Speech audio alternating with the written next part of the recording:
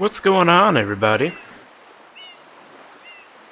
Welcome to the stream.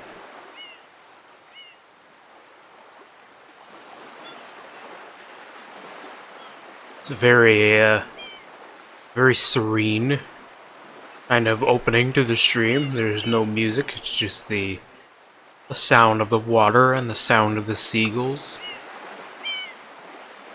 It's very nice and calming. But yeah, so this is what you guys this is the game that you guys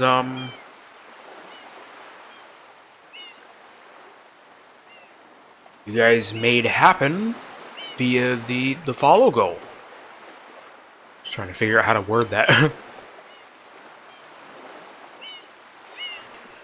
So yeah, earlier in the year, I made a follow goal that said that if we get to 50 followers by the beginning of August, I would do a 100% playthrough of Super Mario Sunshine once a particular game was over, that that game could fill the time slot up. And you guys met the follow goal. I'm struggling to remember what day, actually. You know what? I think I can figure out what day. What day was that?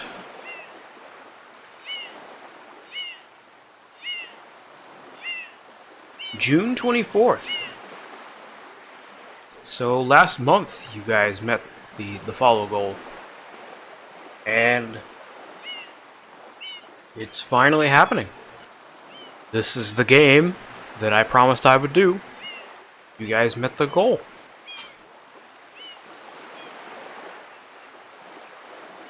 This is going to be a 100% playthrough. We're going to be going for all 120 Shine Sprites.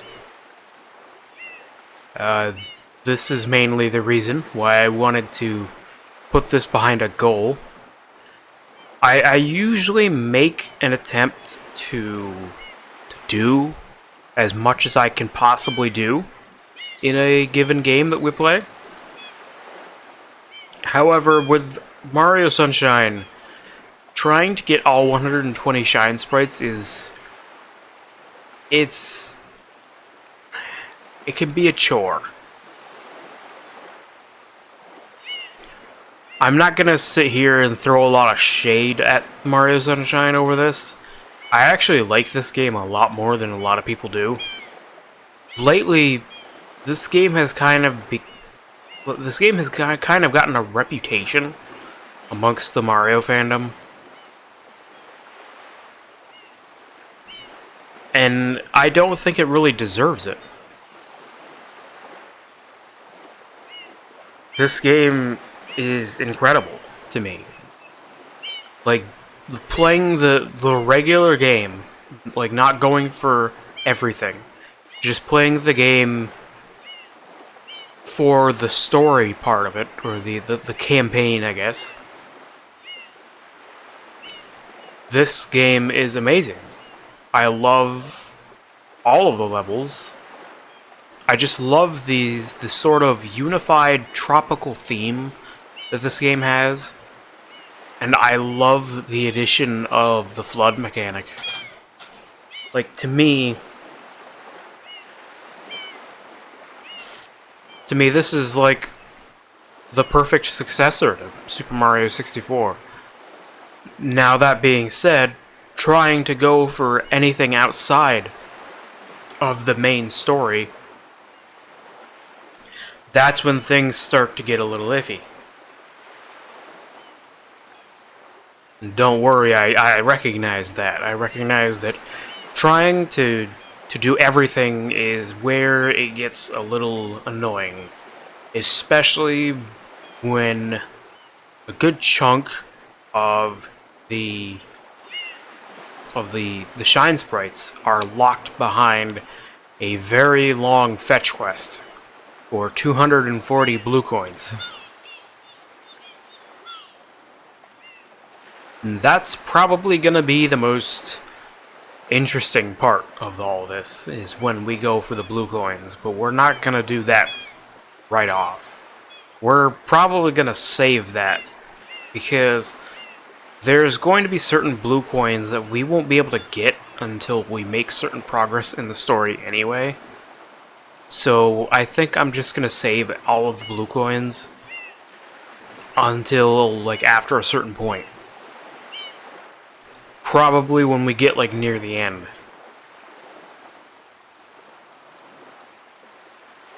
For now, it's just gonna be a straight shot to the story.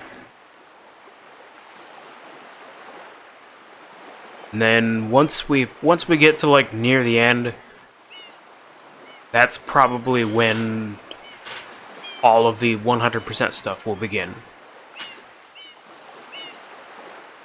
But yeah, let's and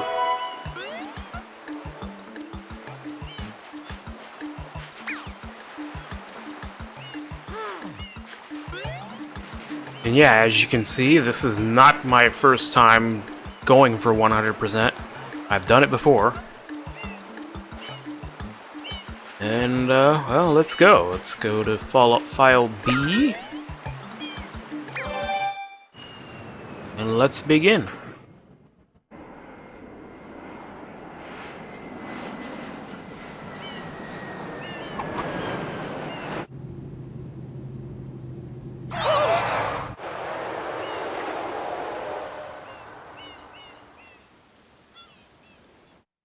What happened?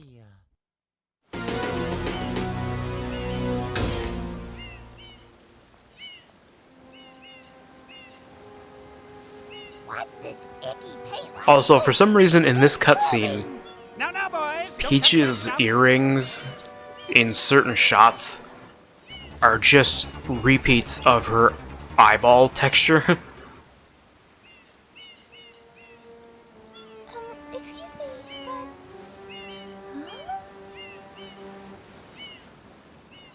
And it's really noticeable I am most concerned with the all upgraded the resolution. in this dreadful heat. Master Mario, if you would, cross over to that shore and find some assistance.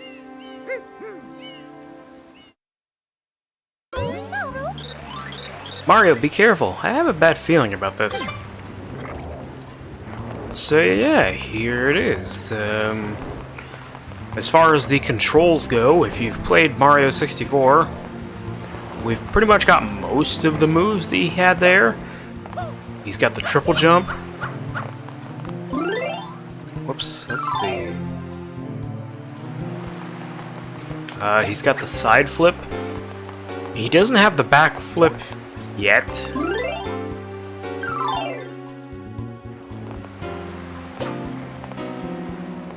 He'll get like a pseudo backflip at some point, but right now he doesn't have it. Oops. I keep thinking the L is gonna reset the camera. He's got the dive.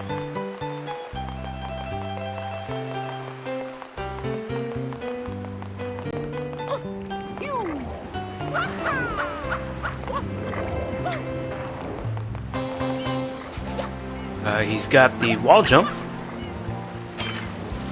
So yeah, the only things that he's really missing, I think, is the long jump. But as you're about to see, we're about to get something that kind of makes the long jump unneeded.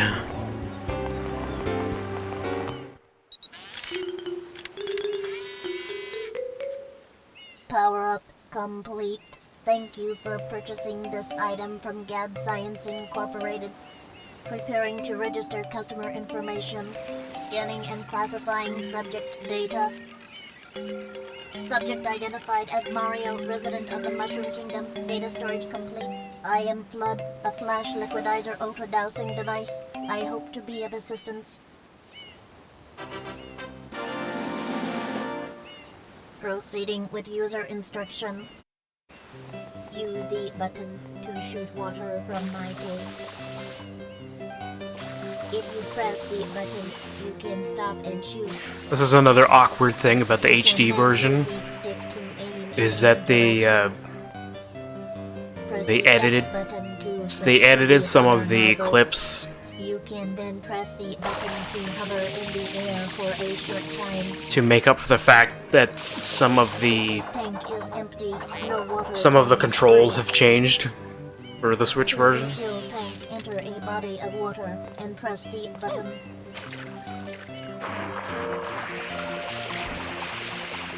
Instructions complete. Proceed. You want to hear my explanation again? No. Mario. Try washing off that M to test your skills. Press R, ZR or R to shoot water. So yeah, there's Mario. in the Switch version of the game is two shoot buttons. There's the ZR button, which lets you move while you're shooting, and then there's the R button, which lets you stand still and aim it.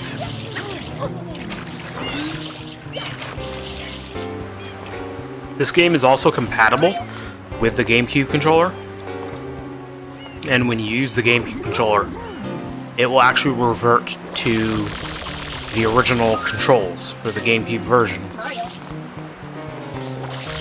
meaning that the stand and shoot option will be dependent on the pressure sensitivity of the R and L buttons on the GameCube controller.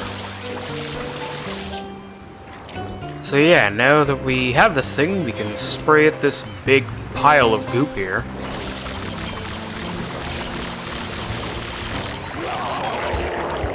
And out comes this goopy piranha plant thing. Mario.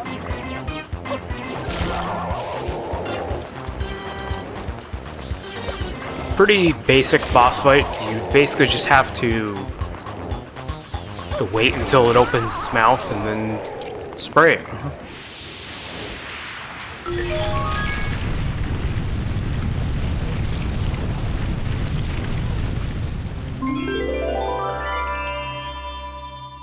There is the first of 120 shine sprites.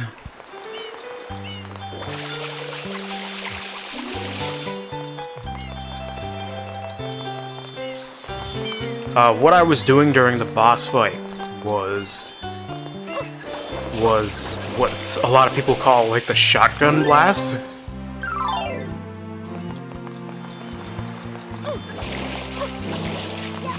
Basically what you do is that you jump into the air, and then while you're in the air, you press R and A at the same time. And you can usually do it like twice before you like land.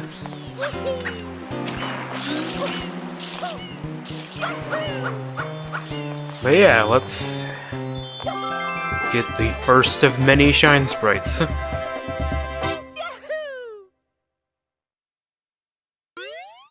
And every time you get a shine sprite, they will prompt you to save.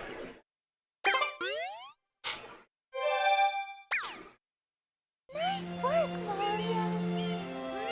Quite an unusual device. Is it some sort of pump? I am Flood. Glad to meet you. Hey, someone's coming.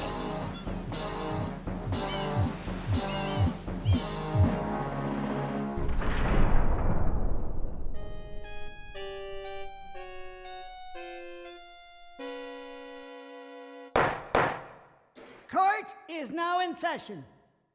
As you are no doubt aware, someone has been senselessly defacing Fair Isle Delfino using some paint-like substance. The accused is charged with polluting our beautiful home, and yes, endangering our very way of life. Indeed, how can one not be aware of what is going on? Though it is daytime in Delfino Plaza, our poor residents tremble beneath a veil of darkness. Expert shine scholars have determined that this darkness has arisen because all of our guardians, the shine sprites, have vanished from their gathering spot at the Shine Gate. Also, Reason? there are two versions of this cutscene. This horrible graffiti is to blame. In the Japanese version, Behold this sketch of the perpetrator based this on eyewitness voiceover description. was The truth is obvious. this voiceover had a lot of Somebody sits among us. It is like none other mispronunciations. than Mario. So they actually had this guy I judge the defendant like guilty as charged. like voice the scene I hereby twice. order the defendant to clean this entire island. Until Isle Delfino is completely free of his vile handiwork, Mario shall not be allowed to leave. Court adjourned.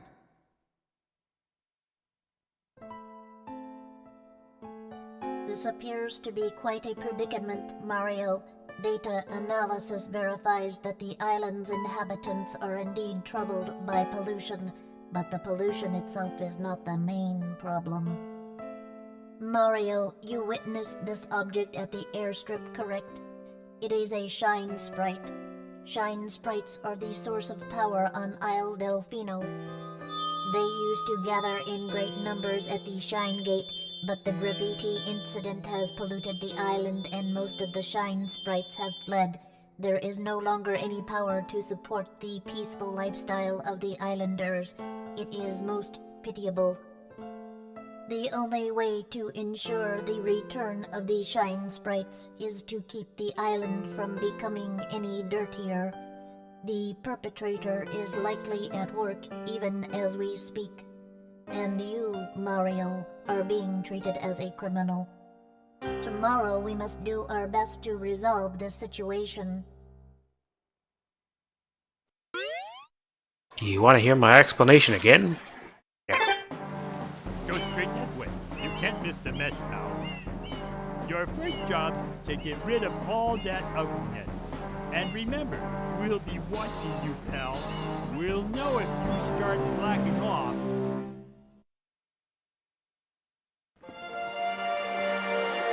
Here we have Delfino Plaza. This is basically going to be the hub world of the game.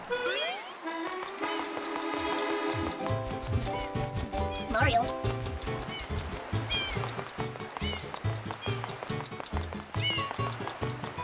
Now, if you look over here. Oh, Mario, you're okay after all. I just knew you would be.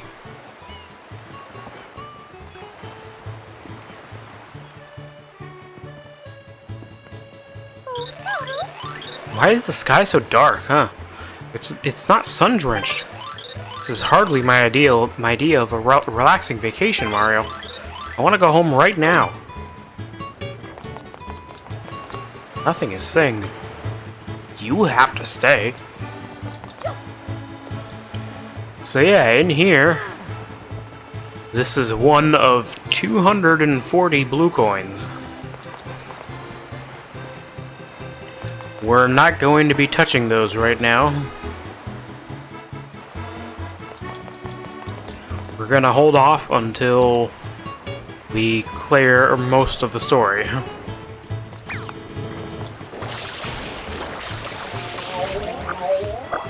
And these enemies right here will basically just try to, like, tackle you.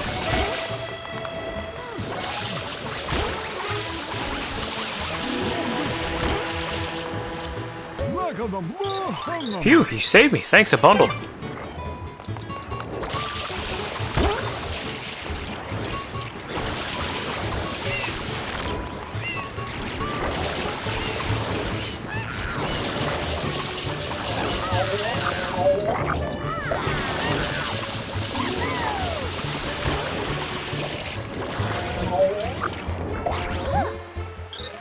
Thanks, Mario.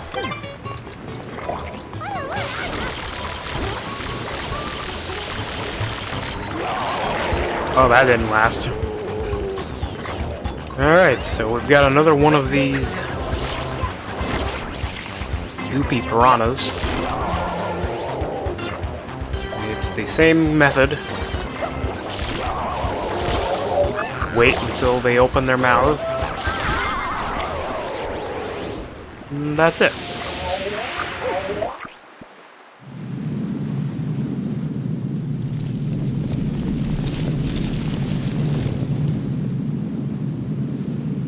Princess, look! On the statue's head!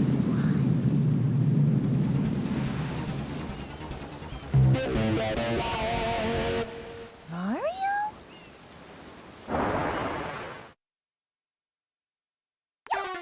And here we have our first encounter with Shadow Mario.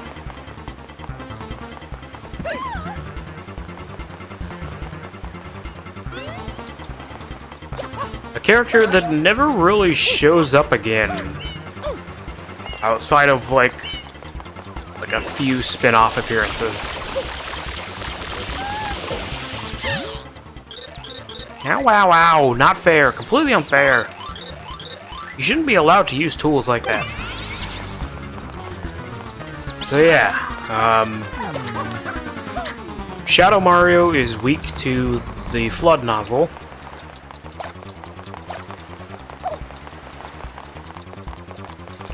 So every time you encounter him, you want to try and spray him down while chasing him. And yeah, if you just sit here and not go towards him, he'll just laugh.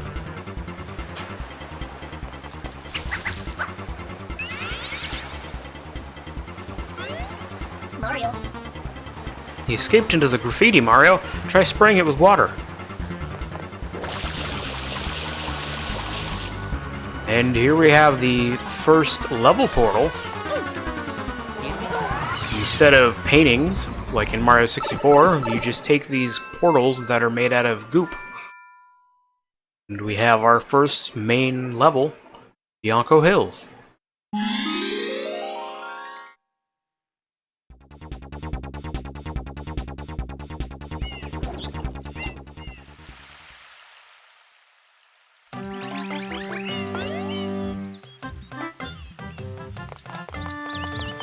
So, the way that the missions work in Super Mario Sunshine, unlike Mario 64, you can't just, like, pick a shine sprite to collect. Collect that one and then, like, go do something else. The final world is not locked behind a number of shine sprites. It's locked behind story progression. And in order to progress the story, you will need to complete episode 7 of each level. And in order to unlock an episode, you need to clear the episode before it. Meaning that in order to complete the game, you will have to at least clear all 7 episodes, or the first 7 episodes of each level. There is a total of 8 episodes per level. So the 8th episode is always optional. You at least need to clear episodes 1 through 7 in order to progress the game.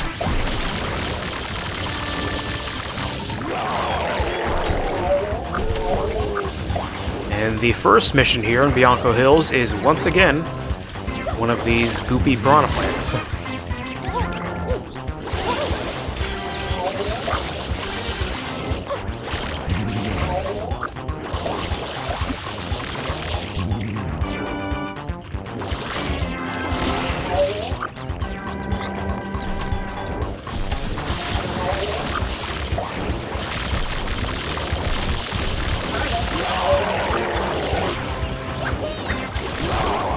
Go.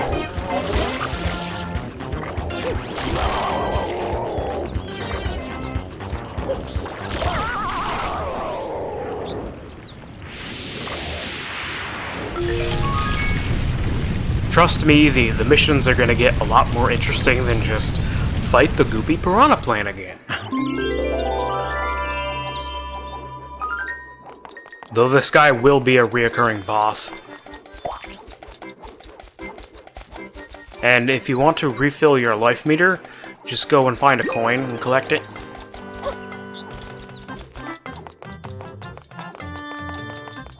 It works the same way like in Mario Sunshine, or Mario 64.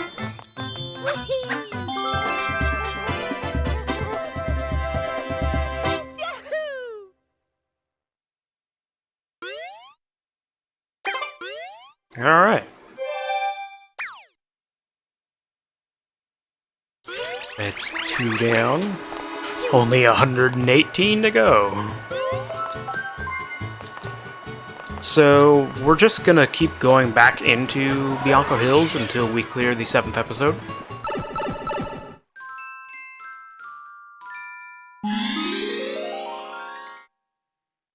Alright, episode 2 is Down with Petey Piranha. One of the few things in Super Mario Sunshine that kind of became popular outside of Mario Sunshine. Like, Petey Piranha makes regular appearances in Mario spin-off games.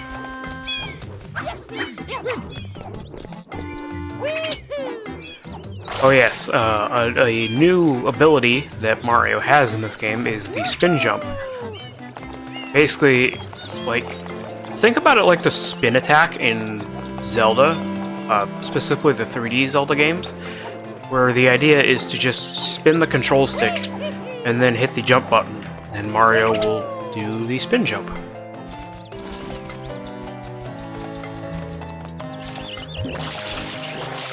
So yeah, now that we have beaten the first mission, the bridge...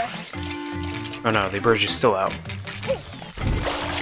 I take that back.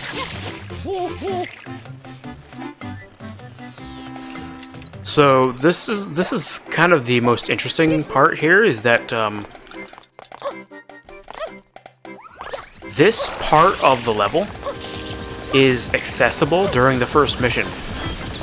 This means that the first mission in Bianco Hills is technically skippable.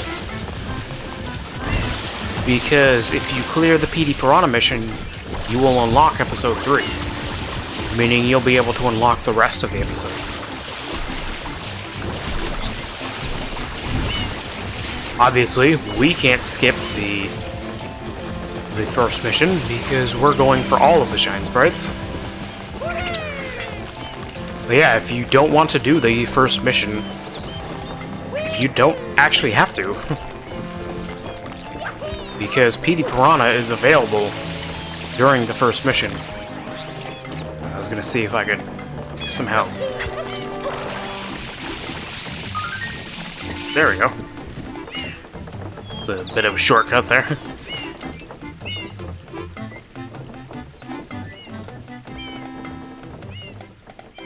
So yeah, we just gotta ride this windmill up to where Petey is. Now, as you'll see as we get up here, the Shine Sprite is actually floating above Petey's head. There is no way to collect it. It's basically intangible. There's also a cutscene trigger that activates as you step towards him. Even if that cutscene weren't there, the Shine Sprite is intangible. You can't actually collect it. So there's no way to skip the boss fight.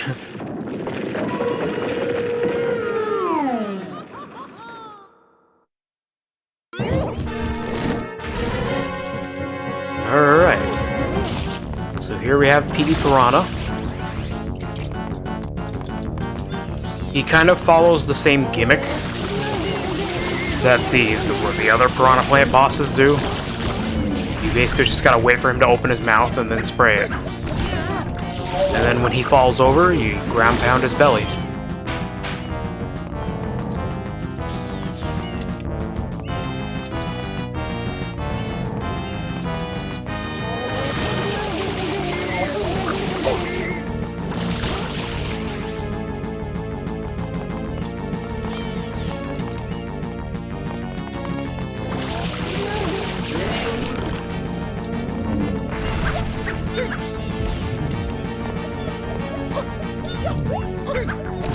There we go.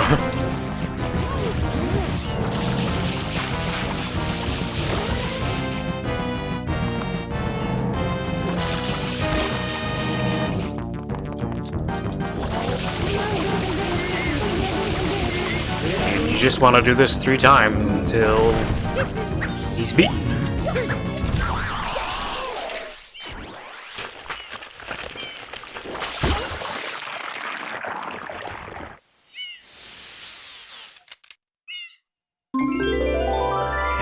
There's the Shine Sprite that he had.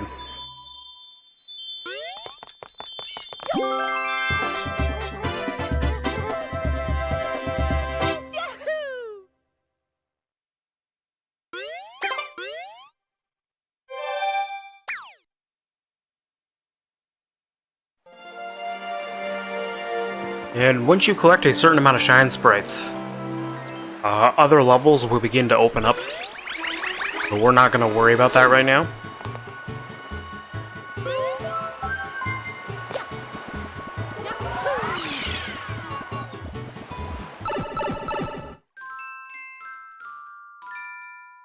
Alright, Episode 3, The Hillside Cave Secret. One thing I really like about this game is that they show you where the shine sprite is located, to help give you a general idea of where to go, instead of having you just wander around until you stumble across it.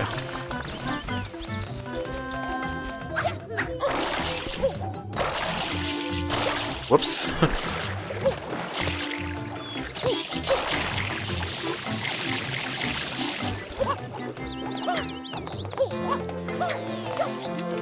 So there's a couple ways to get over there to the Hillside Cave.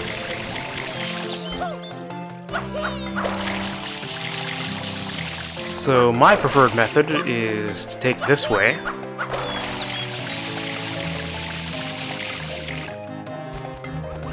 Whoops.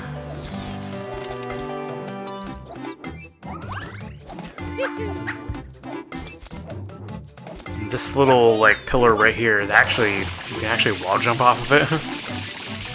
There we go.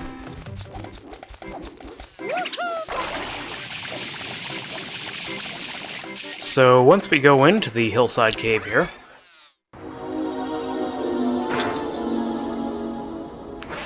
Shadow Mario takes your FLUDD away. So you have to do this level without FLUDD. So this is basically going to test your platforming skills, and it's accompanied by a really, really awesome remix of the Super Mario Bros. Theme.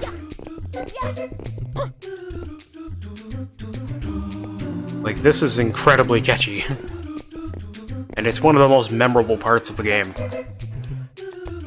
Each level in the game has at least one of these secret courses that are basically just here to test your platforming skills without FLUDD.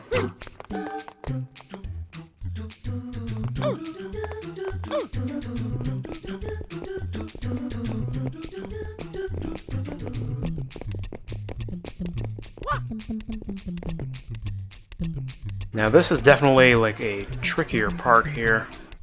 You want to be careful. Oh, there we go, yeah.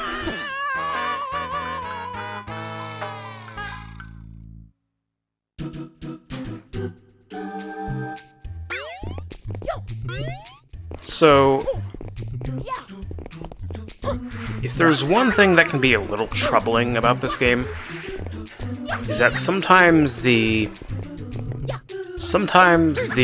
collision can really mess with you.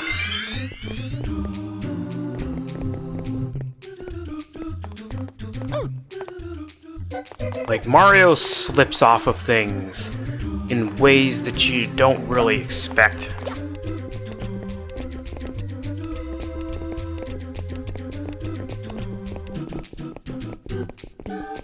So that's why you said you kind of have to be careful. There we go.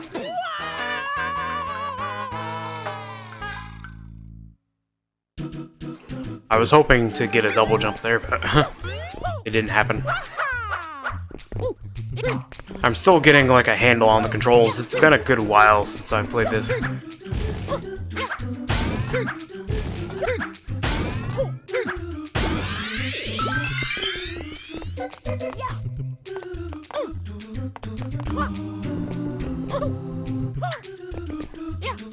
No, dang it. That was basically my fault. I was kind of rushing it there. I got pushed off by that block.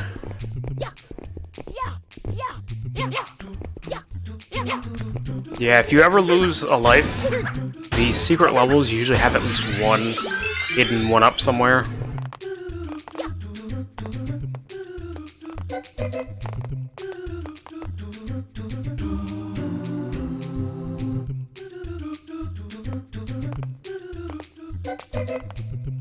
Ow.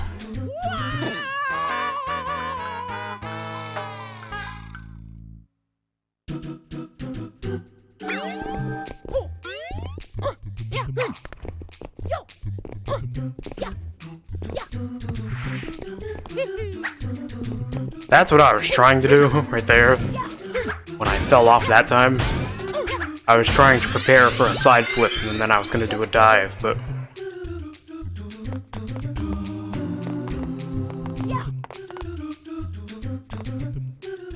I ran a little too far off the edge. There we go. That's what I was trying to do to begin with.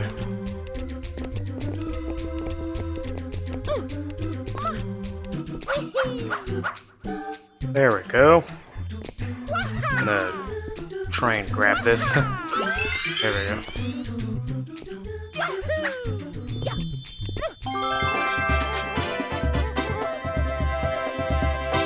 Alright. That was a lot more effort than it probably should have been, but...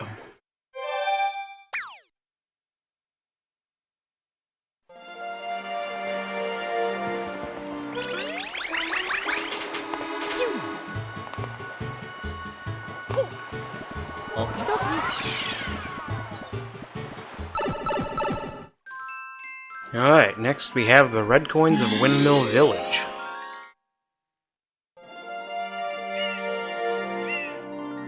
The interesting thing about the Red Coin missions is that, unlike in Mario 64, the Red Coins are not always there during the levels. So, you can't just go and find and collect them. They only show up when they're needed for a mission. So in all of the other missions in this level, the red coins aren't there.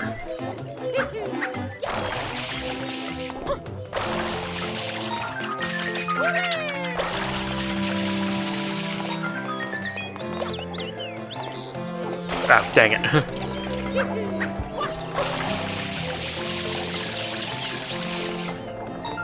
This is kind of your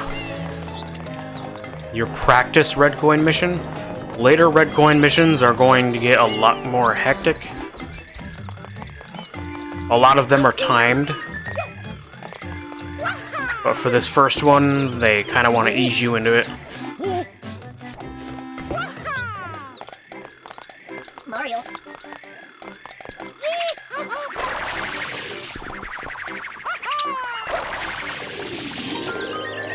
These enemies right here. Probably one of the most annoying enemies in the game.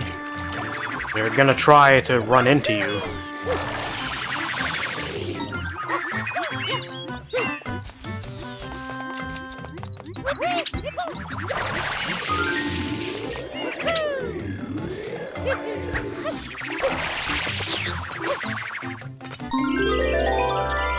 And there we go.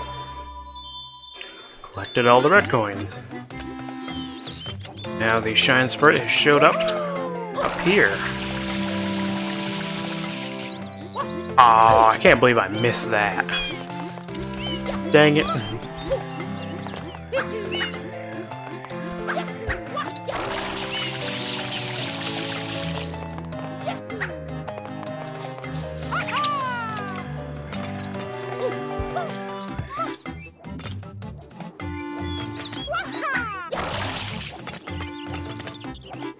And as you can see, there's blue coins all over here. Again, we're not gonna worry about them right now. We're gonna save them.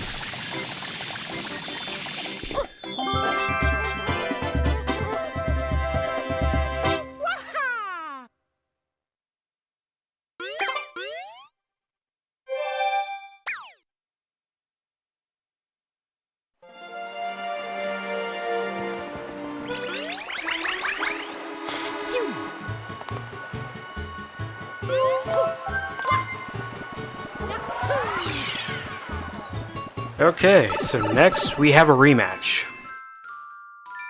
Petey Piranha Strikes Back.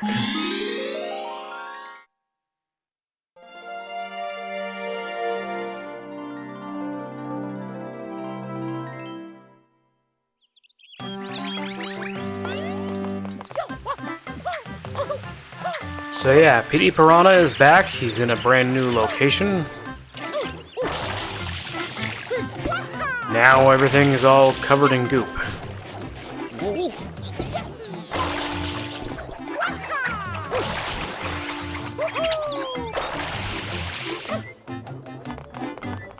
There's a couple ways to get to him. You can use this triple jump method here. Now, as you probably saw, there's also a clear path, like over there, that has a bunch of different ledges you can use.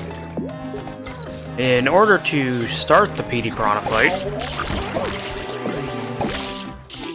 you need to take one of these little, like, pig things? I'm not 100% sure what these things are. But you want to aim them at Petey.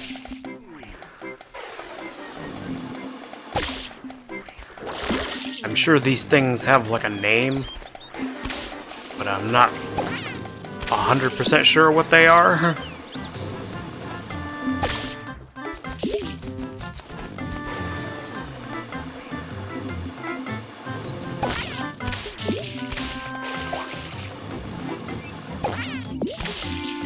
Dang it.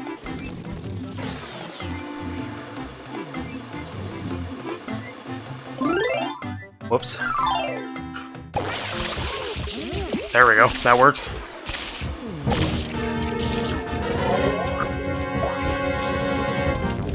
So now that Petey is awake, he's gonna start flying around. Never been able to do that before, but now he can.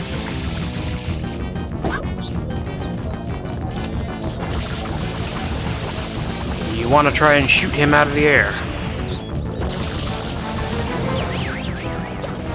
And once you do, the boss fight will basically be as normal. The only thing new is that he has this tornado attack now.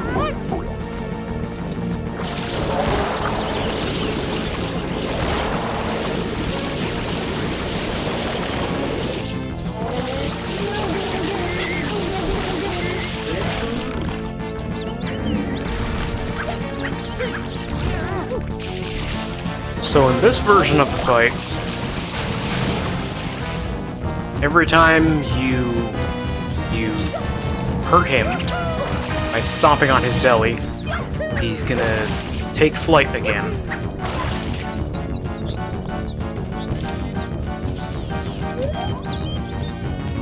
You gotta try and find him.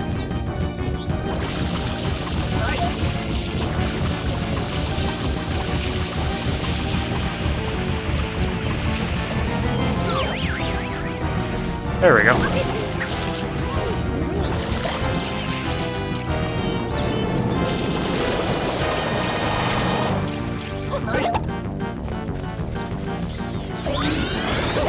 If you want a quick refill on your water, just open one of those nozzle boxes right there.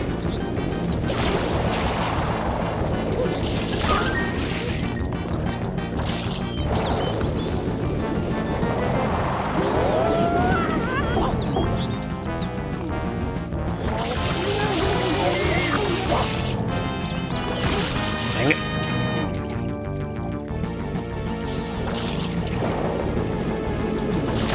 These little blob things.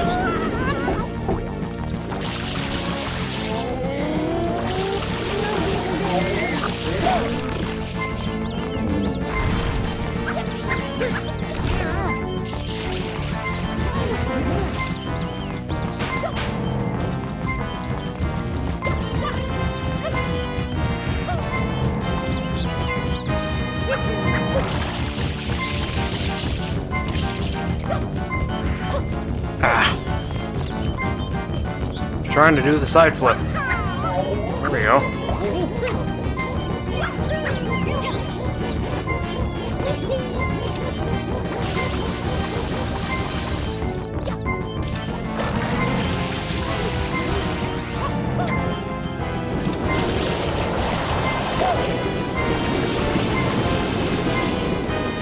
I'm going to die. Thankfully, this should be the last hit.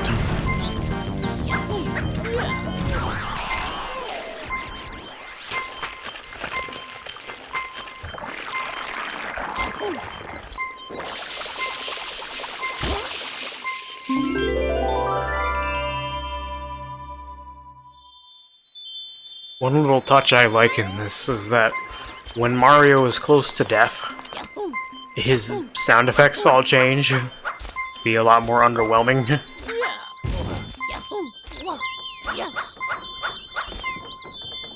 Because he doesn't really have the energy to be all, like, hype about it.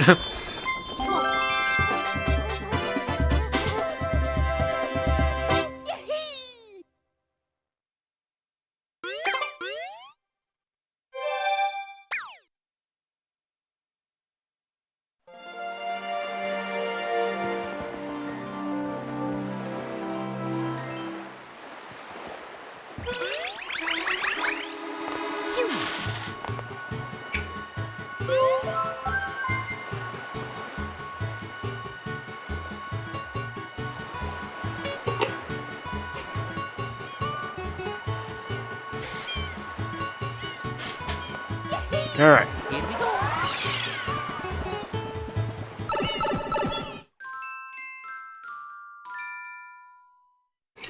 Alright, episode 6, The Secret of the Dirty Lake.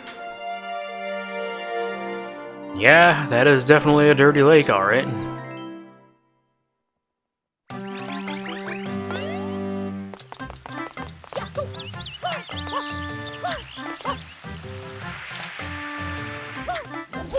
And every time a level has the name The Secret of something, or like something secret,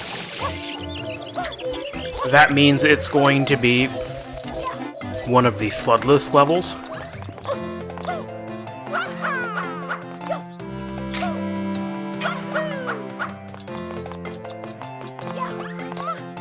So the dirty lake can damage you if you jump into it, so you gotta be careful. The best way I've found to approach it is to go from like about here, do a spin jump, and be sure to catch yourself on one of these logs.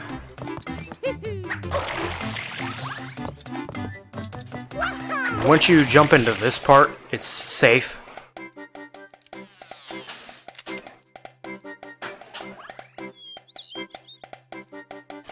Now, here we have one of the alternative nozzles. This is the turbo nozzle. I'm not really going to show it off here, just because there's no point, because we're immediately going to lose it.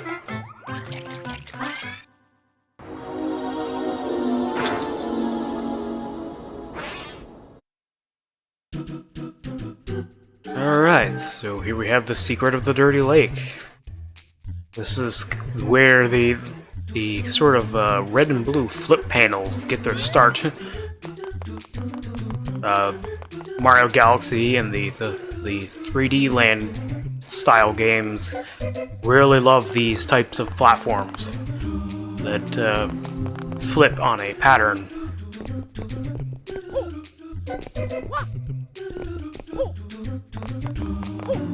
And as always, there's usually at least one 1-up mushroom to help you if you start running out of lives. And on in this part, as you can see, we've got this rotating block here that we need to keep moving on.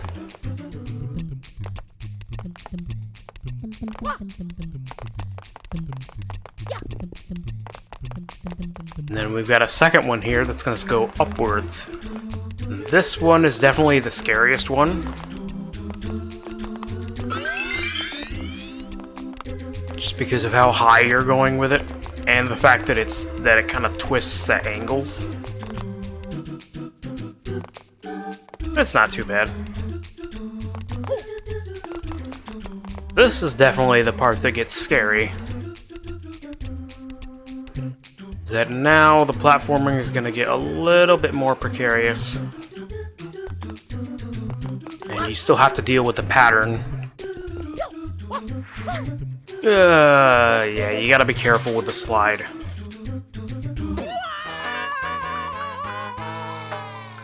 Because stuff like that can happen.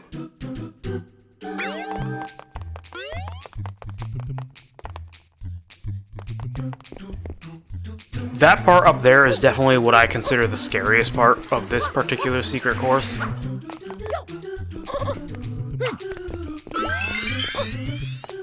because you're so high up in the air and the platforms are a little further apart. If you fall down here, this little thing right here is actually a spring. You can get back up here.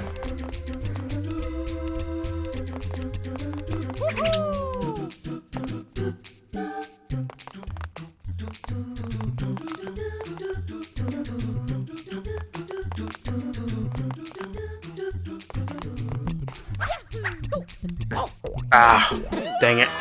Didn't have enough momentum.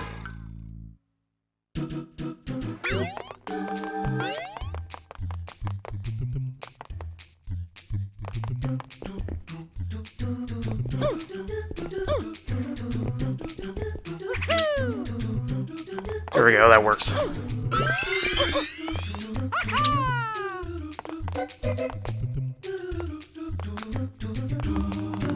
Alright, I'm gonna stop trying to rush it.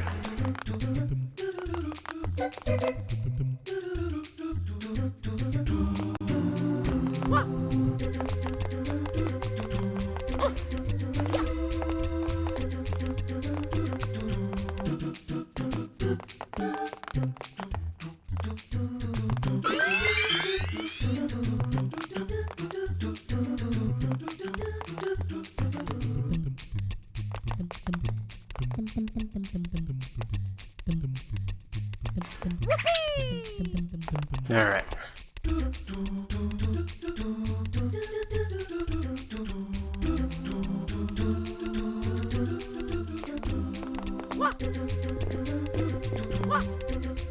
Dang it.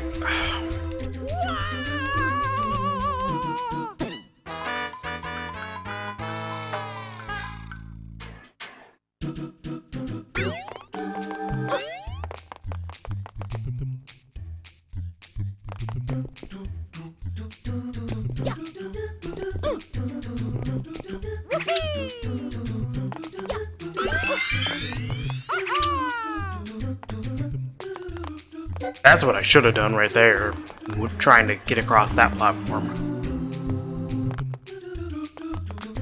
Thought of that a little too late.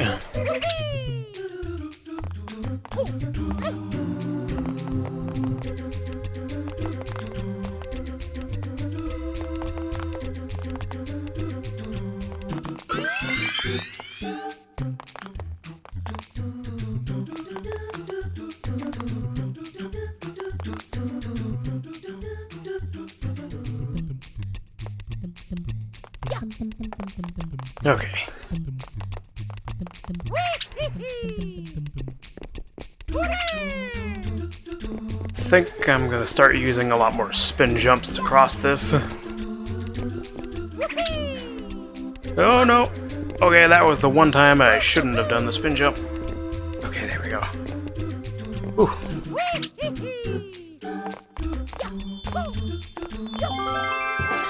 I thought about doing a triple jump there into the shine spray, but with my luck, I would have overshot it and I would have flown right past it, right into the pit. So I wasn't gonna do that. No. No.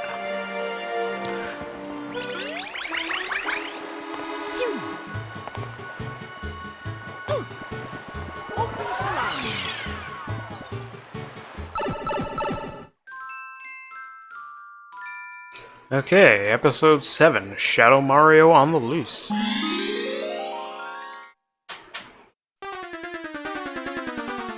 The episode 7 of every level is always a Shadow Mario chase mission. And as you get further in the game, they get more elaborate. This one's kind of basic. I'll remember this.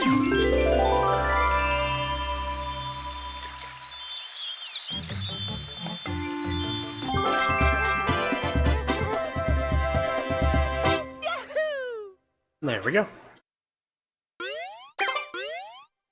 And that's all we have to do for Bianco Hills right now. So we're going to move on to the next level. In order to open the next level, we're going to have to fight another one of those goopy piranha plants.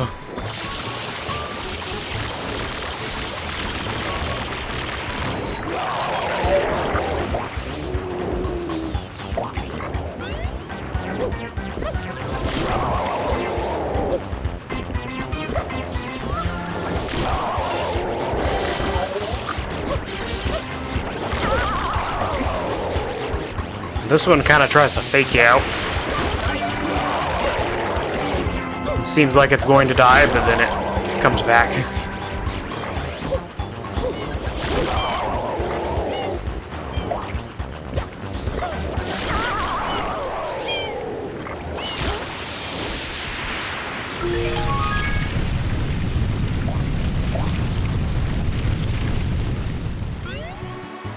And here we have the portal to the next level. In here, we have these Tanukis here. These guys have 24 of the Shine Sprites. And they will give you a Shine Sprite for every 10 blue coins that you collect. So we're going to need to come back to these guys after we get the blue coins.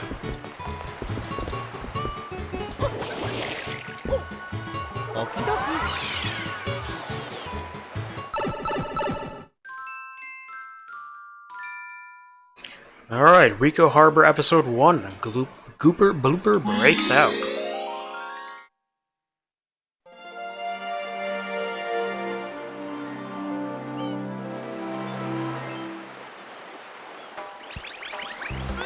I wonder if it involves a blooper of some kind.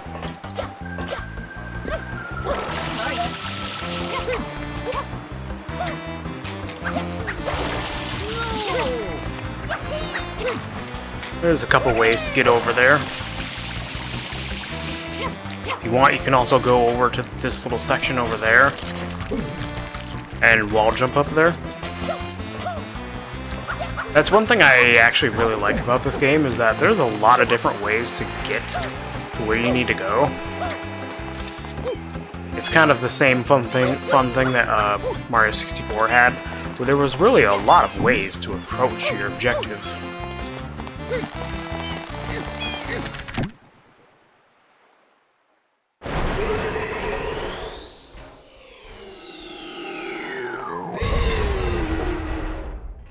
Alright, here we have Gooper Blooper.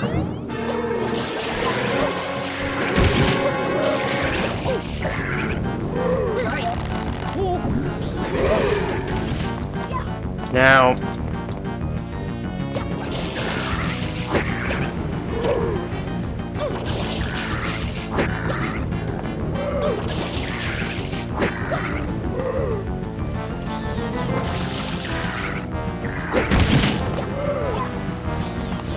what they want you to do, they want you to take off his tentacles so that he doesn't have a means to attack you when you try to grab his nose.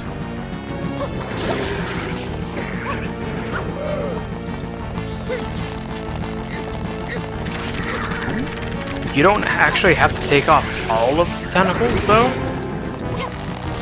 You just have to take off enough.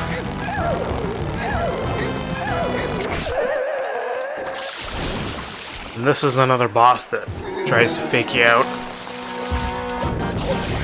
Make you think that it's over.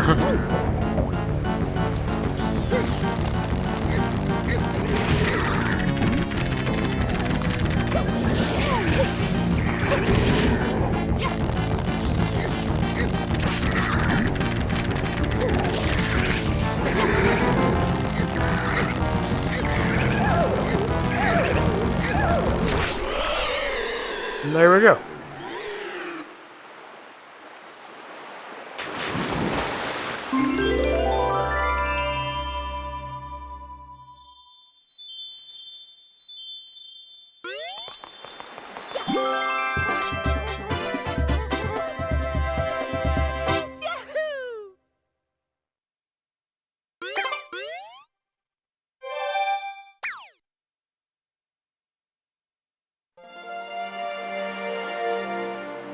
And the portal to the next level is already available.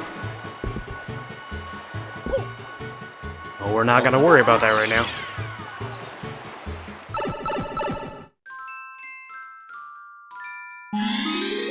Alright, episode 2 is the Blooper Surfing Safari.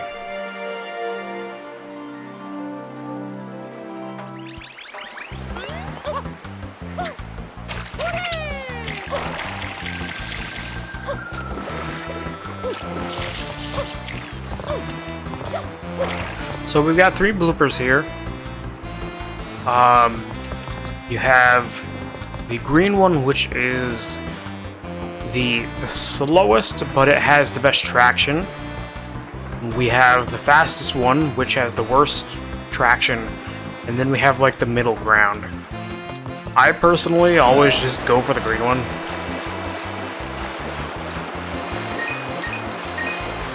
To me, better safe than sorry.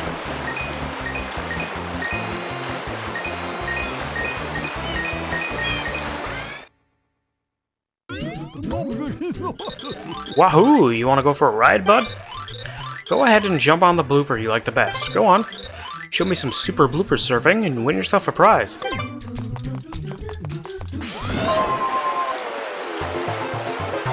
Okay. So yeah, you just want to go through this obstacle course with the blooper. You want to be careful, because while you're on the blooper, a lot of things, like walls and such, are insta-kill.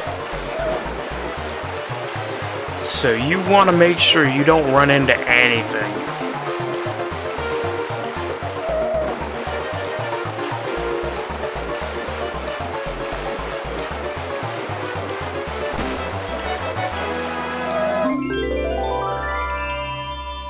Luckily, they have mercy on you, and after you clear the course, they'll take you off of the blooper.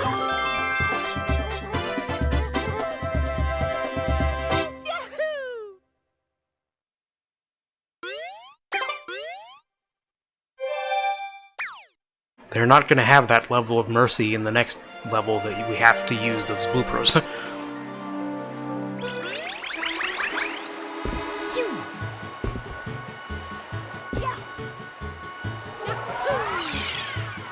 And I can't remember if that's the next mission? No, it's not. This is the Caged Shine Sprite. As you can see, there's a big yellow cage there now.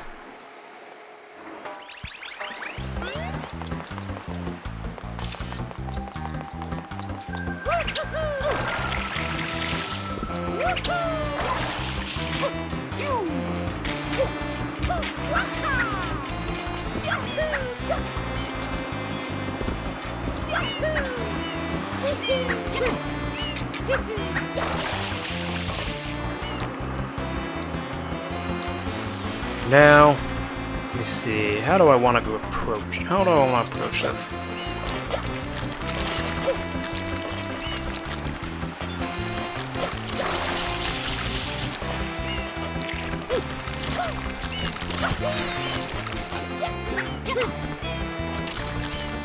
I think we'll take this route.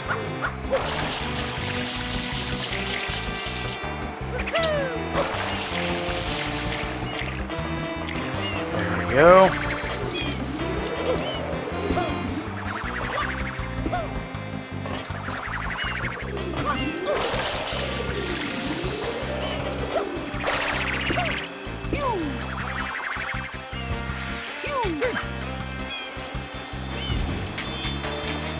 And here we have the Shine Sprite.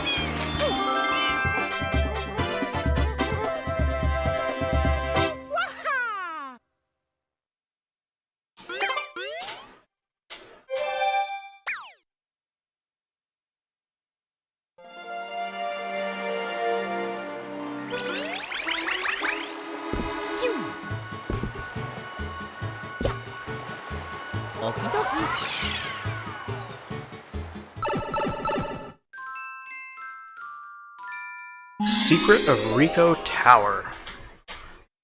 As always, when it says that there's a secret, kind of know what you're getting into.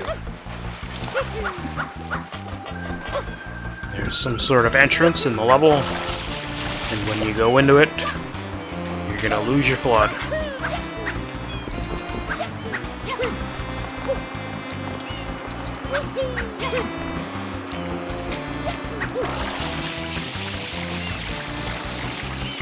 Dang it.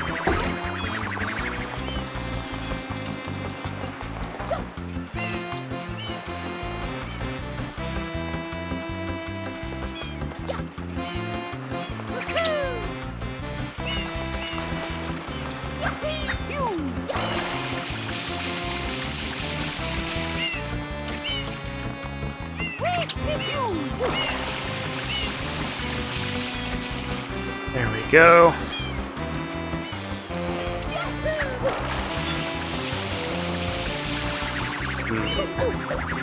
I think I've got to approach this differently.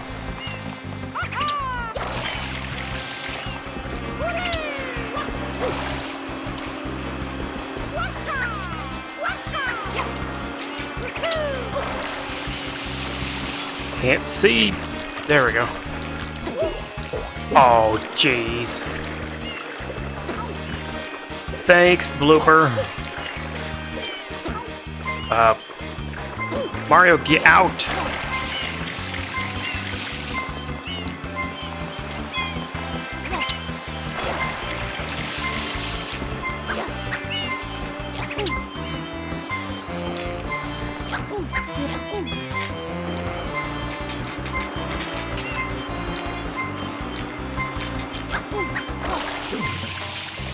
Okay.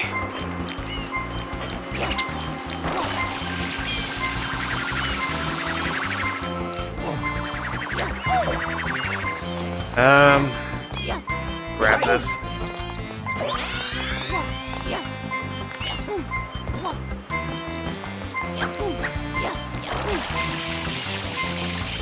Oh, here we go.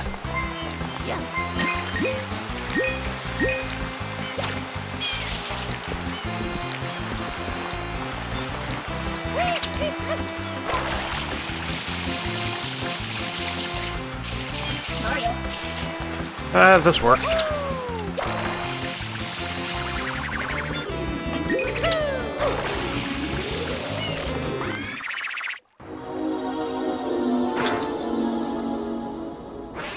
Yeah, sometimes the trickiest part of these secret courses is just getting into them. Okay. So we have the Rico Harbor secret.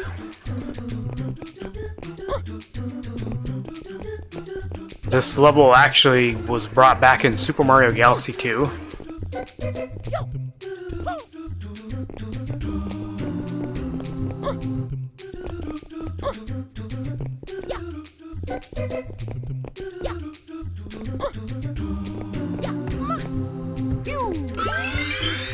There we go.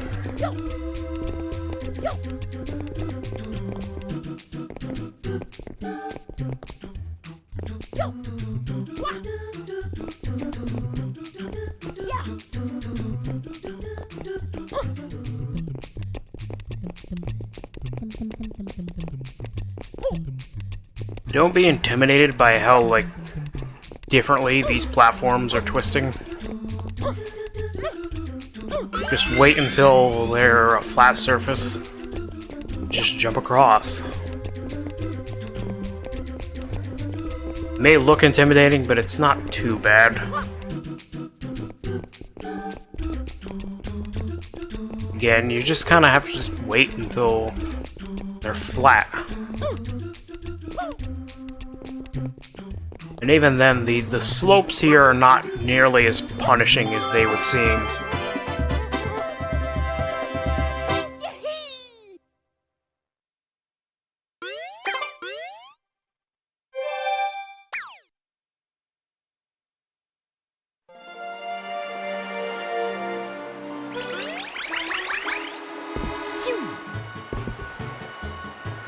Okay.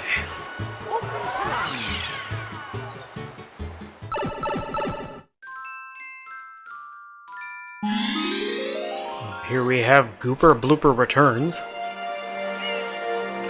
this is one thing that Mario Sunshine is a fan of, is having the bosses come back for a rematch.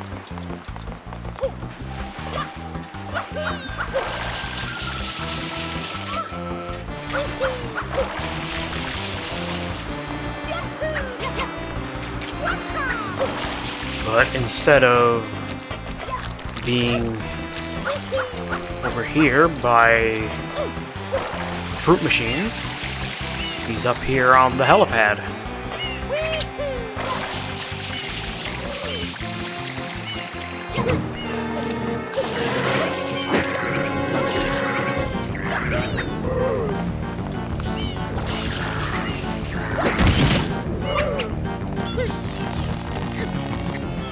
Oh.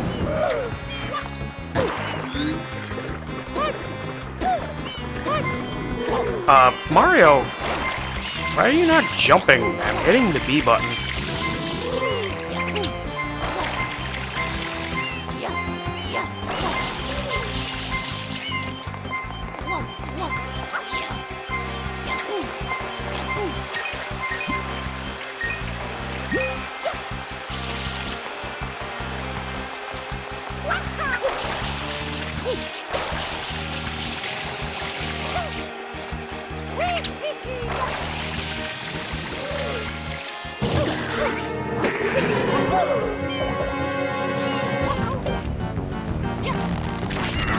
There we go.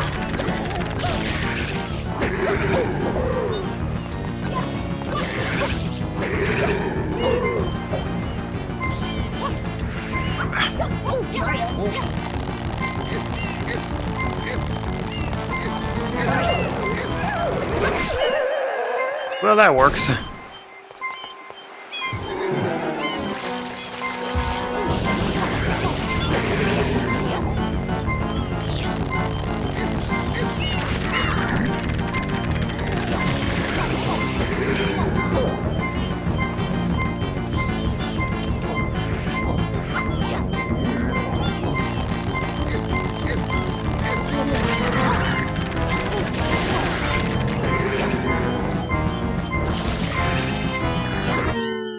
Dang it.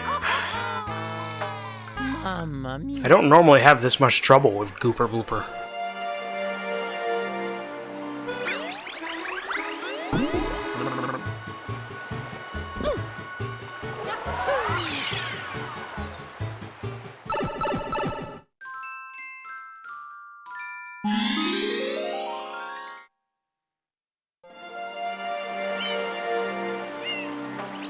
Alright, let's try this again.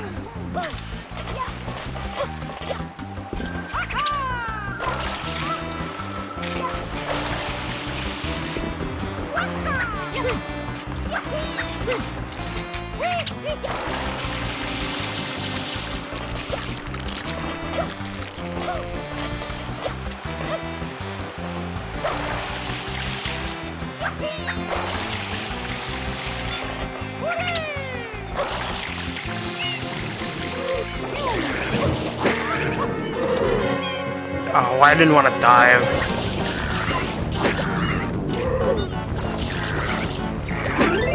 Oh.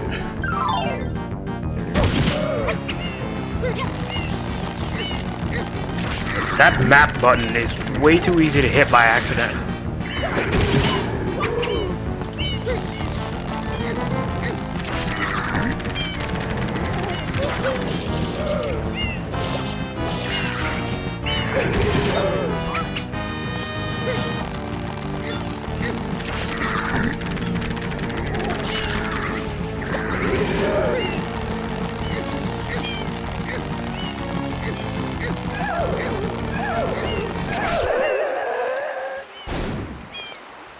Okay.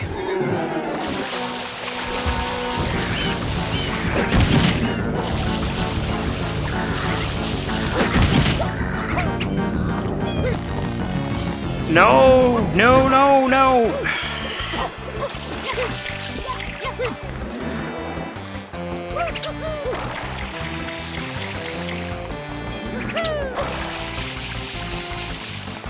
I have never had trouble with this boss fight before. Like, this level of trouble. Now, all of a sudden, I'm failing in every way possible.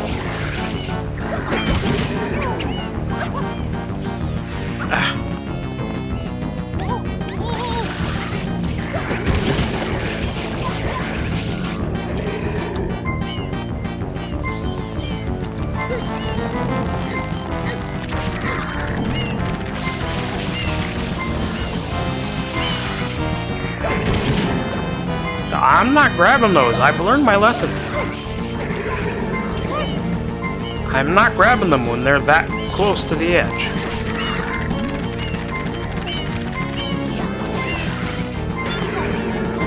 Ow.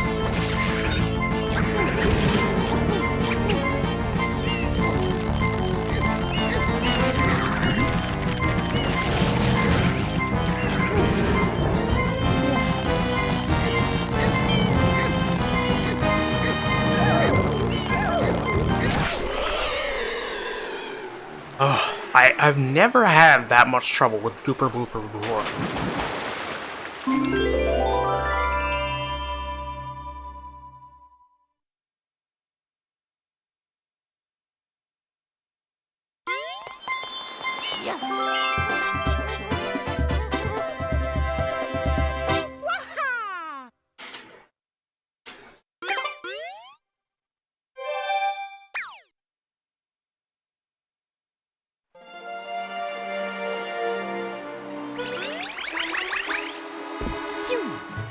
Okay.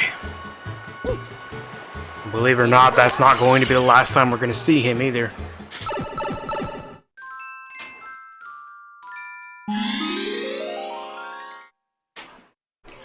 And this is the mission that I was dreading. Red coins on the water.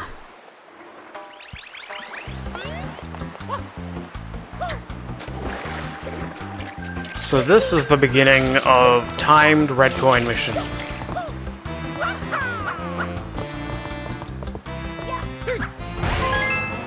Collect 8 red coins before the timer runs out. Good luck. So not only is it timed,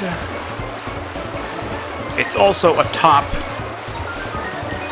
one of these bloopers.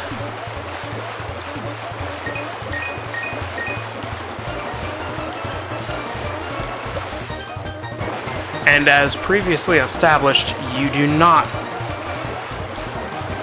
want to run into anything while on these bloopers.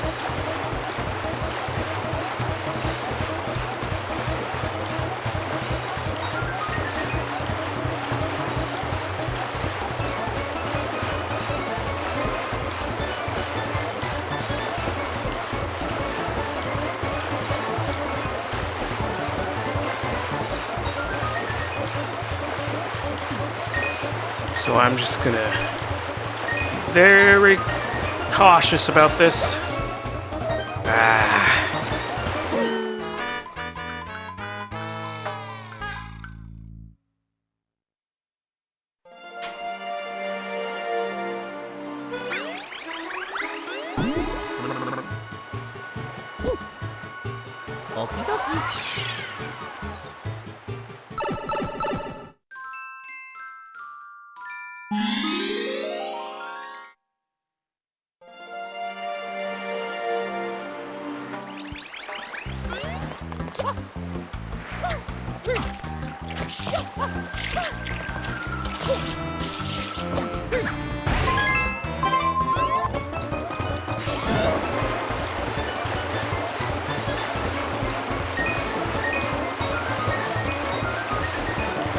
Dang it. And the worst part is about this particular mission is that the hitboxes on the red coins, they're annoyingly small. You've got to like get it perfectly. You can't just like skirt by them and grab them. You've got to get like really close to them. which means you've got to be like very careful about your positioning.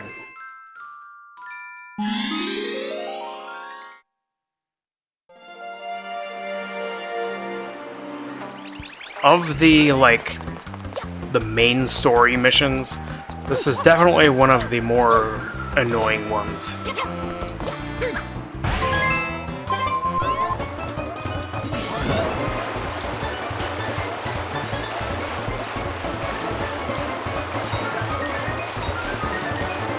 Ah!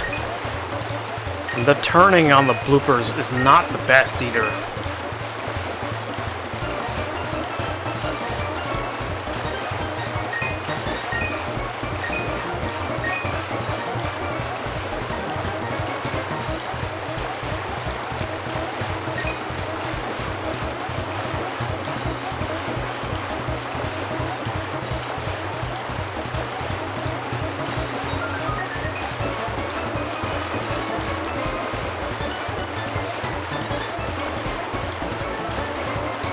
I don't know if I'll even have enough time. I mean, I'll try. Not gonna give up now. Oh, come on! Why did that not count? This is kind of the most aggravating part, is the fact that you need to be so precise about it. You can't just, like... You can't nudge them a little bit. You've got to be, like, right on top of them.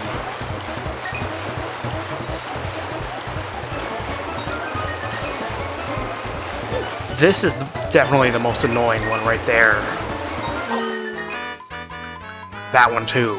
That's right in between insta-kill obstacles.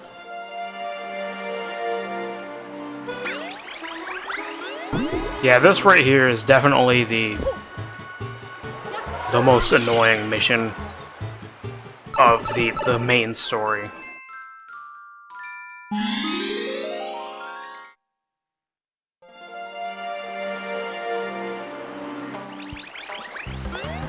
Just because there's really no way around it. Like, there is the nozzle over here, which we could actually like wait until that gets unlocked, I suppose, but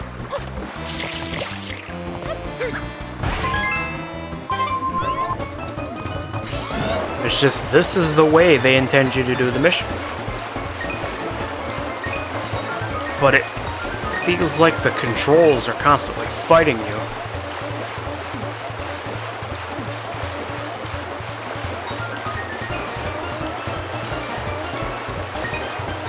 Okay, this is...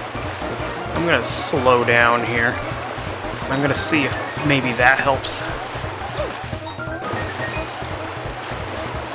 Ooh. Okay, there's 7. This is the best I've done so far. Where's the last one? I don't remember.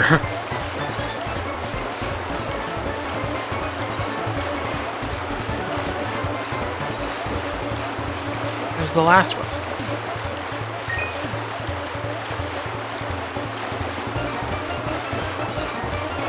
I don't remember. Which one am I missing? Over here, maybe? Oh, that was close.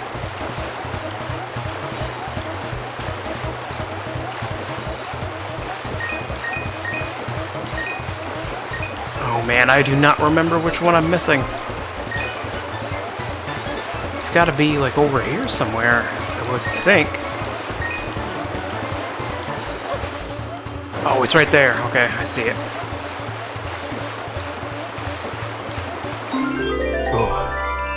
Okay. Now don't let your guard down after you clear the actual, like, course. Because you still need to grab the Shine Sprite on top of this blooper. And this is definitely one of the more annoying parts. Is that unlike in the other mission, where you had to blooper surf, they don't take you off of the blooper after you clear the objective.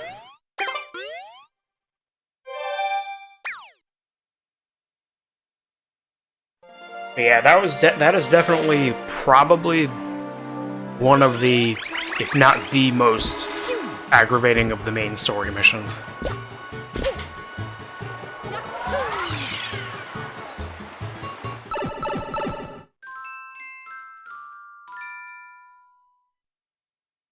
Okay. Shadow Mario Revisited.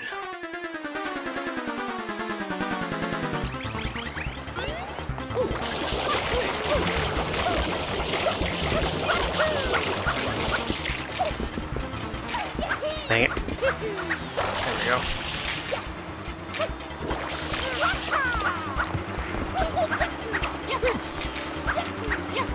And this is where things get a little elaborate, because he's gonna start like walking on the high platforms and stuff.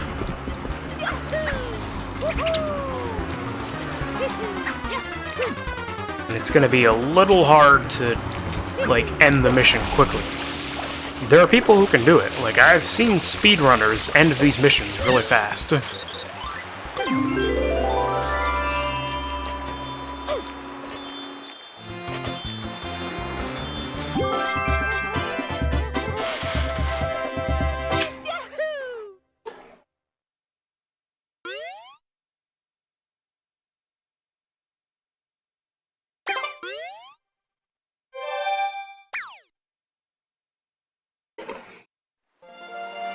One thing that's cool about racing Shadow Mario is you can really see that he's basically just an AI-controlled, like, Floodless Mario. He's got, like, all the moves. Like, he's got the spin jump, he's got the wall jump, the side flip. He's got all of your moves, and he moves the same way that you do. Except without the FLUDD. And that's one of the cool things about these races, is that it's basically like an AI-controlled second player.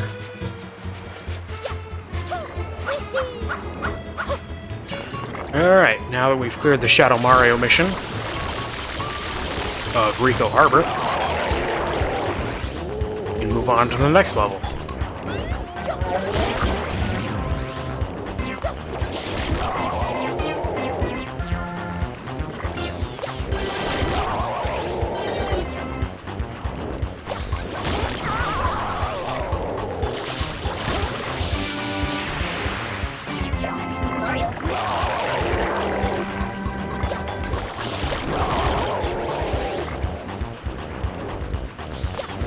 And I believe that this will be the last time that we have to fight this goopy piranha plant.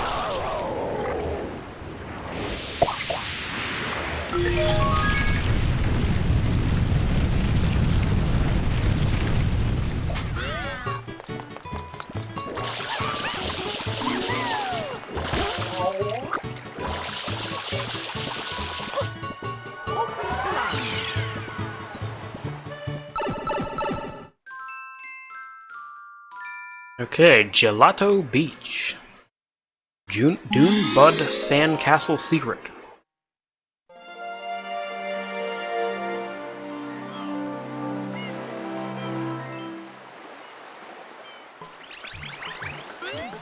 So a big gimmick with this level is the Dune Buds. You spray them, and they cause something in the sand to happen. And they pointed out which Dune Bud you have to interact with in order to get the secret. But also in this level, we have Cataquacks.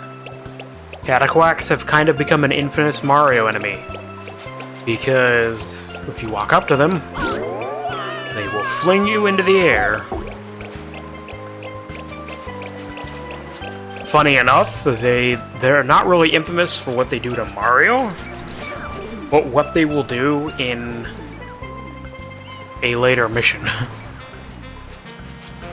There are two different types of Cataquacks. There is the blue ones and the red ones. The blue ones don't damage you when you get tackled by them. The red ones do. So if you spray this Dune Bud, You make a sandcastle appear. Dang it.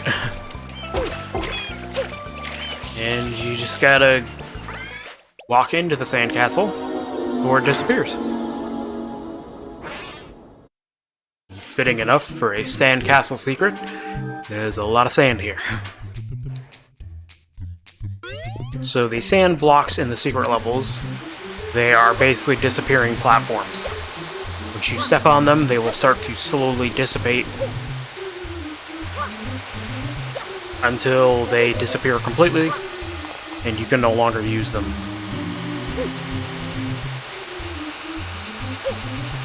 So you gotta move fast in this level.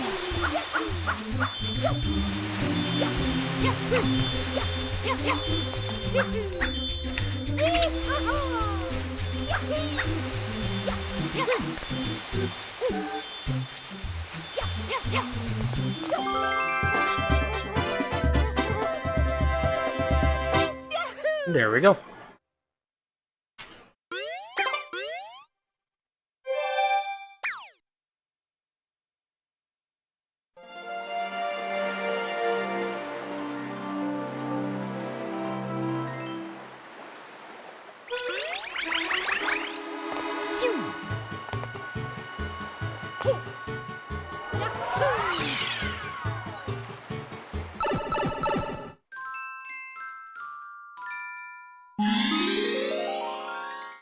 Okay.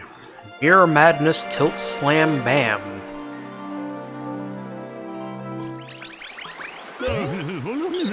Alert! Alert! Just look at the top of that tower.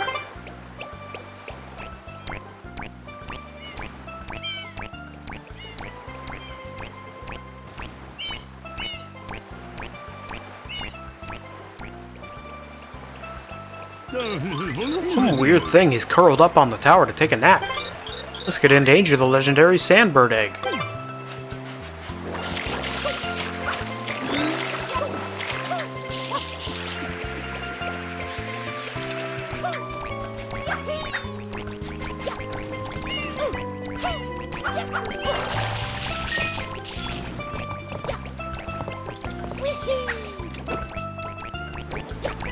Alright, so here we have, I believe they're called Plungellos.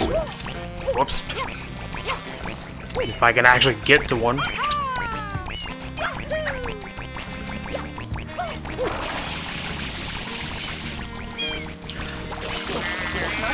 So the way the Plungellos work is you want to spray them with water and then ground pound the edge of where they were standing, or the opposite edge from where they're standing after you spray them to the edge, and ground pound it, and that will knock them off. There is 3 solar panels. The first one has 1 Plungello, second one has 2, third one has 3.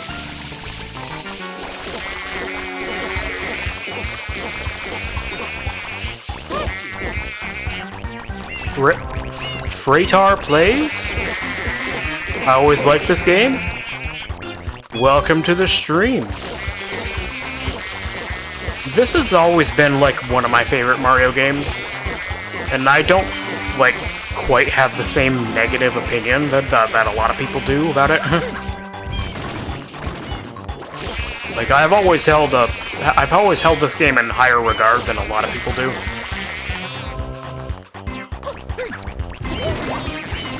There we go.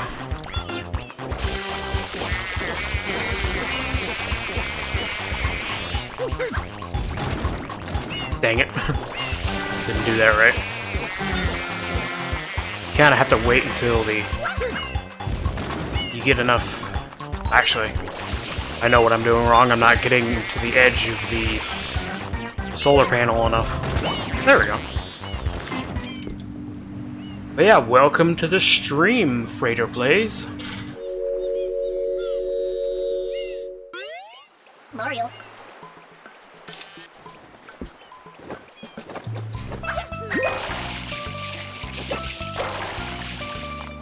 This is going to be a 100% playthrough, so after we're done with the main story, we're gonna be going for all the blue coins, all of the extra missions and whatnot.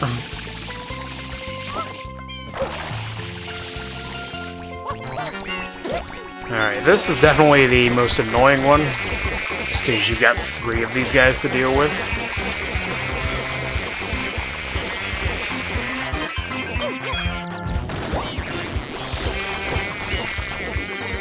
Freighter Plays, thank you so much for the follow.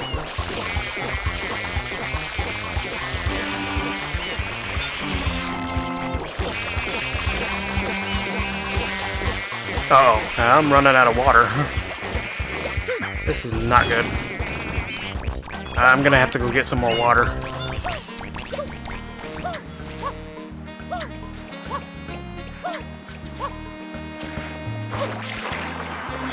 There we go.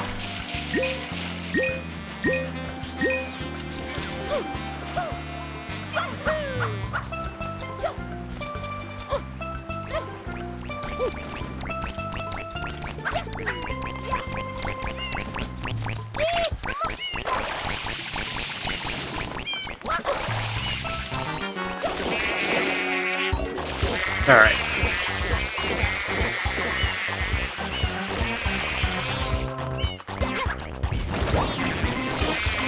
There's one.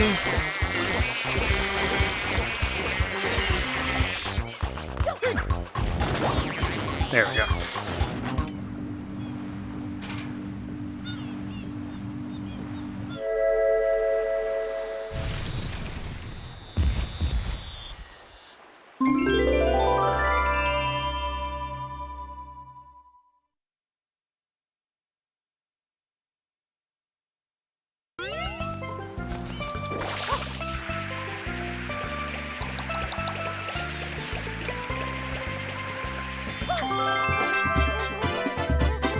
Okay.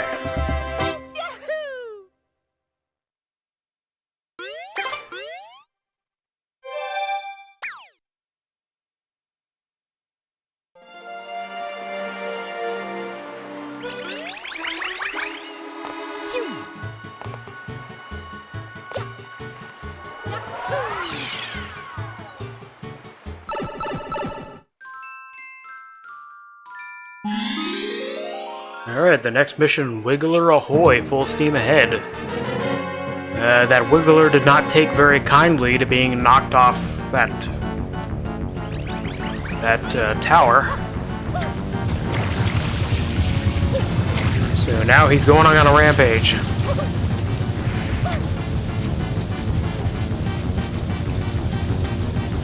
So what you want to do is you want to use the Dune Buds. You kind of have to wait until he goes near one.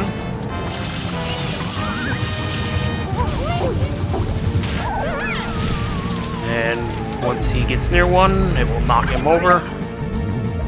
And you want to find whatever spot there's an arrow near and ground pound him.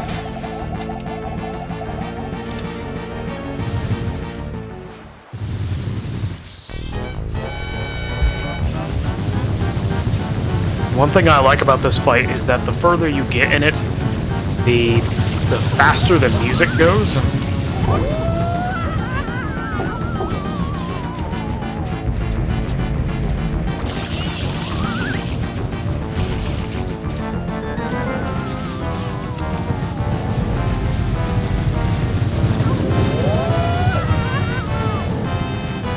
I can never remember his pattern though, is the only thing.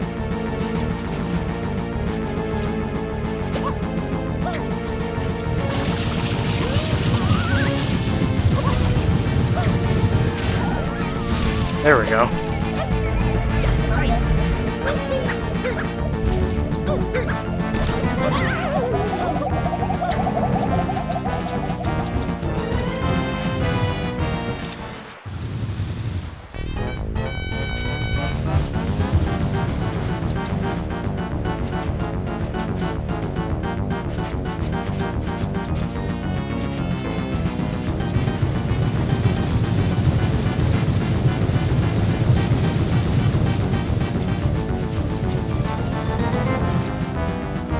The further you get in the fight, he also takes like different paths around the island.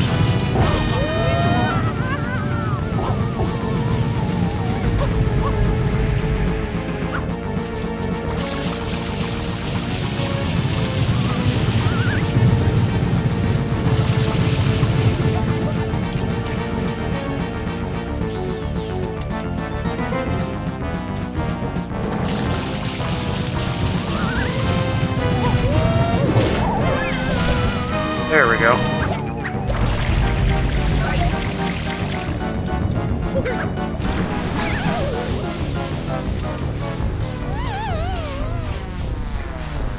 It seems he was made of sand all along.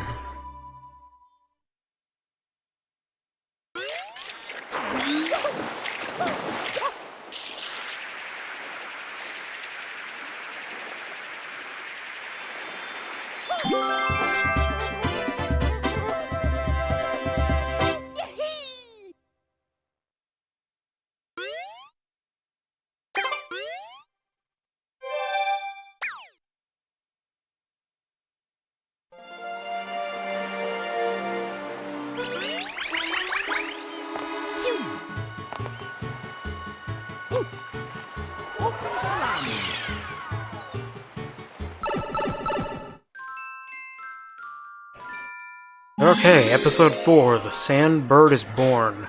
This is one of the more infamous missions in this game. It's definitely one of the trickier ones. This kind of plays out like a secret course, except you actually are able to keep FLUDD. Basically what you want to do is you want to get to where the Sandbird egg is. There's going to be a particular spot that has a big open hole, and you want to jump into it. And here we have the Sandbird. And it's a red coin mission.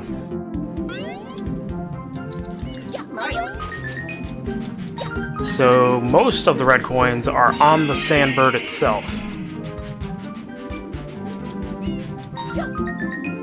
And that's what you want to be careful of. It's because the Sandbird is going to be constantly moving. So your momentum is not going to be like set in stone. There's going to be times where your jump is going to be gimped, where like where gravity is going to seem kind of weird, just because the Sandbird is constantly moving as you're trying to collect these coins.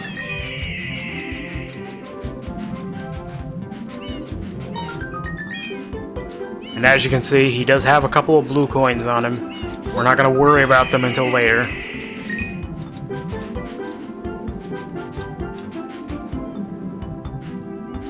That's another thing you want to be careful of, is that he's going to constantly flap his wings. And he's also going to change the way he's positioned.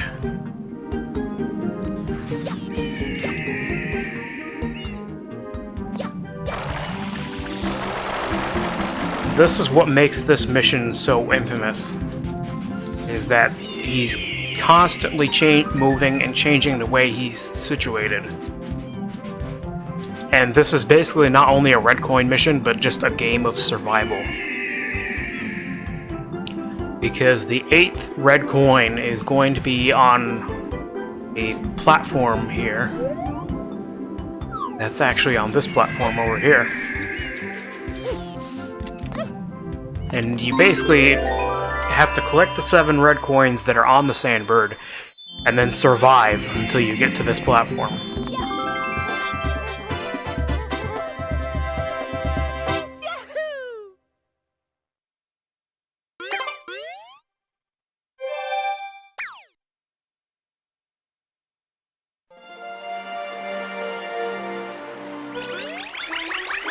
I actually got really lucky there at a couple points. That I was able to, like, stay on him.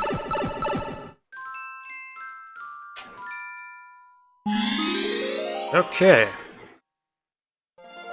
So the next mission we have here is Il Piantissimo's Sand Sprint. And here's a fun fact about Mr. Piantissimo here, is that you can kind of see it if you look at him just right, but he has the face of the Running Man from Ocarina of Time.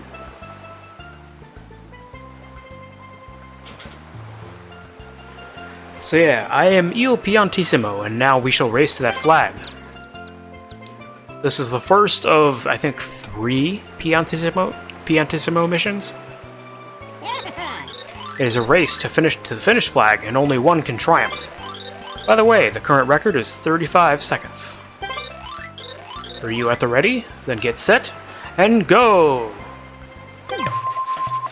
So yeah, Piantissimo is another sort of like Mario-like model. He has all the same moves that you do. He's another basically like AI-controlled Mario. And you want to race him to the finish line.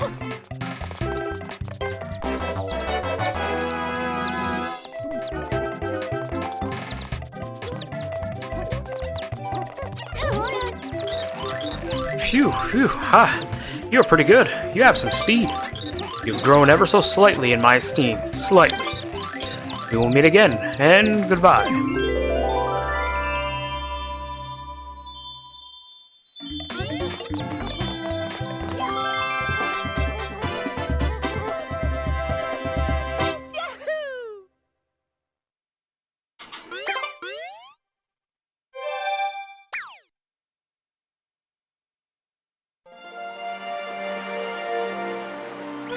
Truth be told, I don't remember what the next mission is. I think it's another red coin mission. Yeah, I think it is, actually, now that I'm thinking about it. I think it's a red coin mission in the water. Yes, it is. Red coins on the coral reef.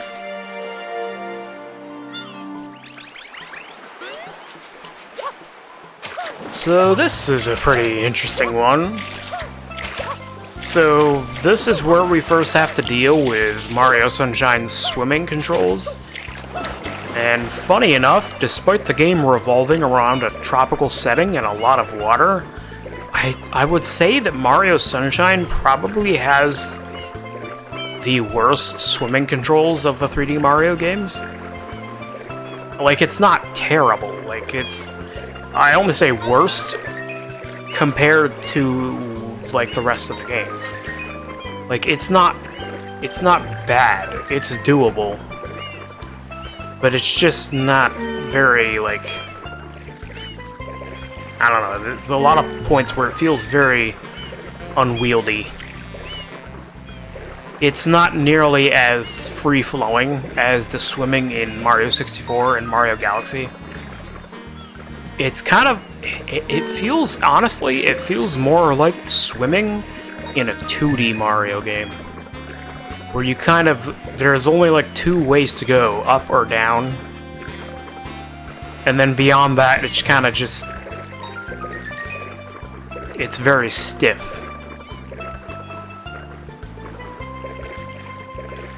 Like, it's doable. Like, as you saw right there, I didn't really have too much trouble with it. It's just compared to the swimming of Mario 64 and Mario Galaxy, it's not the greatest. Again, it feels to me more like the swimming in the 2D games, where you kind of just have up or down, like...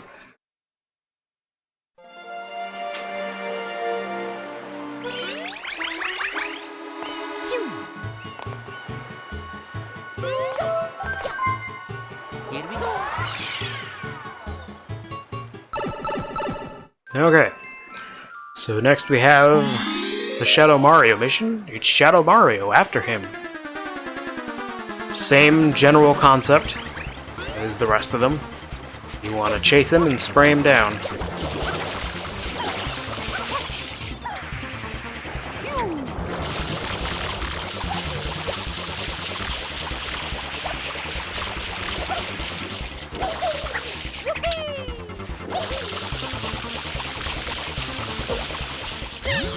There we go.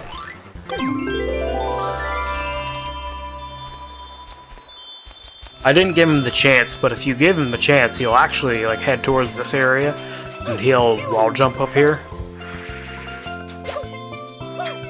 Sometimes, like, I would go back to the Shadow Mario missions after I beat them, just to like watch him take the paths that he takes. And it's honestly pretty interesting watching an AI use the controls of Mario to sort of navigate the world. Okay.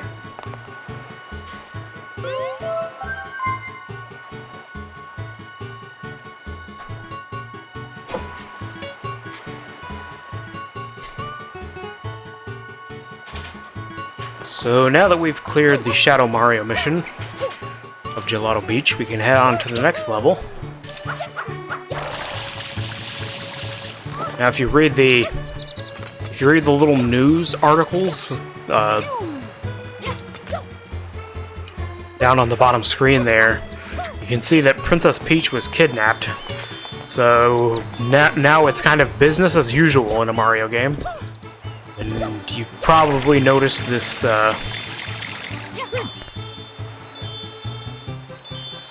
vaguely Bowser-shaped boat. And you want to head over there.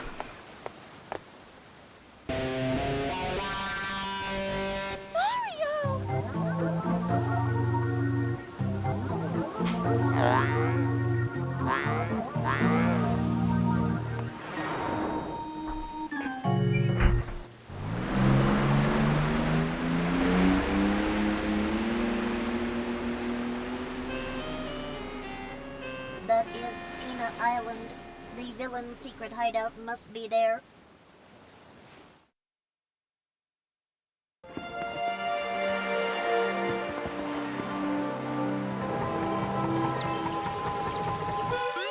Okay. So now that we've triggered that cutscene, this cannon is available. We can head into the next level, which is Peanut Park. The first level is Mecha Bowser Appears. And this is where we get the big plot twist of the game. Which, if you kind of know your Mario games, it was probably... This was probably expected, that Bowser is involved, you know?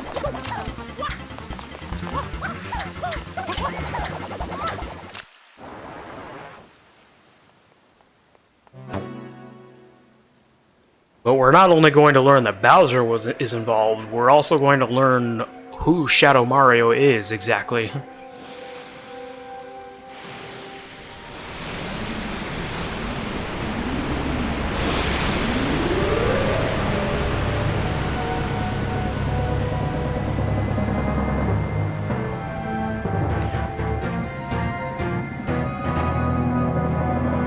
What happened? Did the perpetrator get away? Not exactly.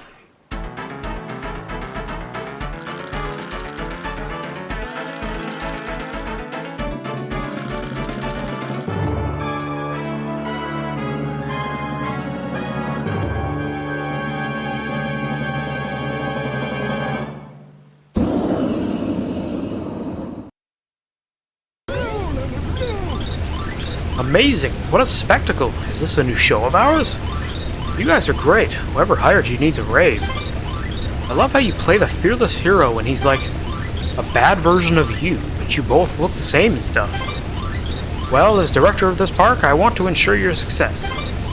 So how about I provide you with a hero's vehicle? Follow me.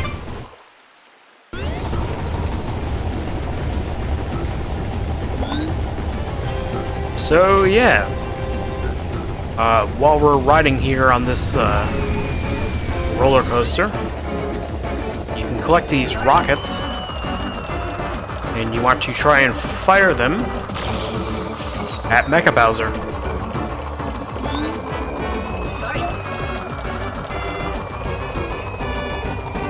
it can be kind of tricky.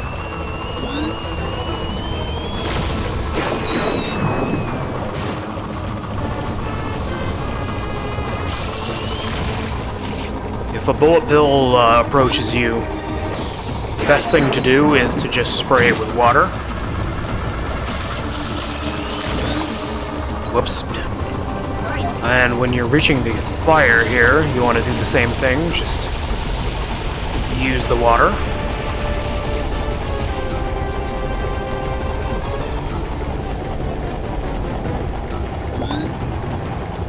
And if you're good at aiming, you can actually clear this fight pretty fast. But if you're not, you can always just wait until you get closer to him.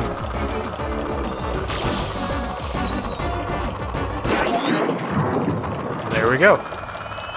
Once the music stops, you know that's when the fight is over.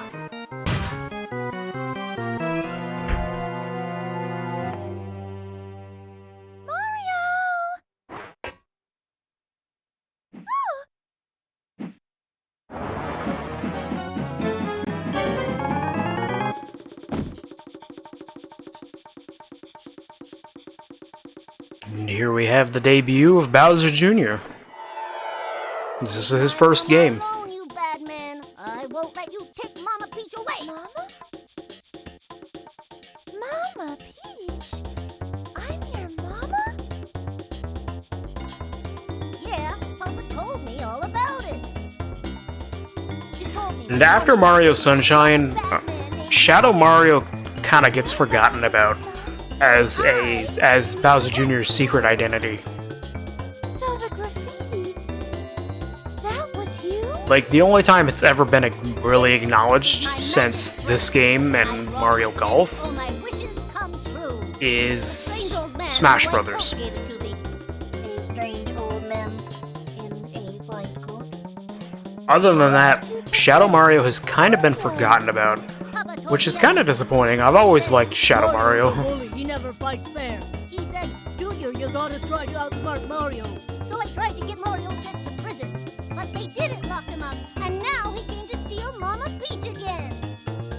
You pest, stop following us.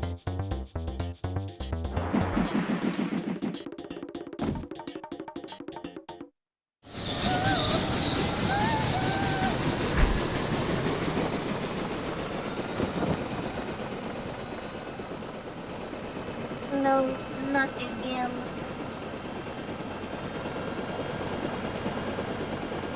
It appears to be heading toward Corona Mountain.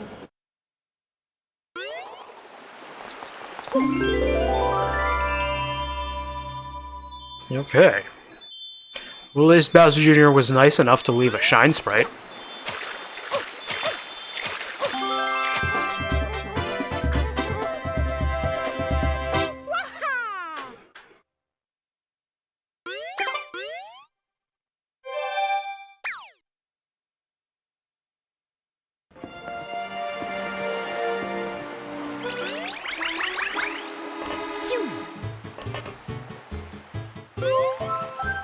Okay, so now we know our goal.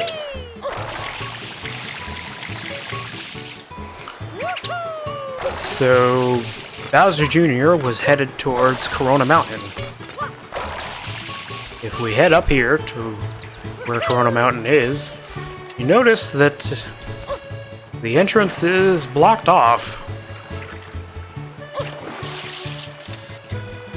We can't get in there.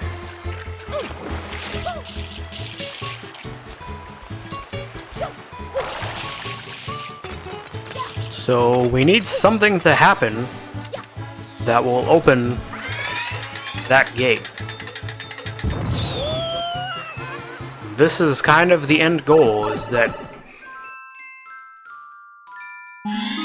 you need to beat Bowser Jr. in every level.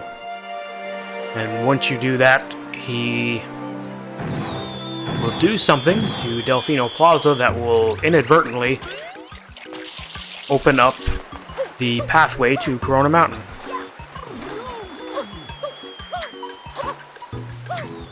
Okay, so this next part here introduces the Monty Mole here, who will throw the bombs at you. And you want to throw them back at him.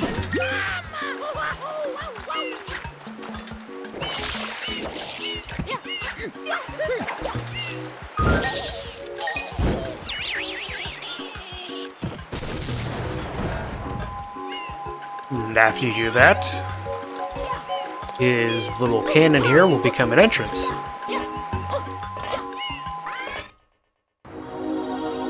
And it's another secret course.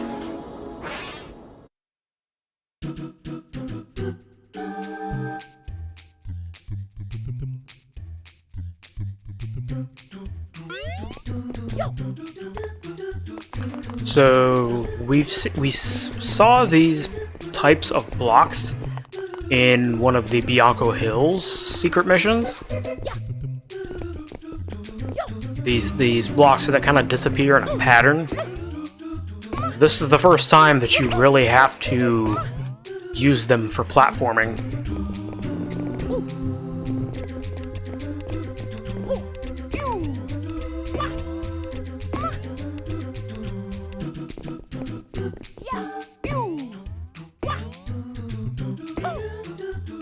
There we go.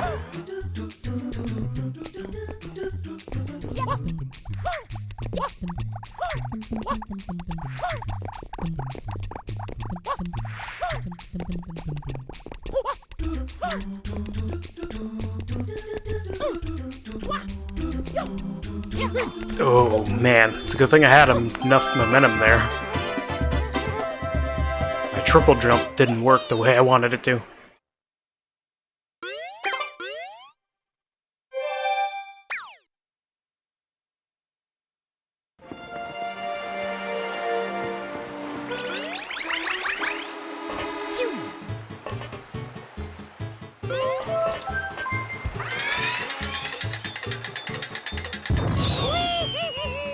Okay.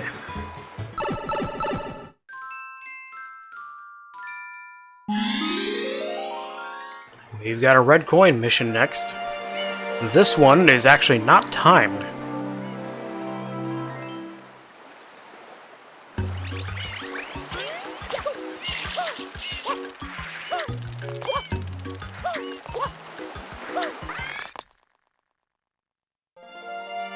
You can take all the time in the world to get them.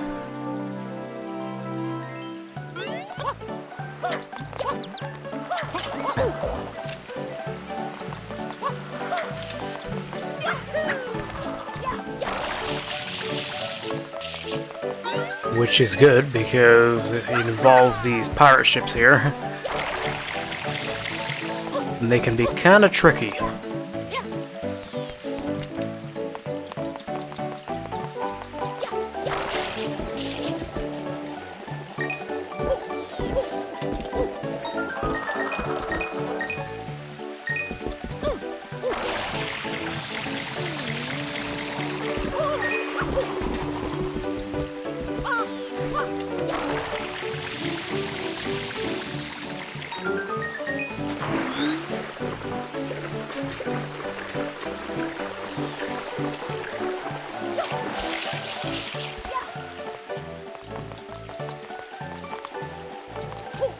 Now, I believe after a certain amount of cycles, these pirate ships will start going, like, upside down. Ow.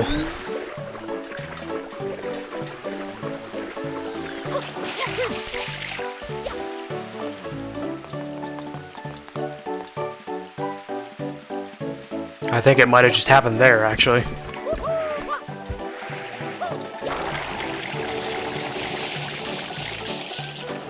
Okay, I think I just passed through that pirate ship.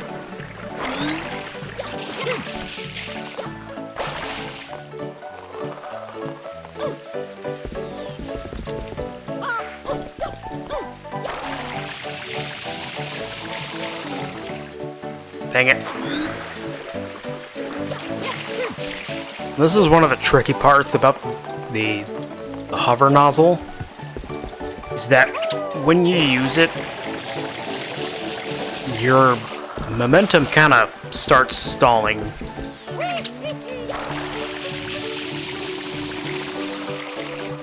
Ah, I got blocked by that pole.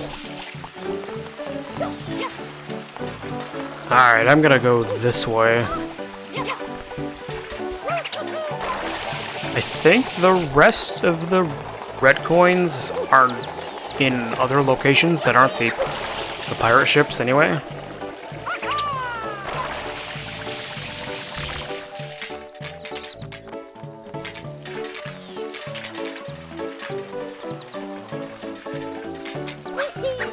There's 2 over here.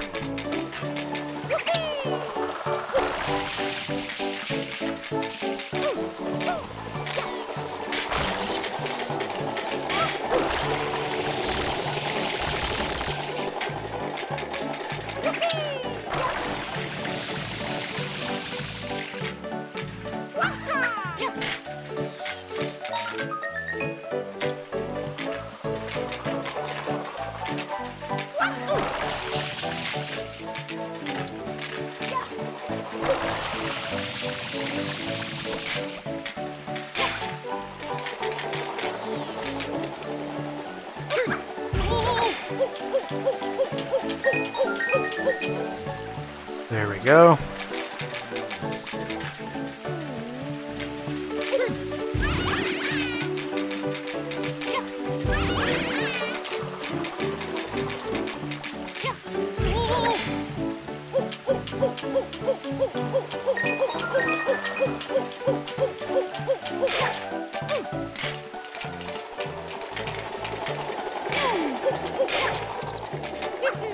And I know there's one up here. The only one that I don't remember... Oh, it's right there. Okay. Never mind. Whoops.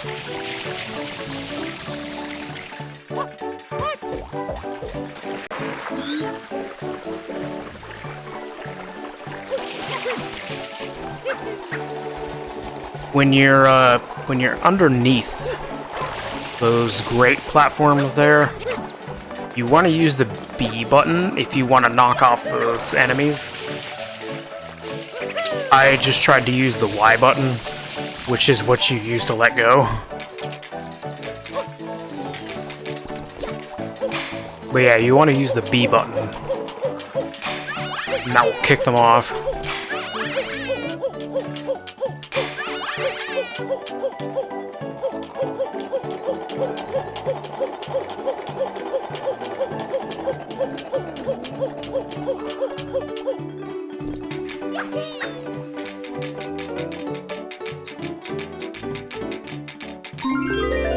There we go.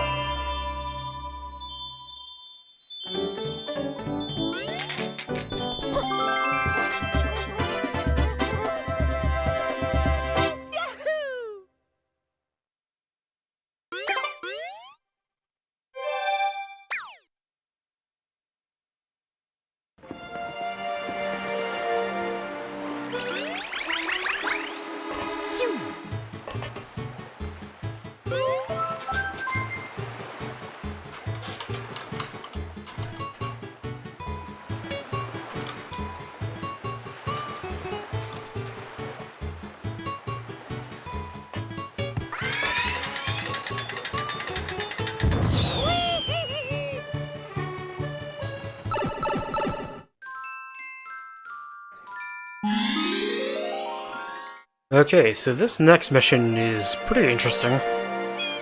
We've got these things that almost look like Yoshi eggs at first glance. And these things are ruining the sunflowers.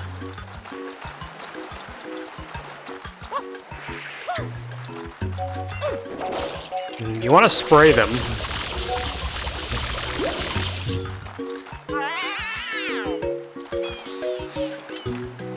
And then they're gonna try to go after you.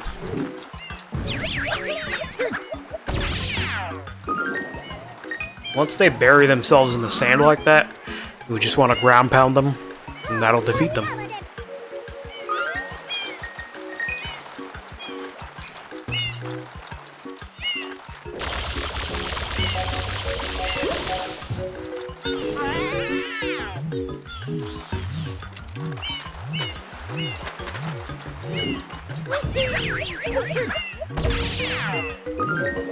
And every time you defeat one, that'll make the sunflowers grow.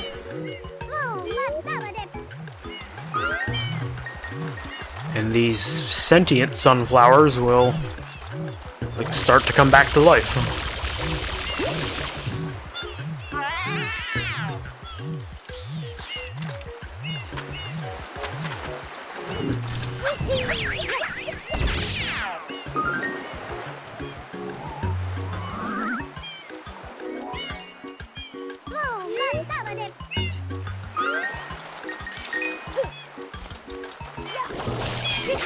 You just want to do this until all of these guys are beaten.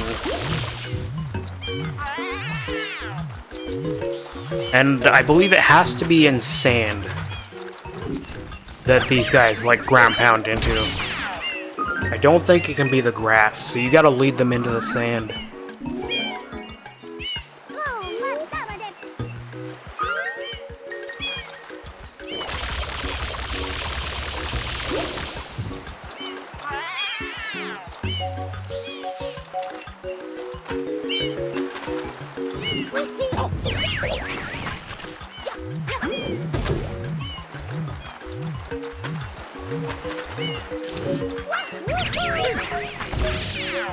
There we go.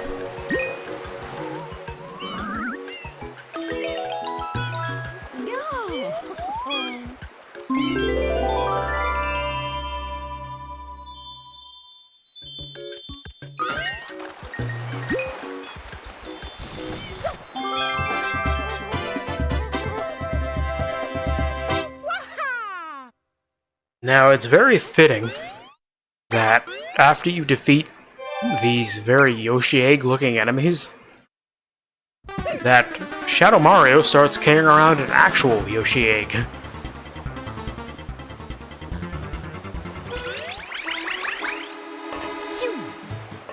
I always thought that was kind of neat, that you beat that level where the enemies kind of look like Yoshi Eggs, and that actually causes Yoshi to be unlocked.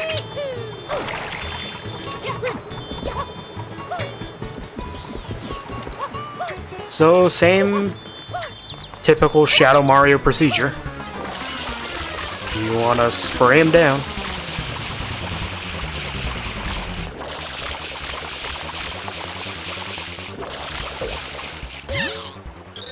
Darn, and I was just about to ride that Yoshi too. And here we have Yoshi. You befriended Yoshi. Make him eat with Y.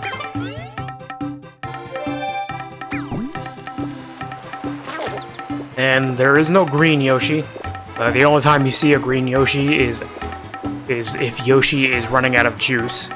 And the juice meter is basically just the way to substitute the fact that you can't use Flood.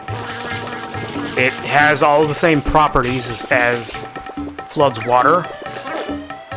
It does have a special property that allows you to clear out these special orange barriers. But other than that, it is basically the same thing as Flood's water.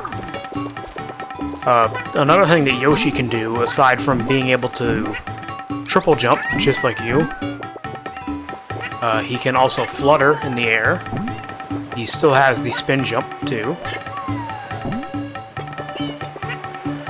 And he can eat things. And in order to replenish his juice meter, you need to eat fruits. And it can be any fruit.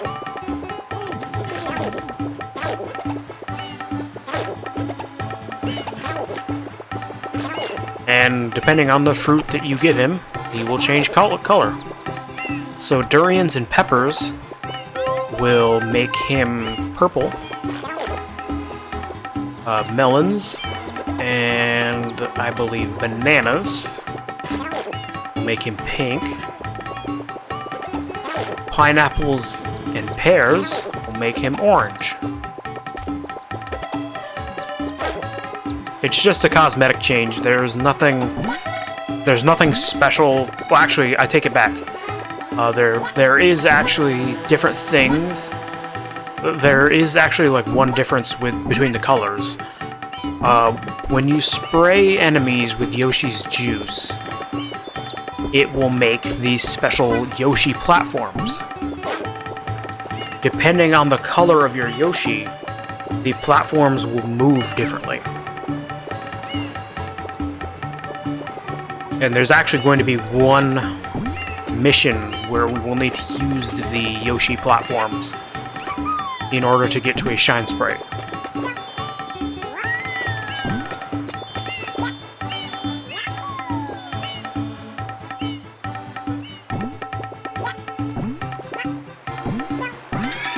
Well, let's go back here into Pinna Park, now that we have Yoshi.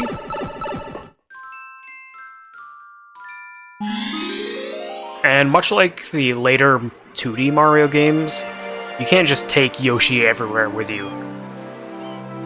The only times that you can use Yoshi are if he's in a particular level.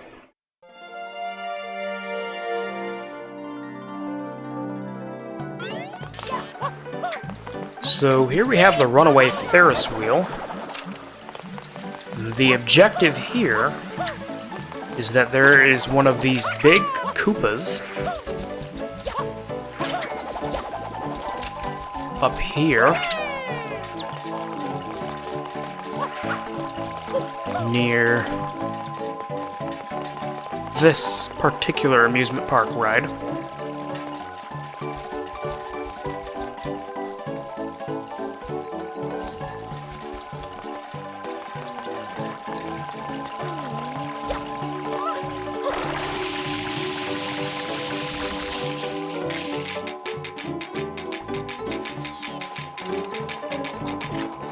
As you can see, it's the really big Koopa up here, and his electricity is making this ride go faster than it's supposed to. So you need to stop him. Funny enough, while this thing is spinning like this, whoops. And here I go, spinning to my doom. I was trying to prep a spin jump while talking, but I spun a little too much.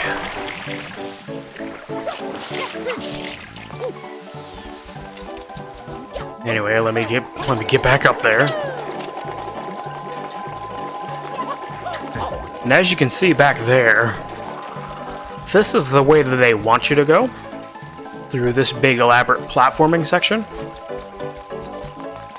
with all of those Koopas.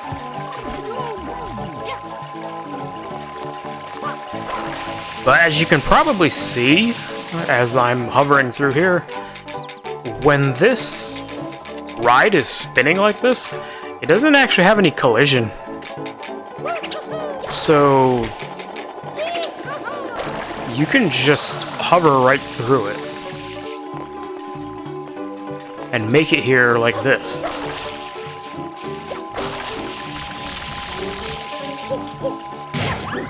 And just knock him off.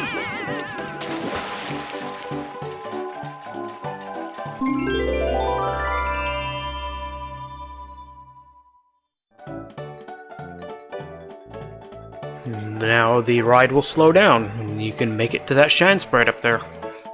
And now that it's slow like this, it actually does have collision.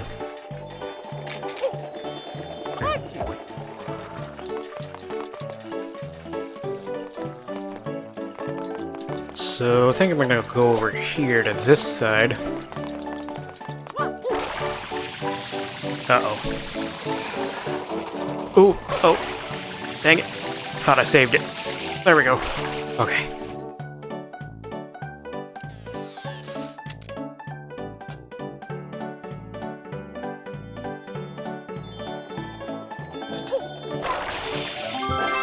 There we go.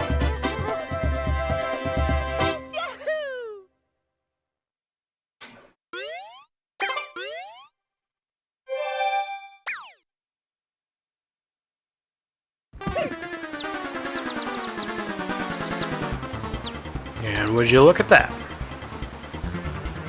Shadow Mario has collected another object that we're going to need.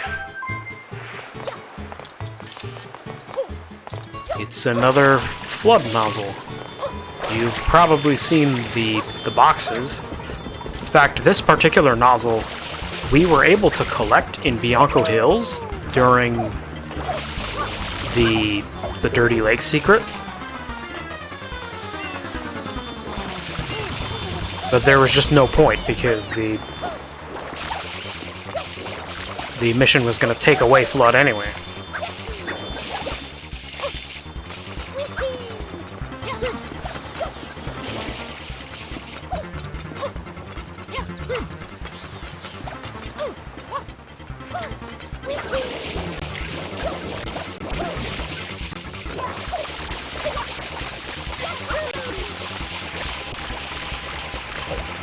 There we go. Rats, and I was just about to turbo dash too. You got the turbo nozzle. Press and hold ZR to zoom. Mario. And yeah, it's a pretty apt description. When you use the turbo nozzle, you go really fast.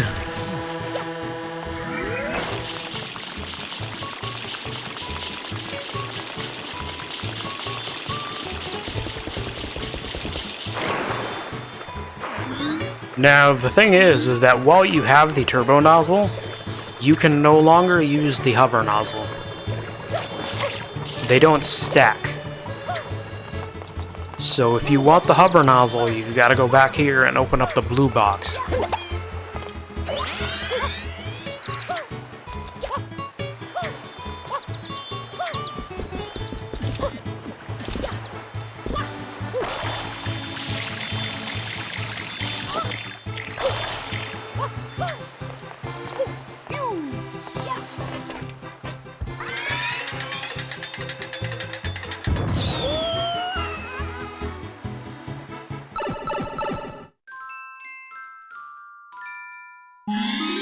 Okay, episode 6, the Yoshi Go Round Secret.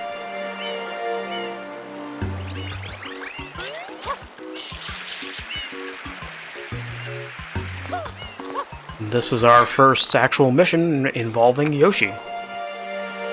And as you can see, you're looking at the Yoshi Go Round here. And there's one Yoshi missing on the Yoshi Go Round.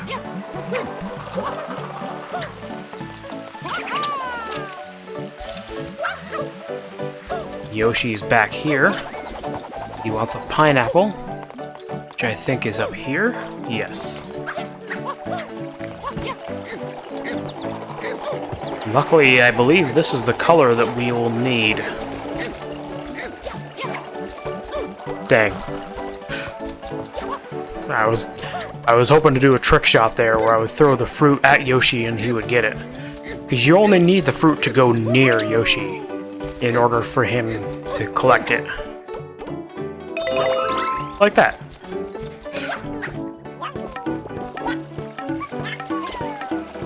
So yeah, the idea is that we want to replace the missing Yoshi Go Round ride.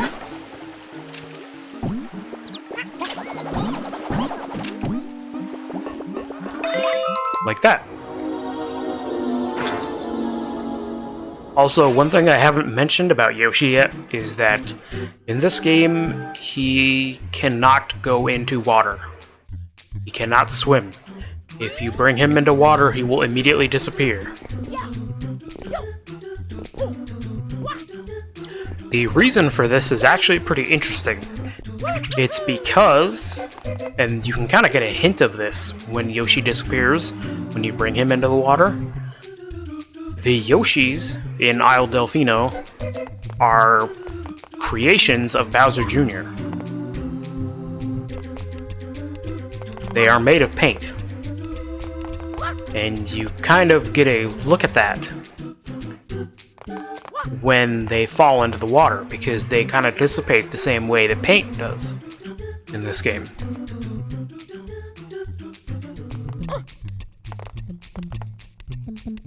And And as you can see, the whole thing with this level is that we have these Yoshi egg platforms here. They actually kind of look like the blocks in the Yoshi's Island games that have the eggs in them.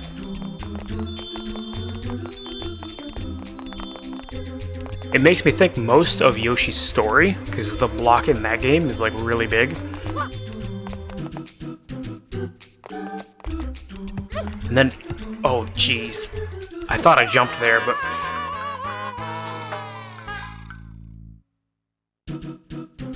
Okay. That's fine. Just gonna have to start this part over, I guess.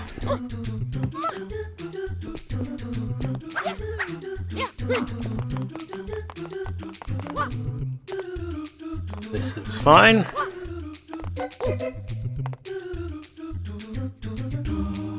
We did this before, we can do it again.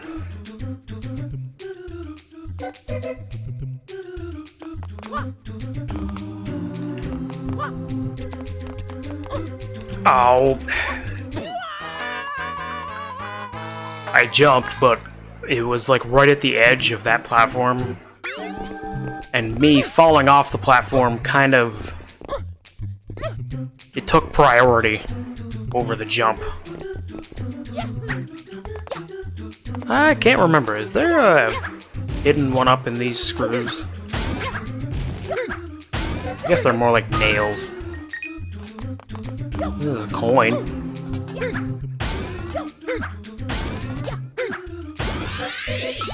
Hey, there we go.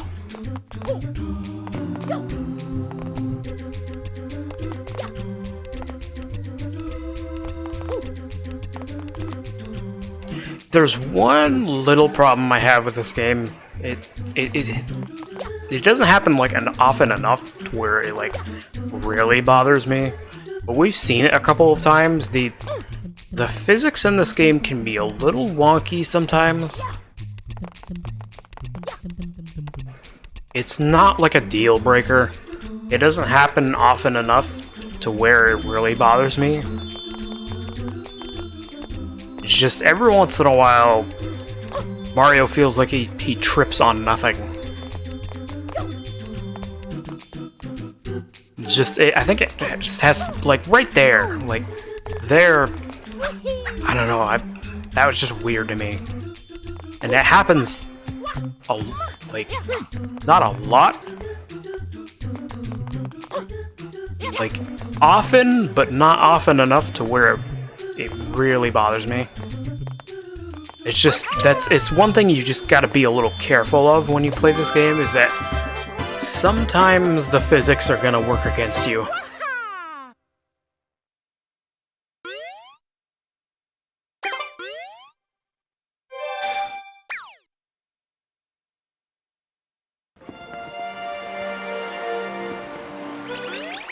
You're gonna feel like they want to fight you.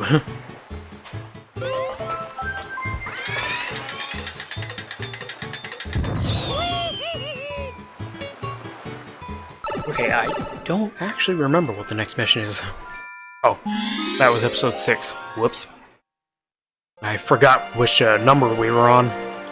Okay. So this will be the end of Pinna Park right here, for now anyway.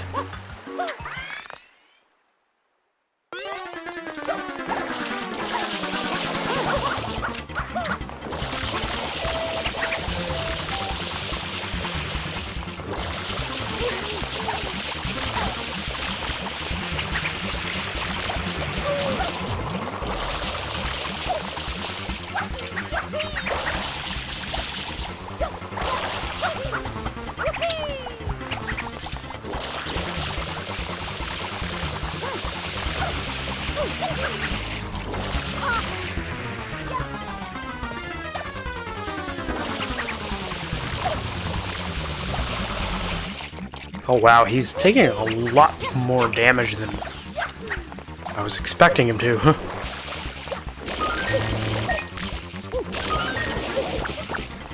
There we go. Darn it all, I'll remember this.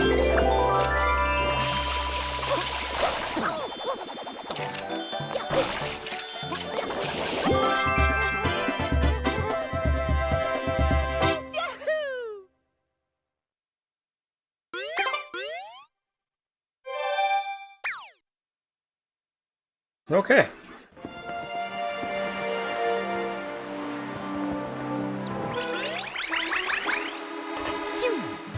So, next on the agenda is we actually want to get Yoshi back.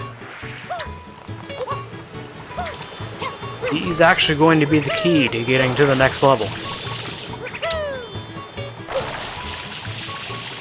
So, let me see, he wants a banana.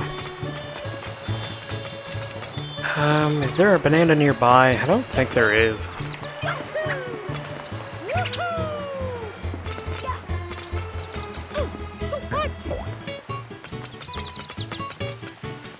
I think we're gonna have to go over here to the fruit stand.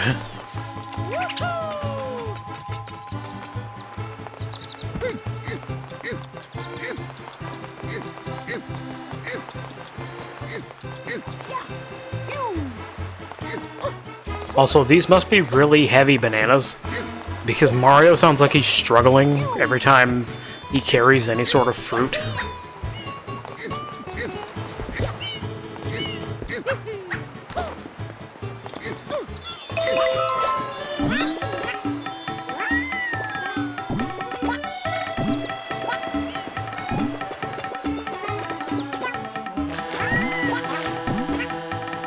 Alright, so now that Yoshi's eaten this big pineapple here that was clogging the pipe, we can head in here.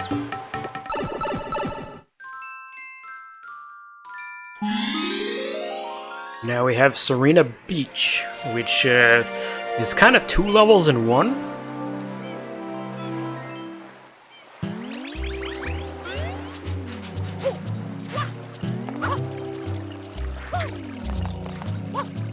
Because you have the main beach portion here, and then there's also a hotel section. Oh, please tell me my nightmare is over. You can save me? I don't know why, but you just look very capable to me. Listen, it all started around noon. This giant mana-shaped thing showed up. It was this paper-thin floating silhouette. It came and covered the hotel grounds in this electric goop. Then, oh, the horror, my beautiful hotel, my poor building. It sank in the middle of that awful ooze. Why me? Why? Now, I've got the staff cleaning up, but where's my hotel? What am I supposed to do? I can't just sit back and... Ah, it's back! That gossamer ghoul, do something!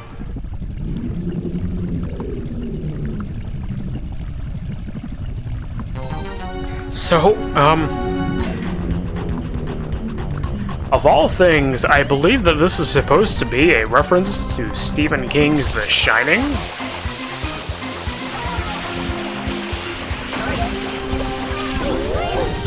And the way this works is that the manta ray will start to split up into different pieces as you spray it with water. And it'll get smaller and smaller.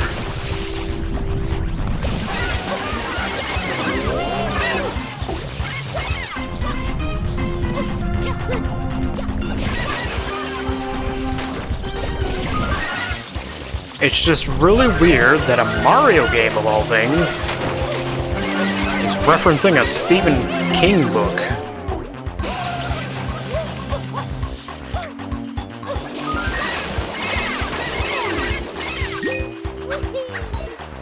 And this mission, this is another one that people kind of remember for being annoying. Just because the further it goes along, the more the manta ray divides up. And the smaller these things are, the harder they are to hit. But one thing that's nice is that after you defeat a certain amount of them, they'll all start going towards you to try and defeat you.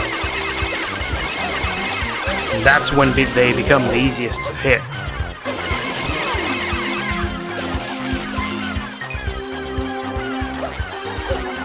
Whoops, I'm all out of water again.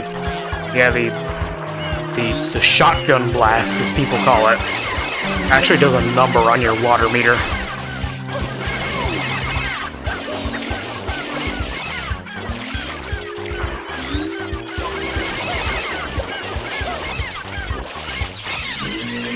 There we go.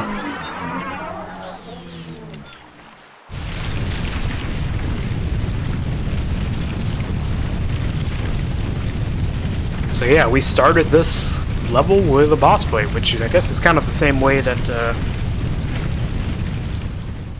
most of the levels started, now that I'm thinking about it. Because Rico Harbor... Actually, Bianco Hills, too. All of them except for Gelato Beach, I think, have started with a boss fight.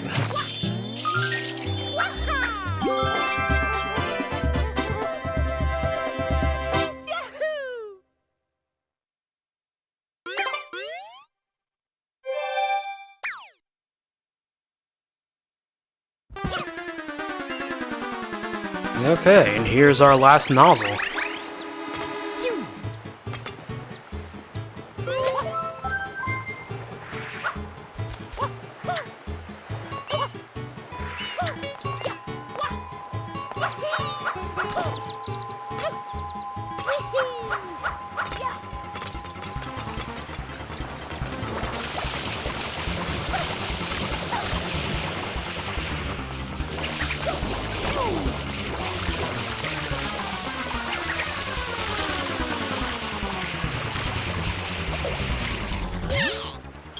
Shoot.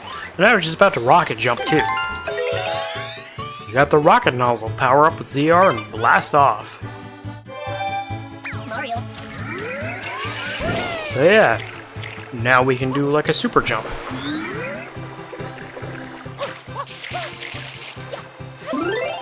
Whoops. I'm really good at hitting that map button.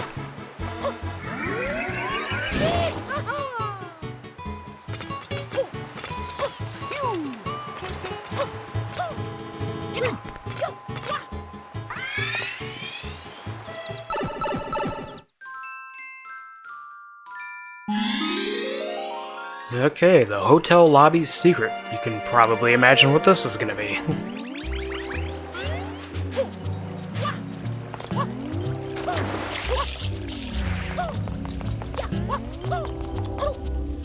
So starting with this mission, we can go into the hotel. Hey, it's Mario, right? Yeah, Mario. Listen, I have a feeling you can help me out again. See, the hotel, it's full of ghosts. So, well, could you maybe... Look, just come inside, please. I can tell you're a miracle worker. Don't be so modest. So yeah, this is our introduction to Mario Sunshine's version of Booze. Kinda weird looking.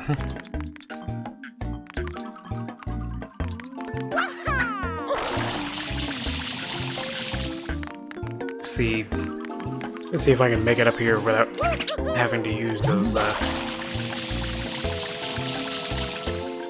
Dang.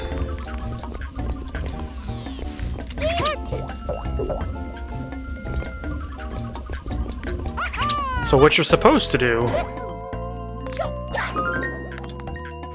is you're supposed to spray those pink boos, and I might just have to do that. If you spray the pink boos, they will turn into platforms for you.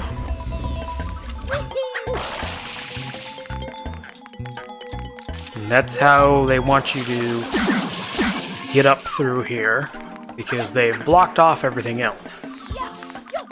When we go back to this hotel, we're gonna be able to go through here normally, but for now we need to use the boos to make it up.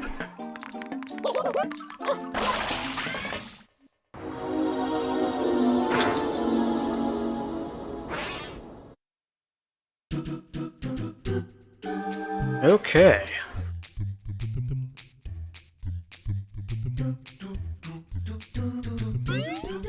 This is a pretty elaborate secret level. Oh, that was close. Yeah, there we go.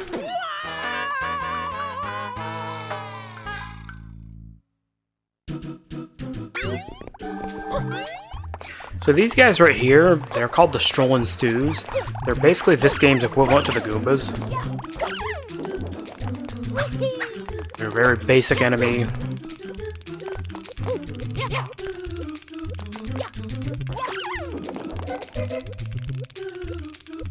And you have to use them here, or their flying variants anyway, in order to get across here.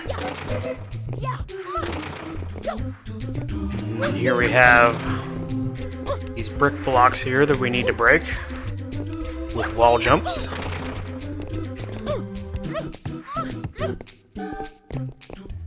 And then we have the return of the sand.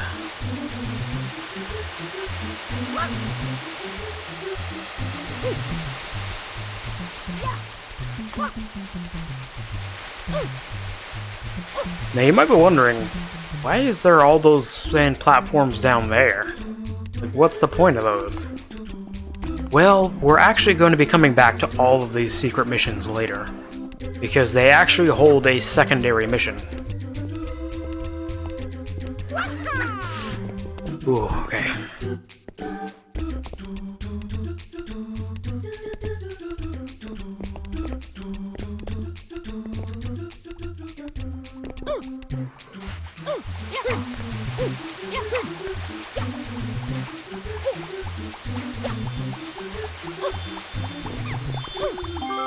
There we go.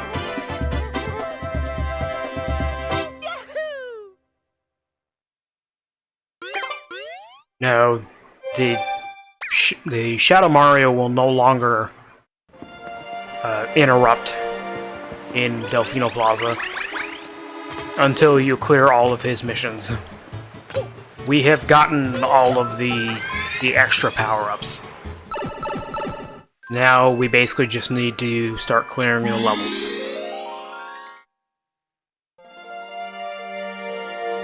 Mysterious Hotel Delfino.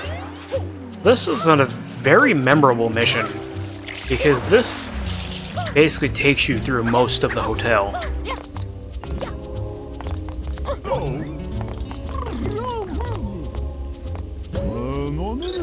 Ah, dear Mario, please come right in. Do I sense some reluctance? Come now, don't dawdle. So, as you can see, we've got a Yoshi here. He wants a pineapple. In this mission, he will always want a pineapple. Why is that? Because as you can see, the one thing that this fruit stand doesn't have is pineapples. So, we need to actually hunt for the pineapples. And this is where things get interesting, because here we basically need to go through most of the hotel in order to get to the one room that has the pineapples.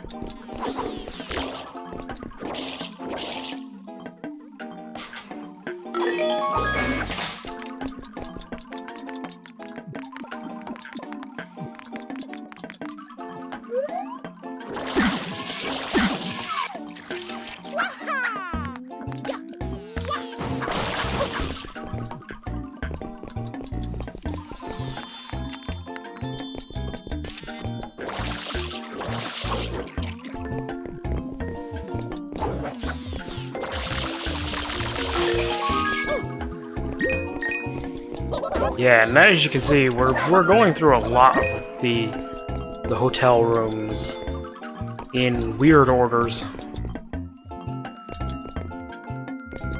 Actually, I think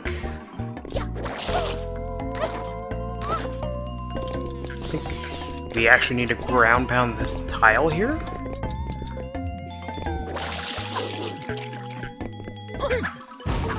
Yes, here we go. Because this is where we have pineapples. This storage room here.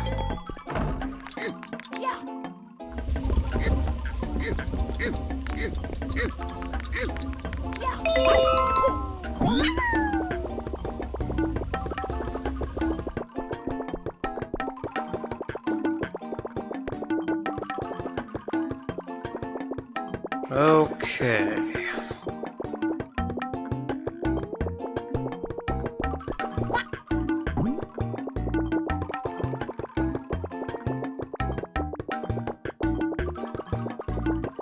So now we want to take Yoshi up here.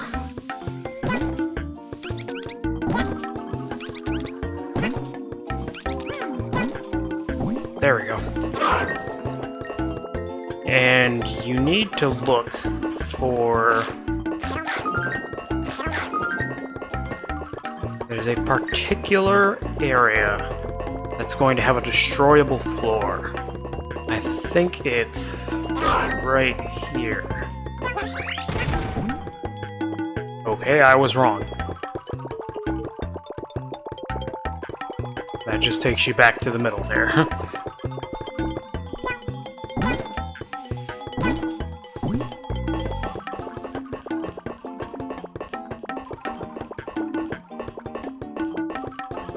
Okay, so it might actually be this one over here.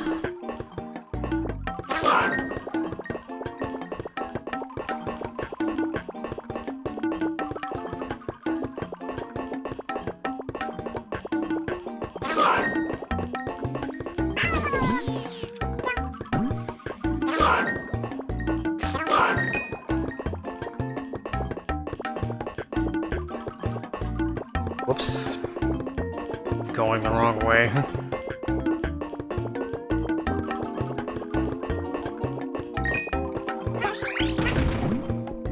No, this is still the wrong room.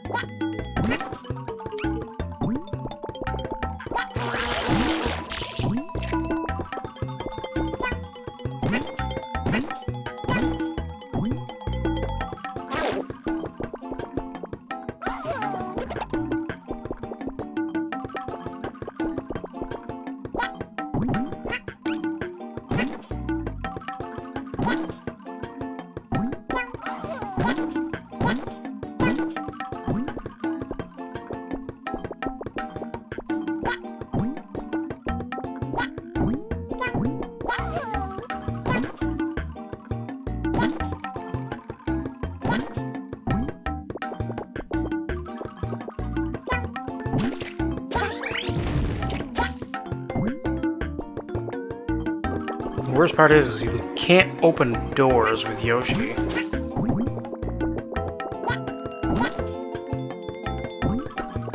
Did I just get myself stuck?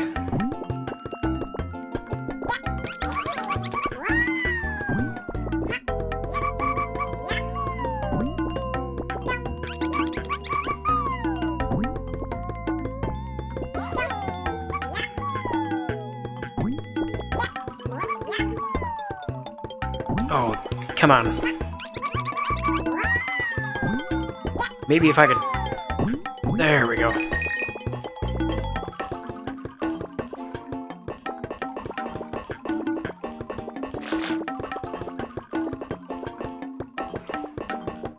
Okay, maybe it's this one over here. I can never remember which one you actually have to go to.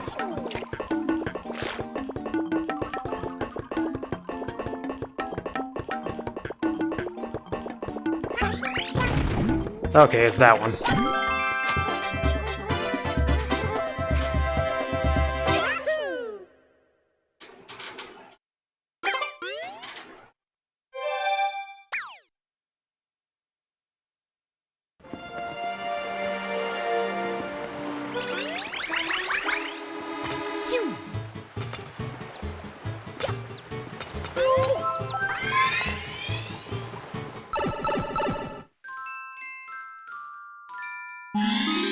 Okay, next we have the Secret of Casino Delfino. This is one of the few areas that has two secrets.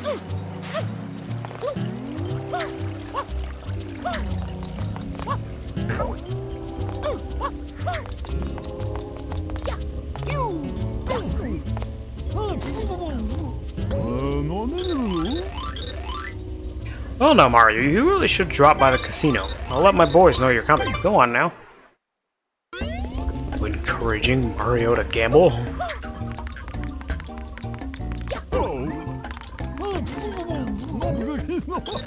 Ah, Mario, right this way, please. Okay, so here's where things get interesting. So behind here is our secret. In order to open it, we need to get lucky 7s on these slots.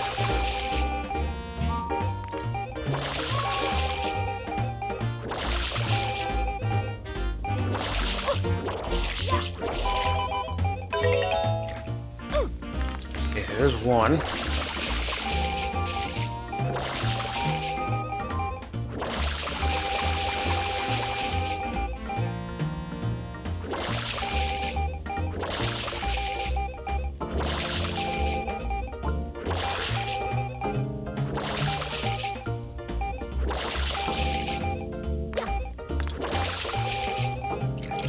Sometimes these slots don't like to cooperate.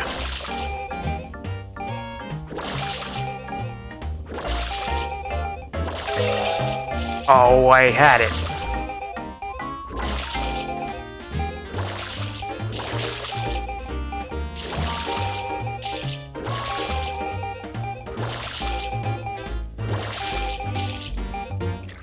Okay, there's one.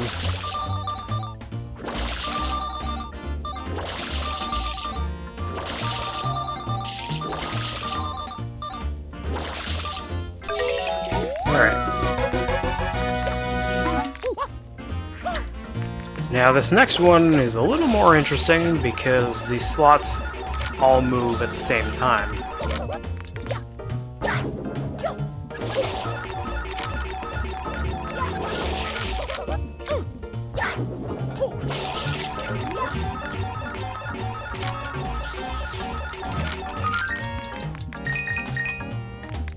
And I believe what you get here is randomized. I'm not entirely sure on that, but...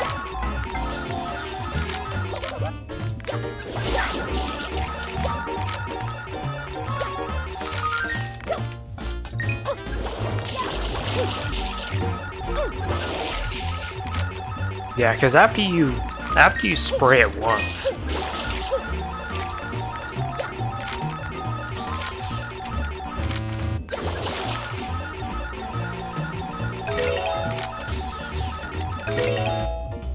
dang it.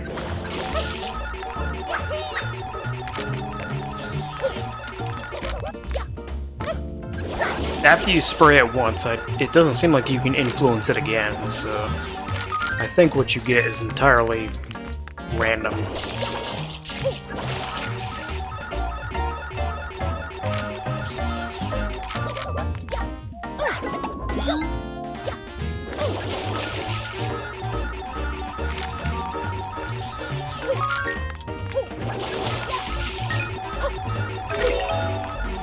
There we go. But we're not quite there yet. After you clear the slots, we need to make all of the panels on this puzzle match.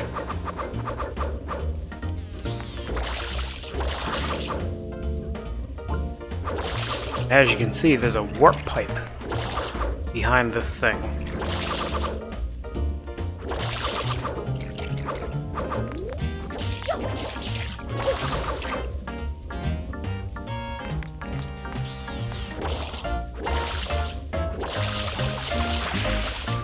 This is where things admittedly get a little tricky.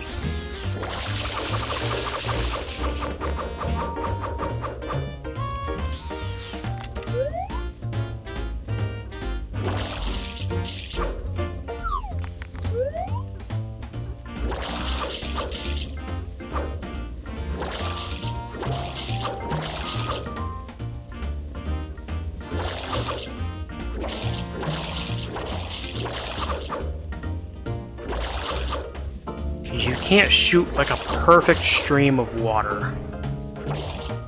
So you might end up accidentally hitting other panels.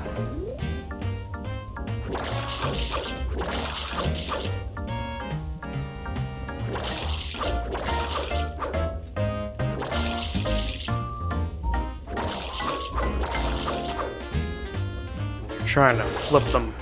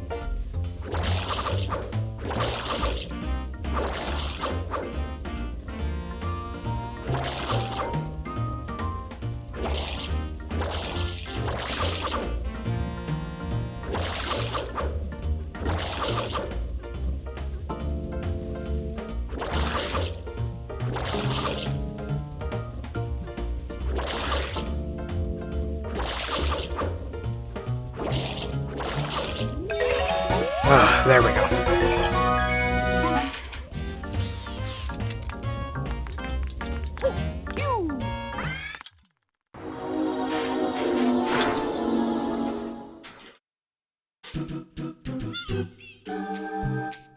Okay.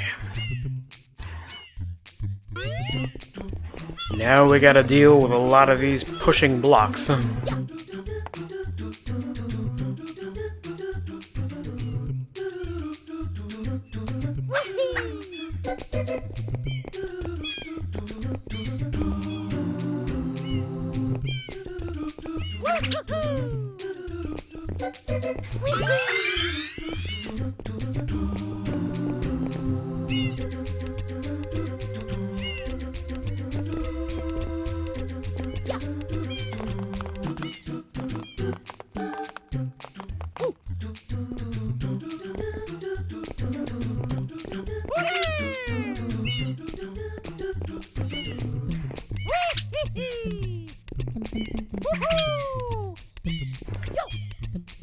Ah, dang it. I panicked, because I thought that I wasn't on the edge of that, or I wasn't, on that actual platform.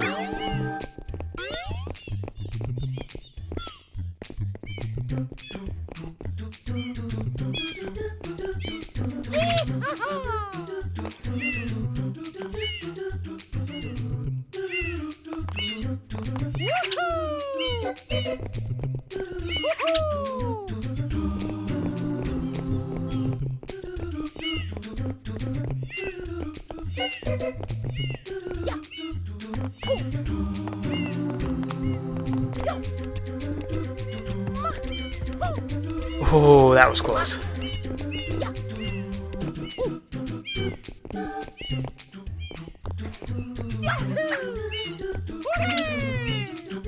Dang it. Come on. I want that one up. I'm gonna get that one up.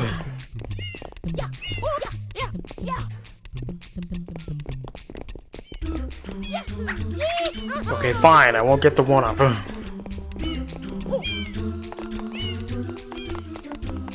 And here we have a big version of that one platform that we took in the Bianco Hills secret.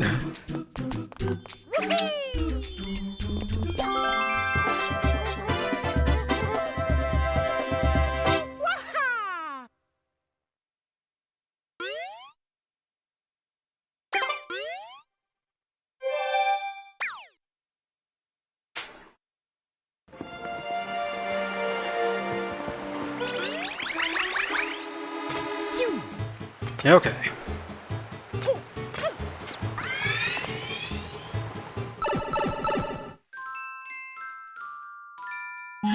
King Boo down below, our next boss.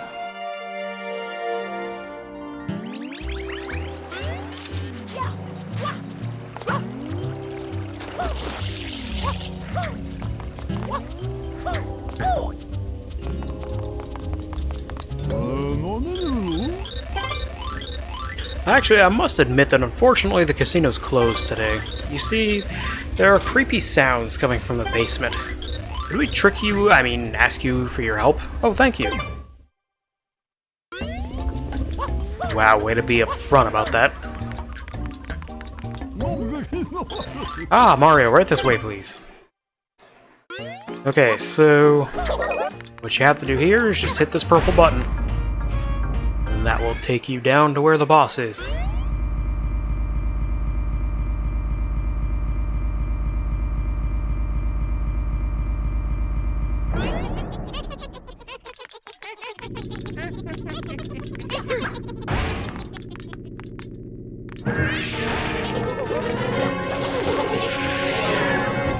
So what you want to do for this boss is that when he gets the pineapples, a bunch of fruit will come out. And what you need to do is you need to grab a pepper, throw it at him, and it missed.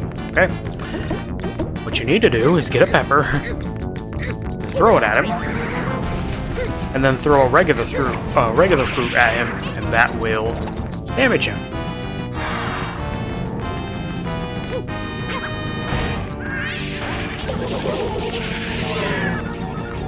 Now, he's not always going to get fruits. Sometimes he will get enemies.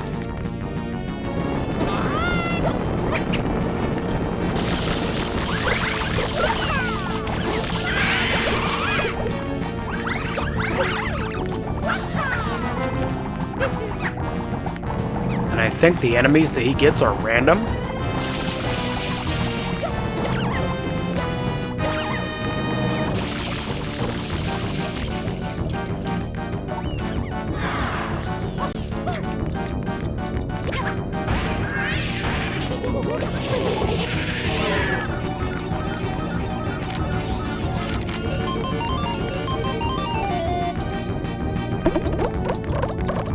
You basically just want to look for the pepper,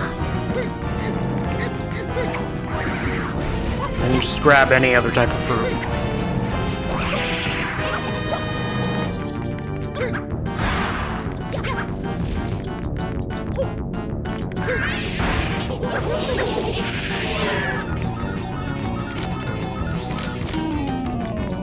And when it's not matching like that, I think it's just like random what you get.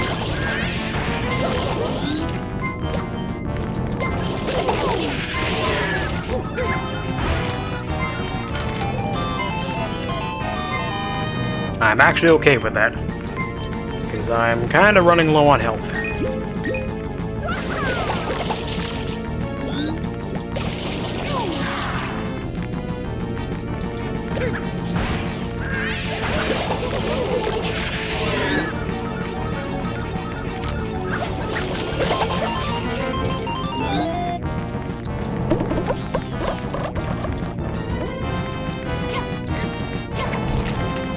Oh, dang it.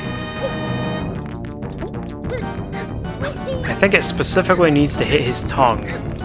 That's why that missed.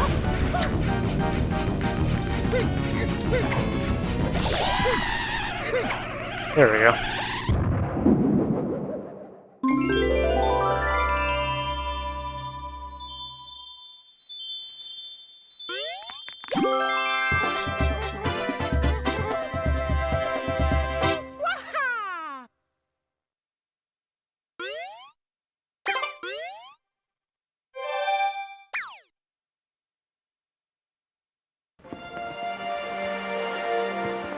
Alright.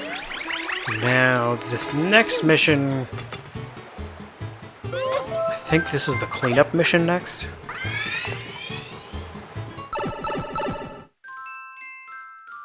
Yes, scrubbing Serena Beach.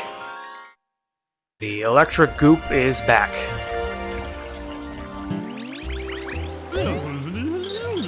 Mario, we got trouble. That electric goop is back. Where? Everywhere.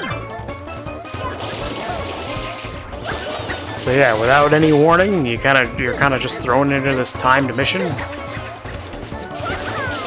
Where you gotta try to clean up the electric goop. Now, you don't have to clean up all of it. You just have to clean up like a good portion of it.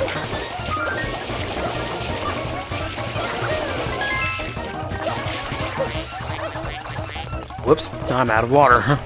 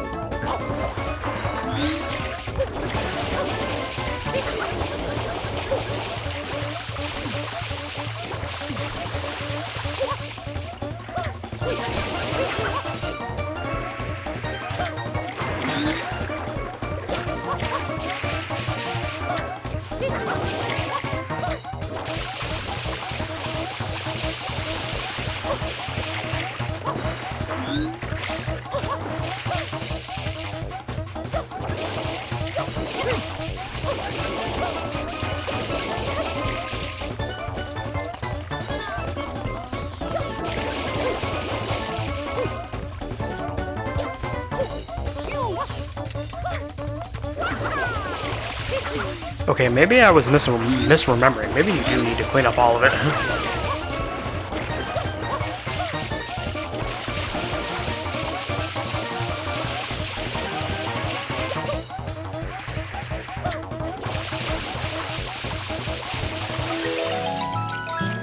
Okay, I didn't quite get all of it, but I got most of it. So you do have to get, like, mostly all of it. I was misremembering that.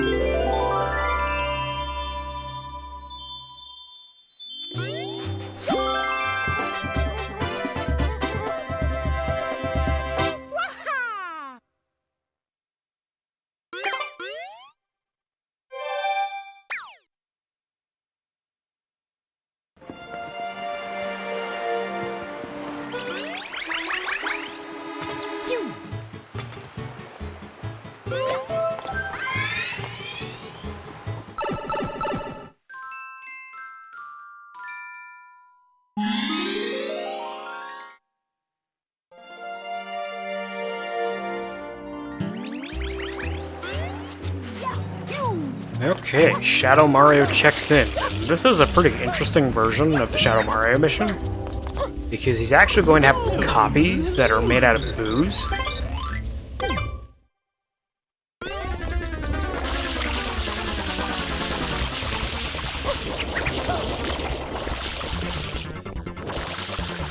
The copies are really easily distinguishable though, because they're a lighter shade of blue when you get closer to them, and they also don't have the paintbrush.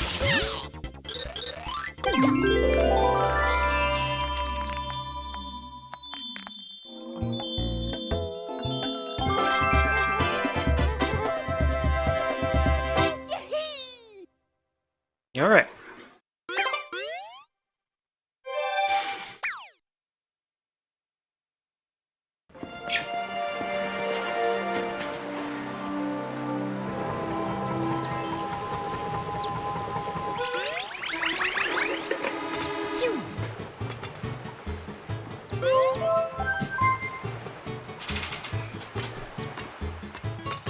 So now, our next objective is over here. You look into the sunlight, we headed into the next level. Milky Bay.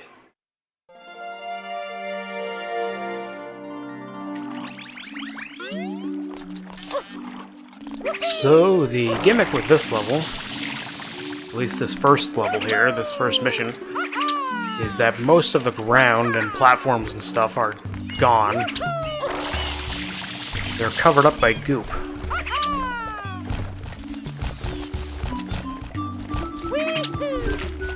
If you want more platforms, you just need to spray these little goop spots here.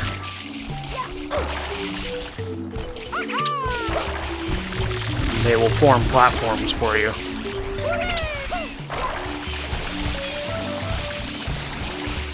That being said, as you can see, you don't actually have to make those platforms if you don't want to.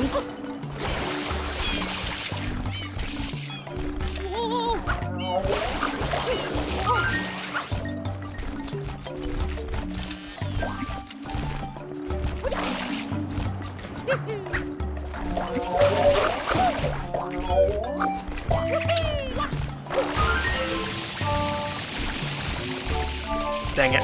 Thought that was gonna be enough.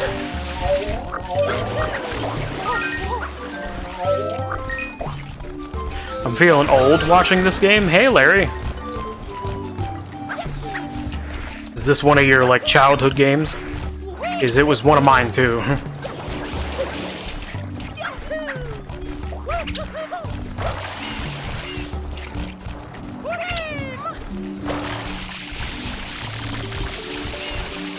There we go.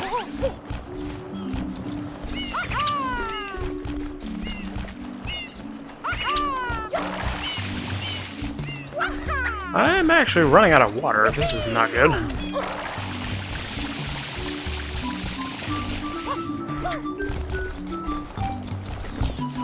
I'm actually gonna grab...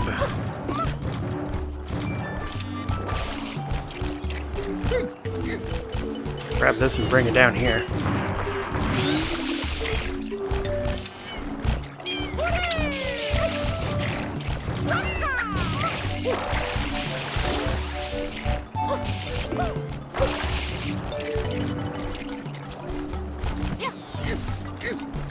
Playing on that trash garbage of an N64 controller?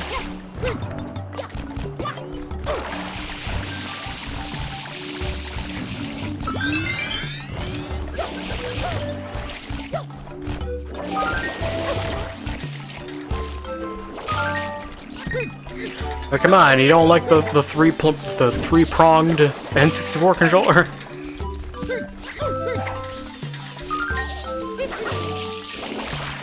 I don't know, I've always had like a fondness for the N64 controller, but that might just be because it was my first system. Well, actually, no, I take that back. The NES was my first system.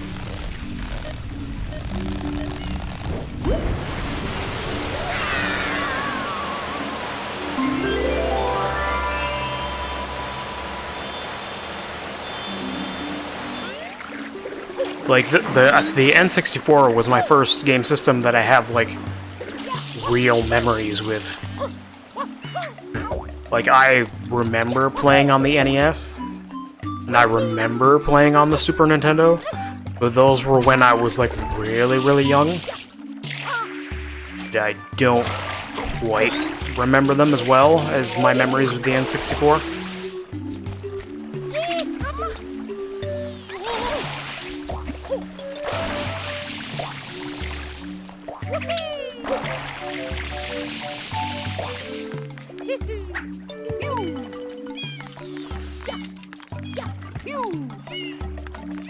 The first system that I personally owned was the Wii, but I played since Super Nintendo because of the family. Yeah, I've always had, like, an NES and a Super Nintendo and stuff, but that was because my family, well, my mother specifically, had them. Those were my first game systems, like, ever, but the first one that I can really remember playing a lot was the N64. That was just because I was a little older, and I could remember things a lot better.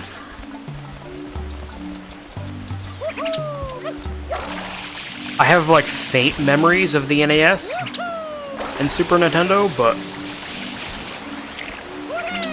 I remember my time with the N64 a lot better.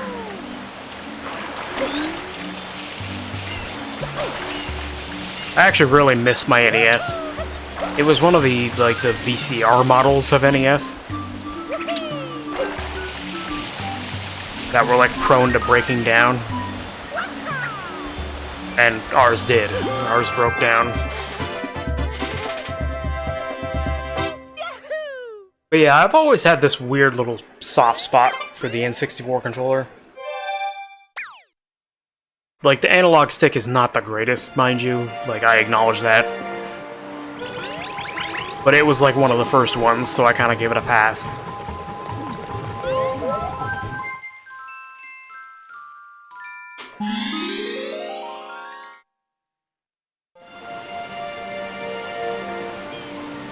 Okay. boss of the Tricky Ruins. Honestly, if the N64 had a regular joystick, I wouldn't have any problems with the N64 controller, because I think the buttons and everything else, like, perfectly fine. And I actually like the placement of the Z button for the games that use it.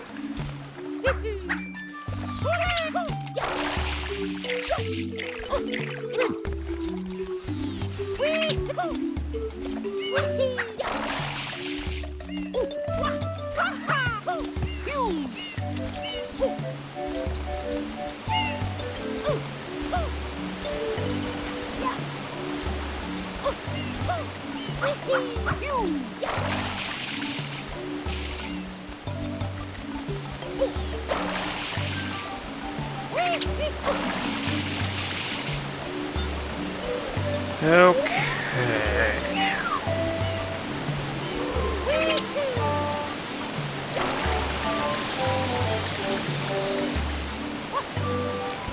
I was hoping to cheat the system by hovering over there.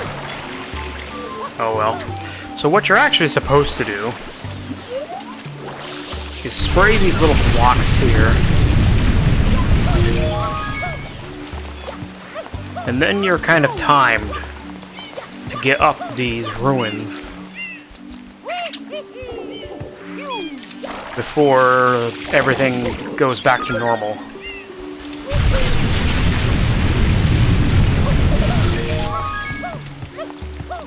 So this is kind of a wall jumping challenge.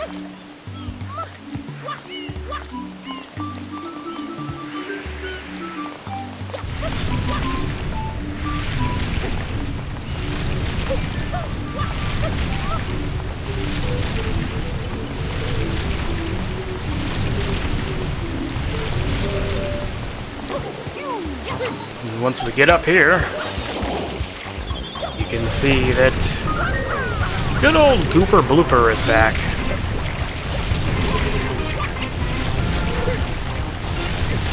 Just in case you missed him.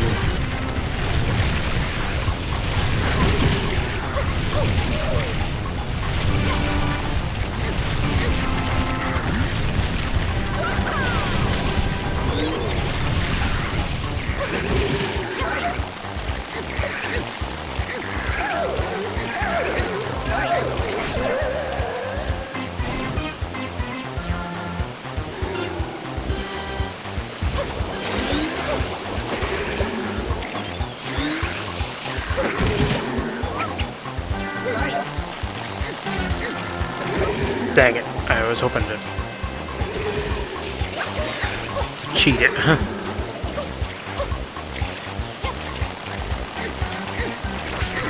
Grab at the nose before I was really able to.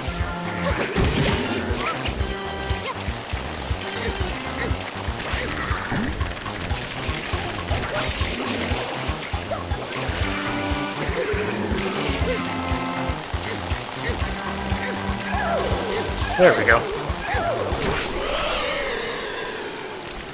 And that is the last time we will see Gooper Blooper. Gooper Booper.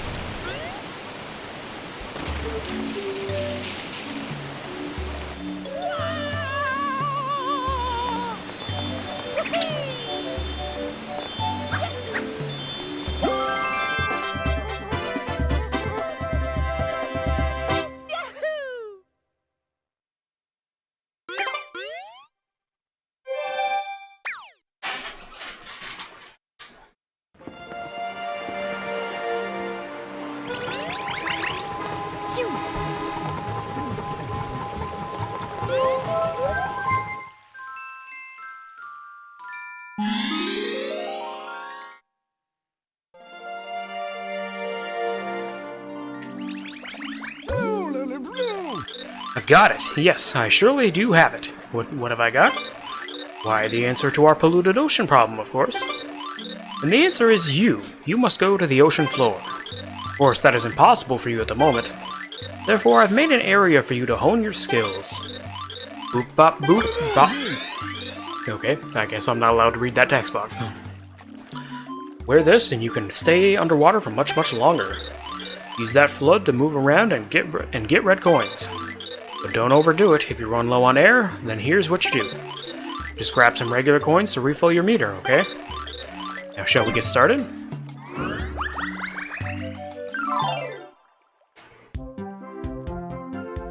Okay, so this is kind of a weird mission. We're inside of a bottle. And the objective is to float around and get red coins.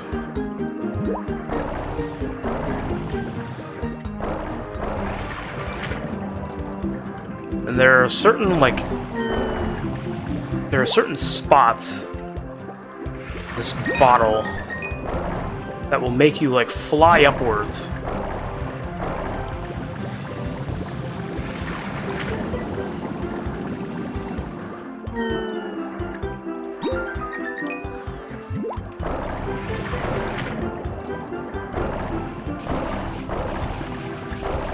Dang it, I missed it.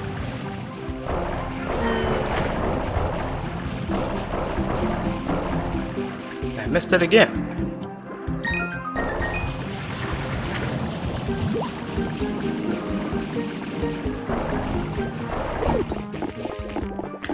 Yeah, these things are kind of annoying because they move you to different parts of the bottle. It's like they're trying to protect the red coins or something.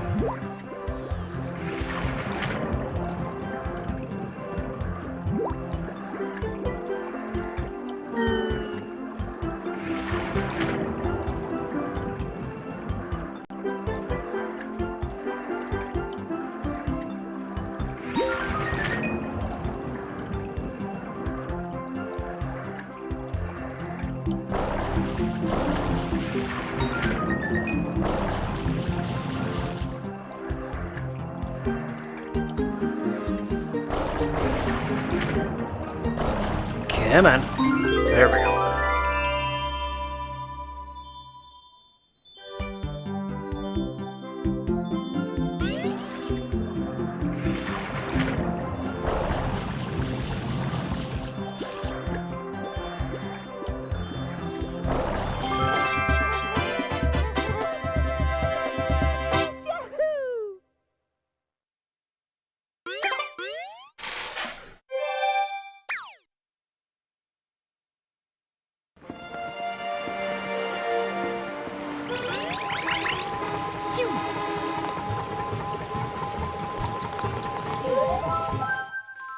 Alright, so now that we've done the training for the underwater sections...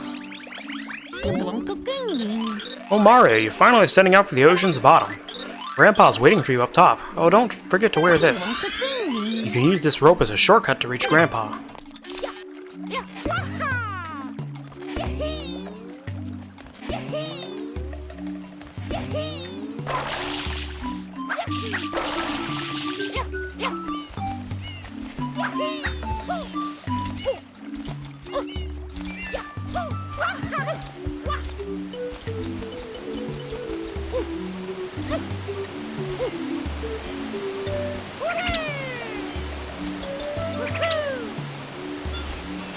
Dang it.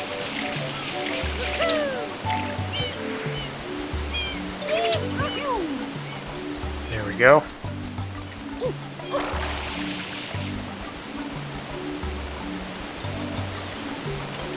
So what you want to do is just jump right here into the middle. And that will take you down below into these watery ruins here. And we have a boss. This is Elimouth.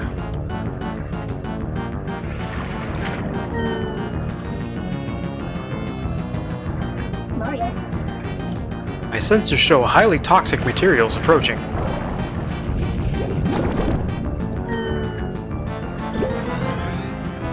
And whenever you spray one of Elimouth's bubbles here, you can actually turn them into regular bubbles, which you can use for air.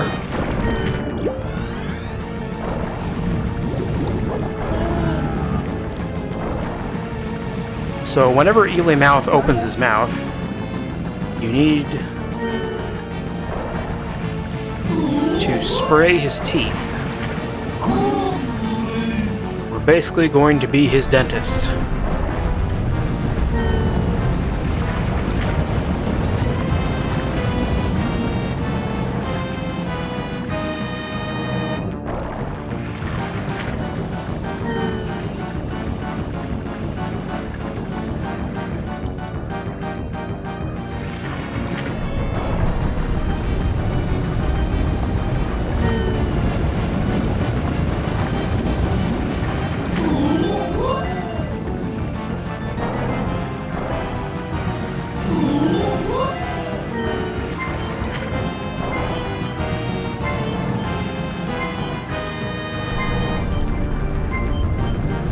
Okay, I gotta go grab some coins.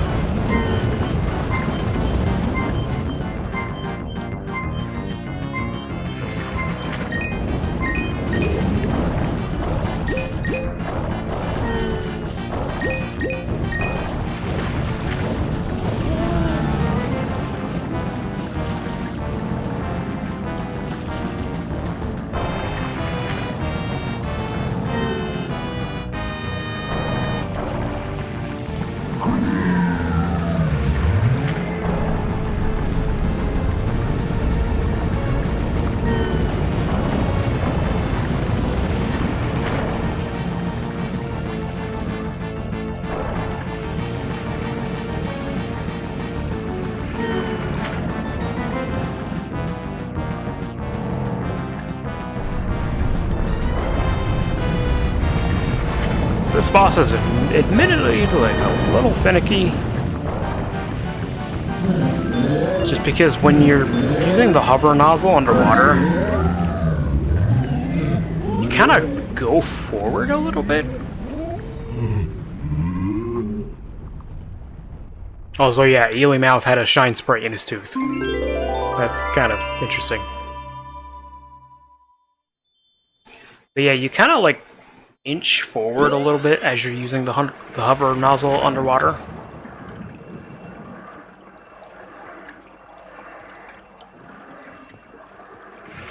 So it can be a little finicky trying to get over one of his teeth to wash them.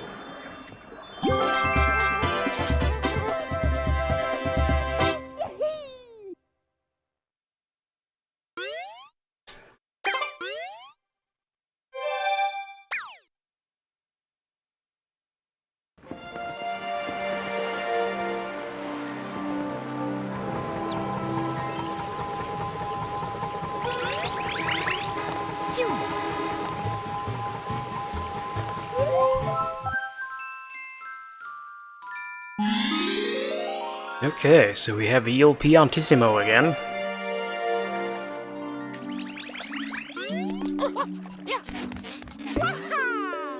Challenging us to swimming.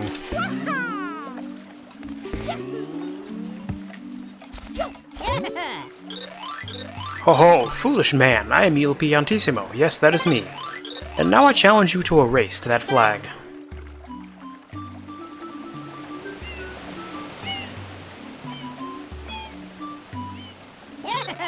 It is a race to the finish. The best time is 40 seconds. You at the ready? And get set, and go!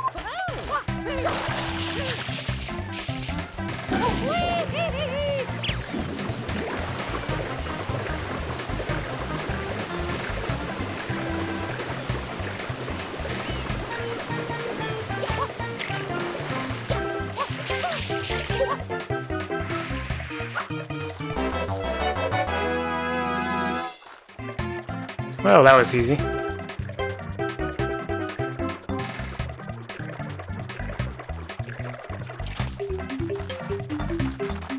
Yeah, and as you saw, there are certain walls in Noki Bay that if you walk up to them, they will spring out a boxing glove and knock you off. You gotta be careful about that. But in that situation, it was actually helpful, so...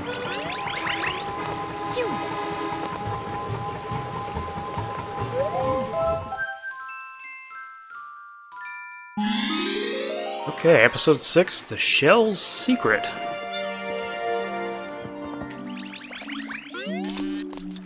There's always one mandatory mission in the game that is a secret level. There is not a single secret level that is optional. And what I mean by secret levels, I'm referring to the levels that you go in without FLUDD. There are other secret levels that are like special courses and stuff. There's like a bunch of them that are all optional. But I'm specifically referring to the ones where you don't have FLUDD.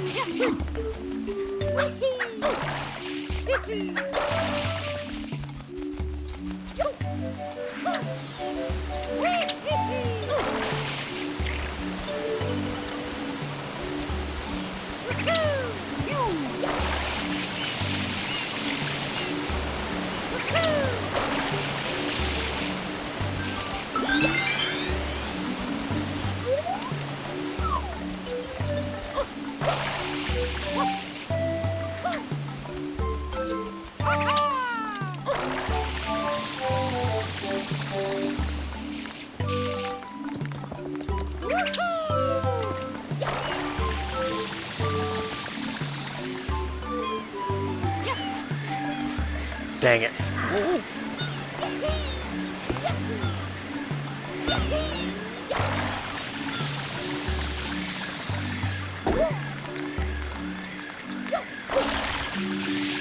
Now, I don't remember if we've seen these little red spinning things before, but basically,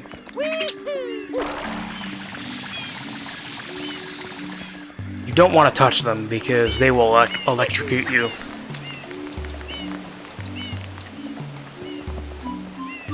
Can't see what I'm doing here.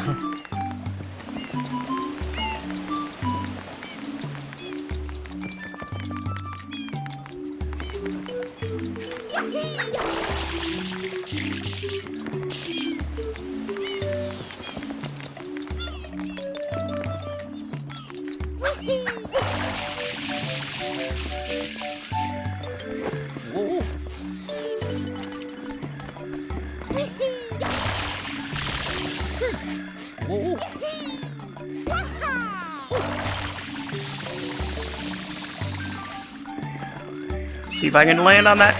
Oh man, I didn't make it. Dang it. Let's see if I can reach it from here. There we go.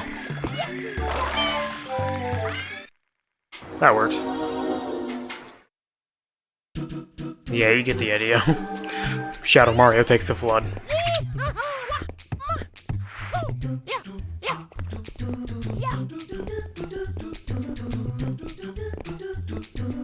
Okay, so this is the last of the FLUDDless missions that are isolated courses. There is one more FLUDDless mission, but it's an interesting one. Oh no, actually I take it back. There's actually one more of these secret courses that don't have FLUDD. I forgot about the one in Pianta Village. This is the last traditional one that involves a lot of regular platforming. So this is where it gets like really elaborate.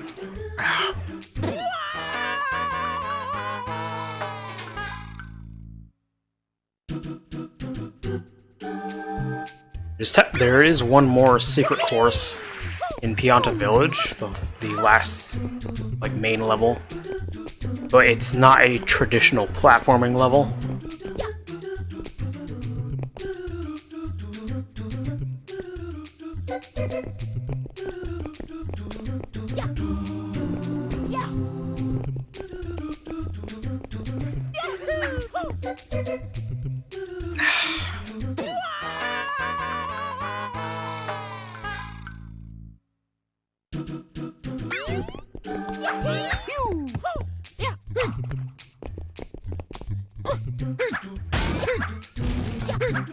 I'm gonna start looking for one-ups because I do not want to get a game over here.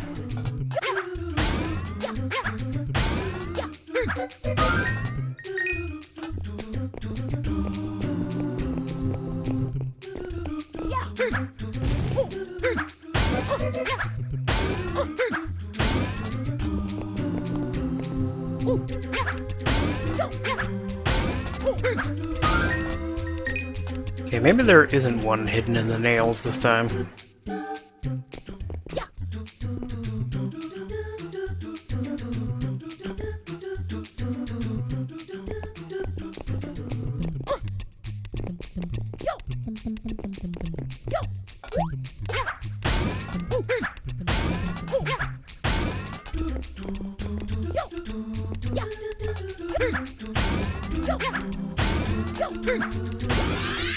There it is.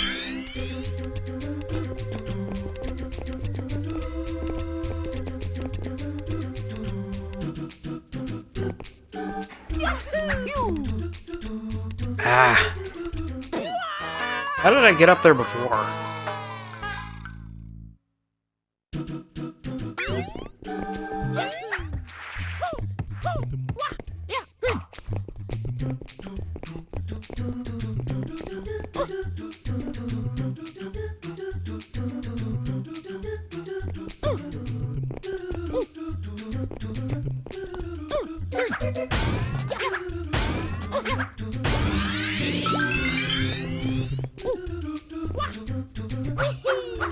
Maybe that was it. Oh no. I'm triple jumping to my death. Well, at least I made it look fancy.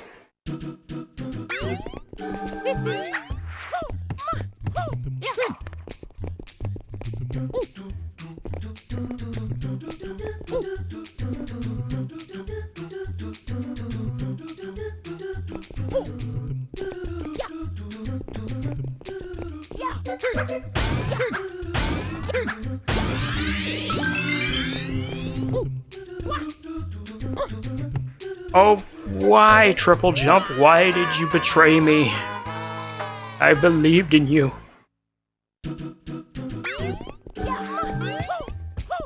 That's been happening a lot in this playthrough. Triple Jump is not wanting to work.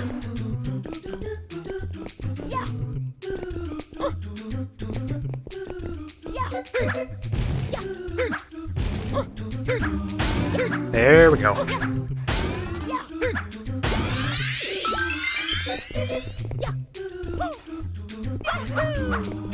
Okay.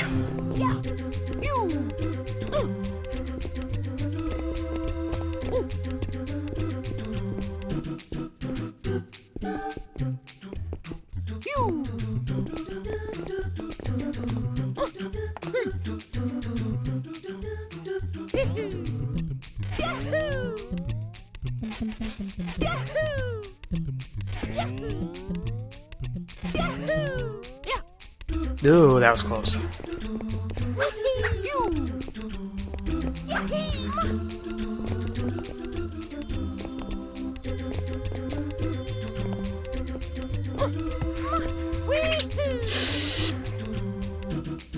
Oh, I saved it. I'm all the way back down here, though, but I saved it.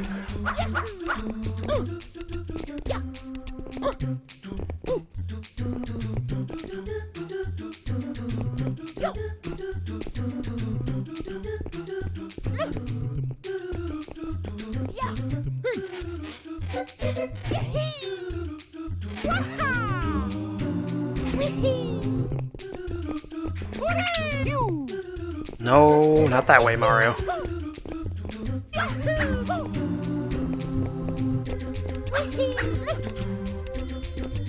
Come on.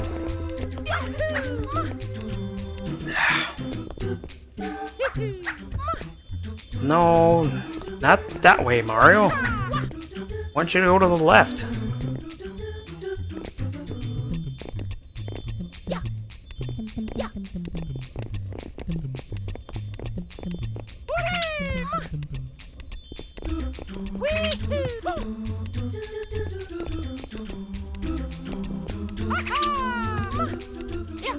There we go. I was thinking about that wrong.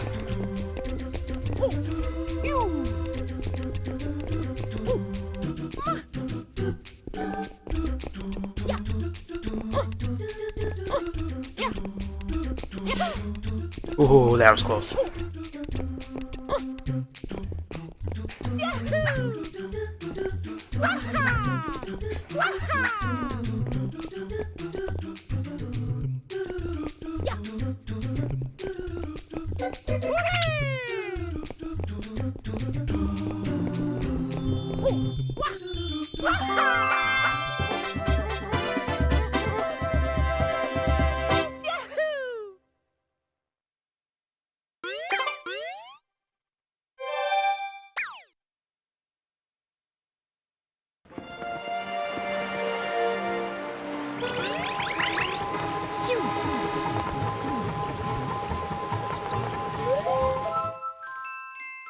Alright. Hold it, Shadow Mario. Next Shadow Mario mission. This is where we're gonna be able to see him swim.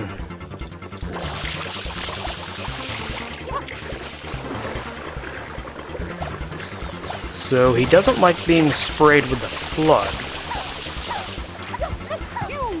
But he'll totally swim if he has to.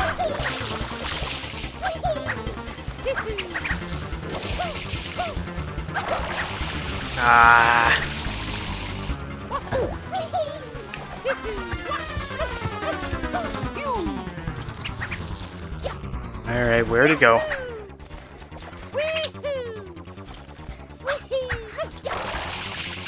There he is.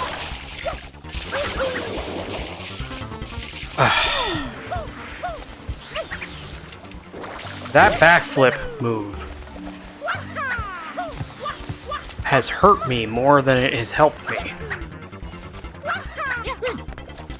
Because I do it by accident. And I'm trying to do the shotgun spray.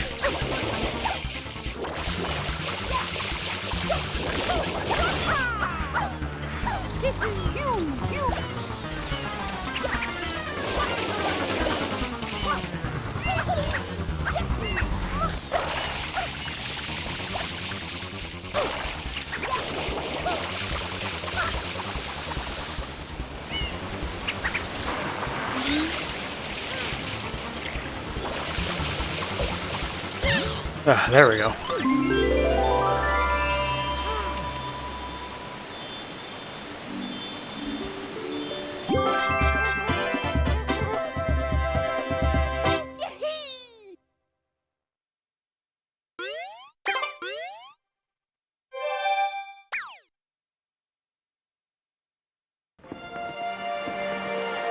Alright, so that's Milky Bay done for now.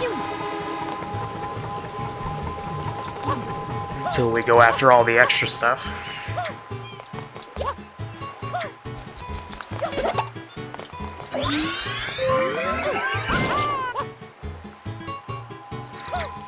So now we need the rocket nozzle.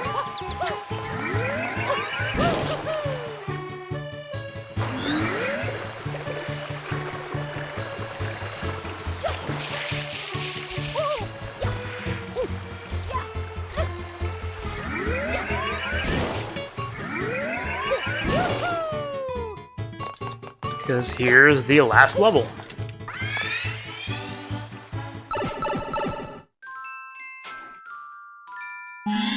Chain Choplets Unchained. Final level is Pianta Village.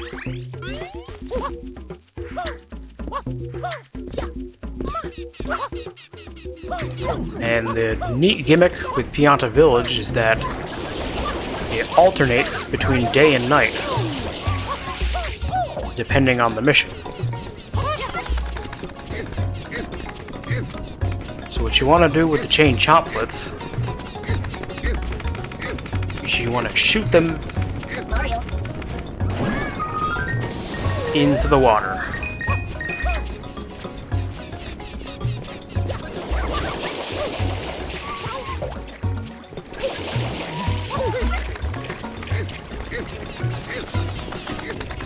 You want to be careful, because as you can see, that particular goop that they have is flaming.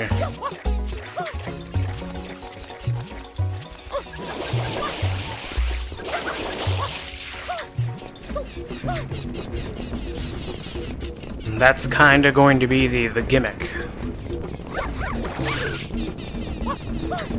for this particular level, is that the goop is on fire.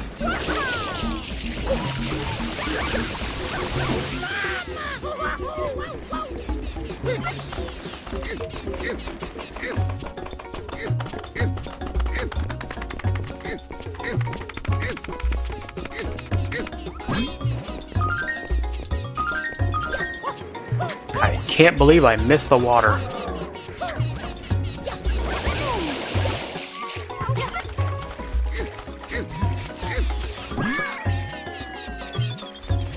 Get in there.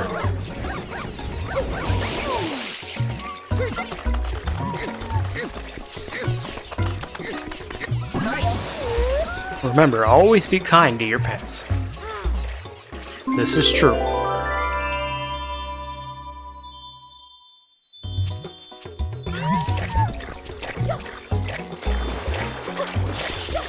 Yeah, the chain jumps in this game, at least those ones look particularly dog-like compared to other chain jumps in the series.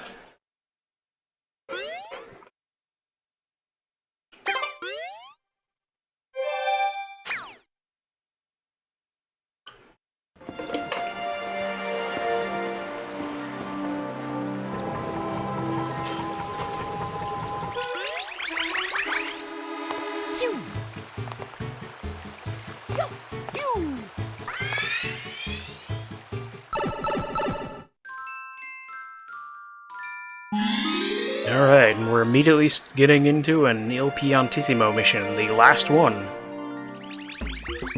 Crazy climb.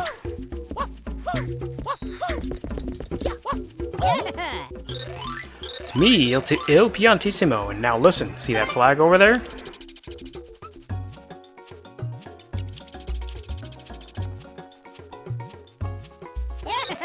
Now you and I shall race to get there the fastest, yes. My personal record is 30 seconds. Impressive, eh?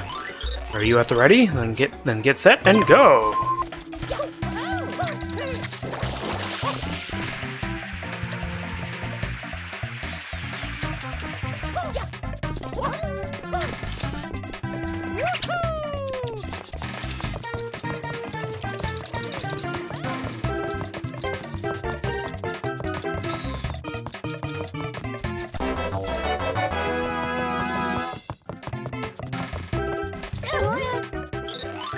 Yes, grr.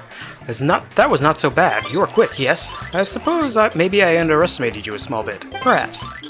You try again after you have practiced more. Until then. And there we go. That is the last of the Il Piantissimo missions.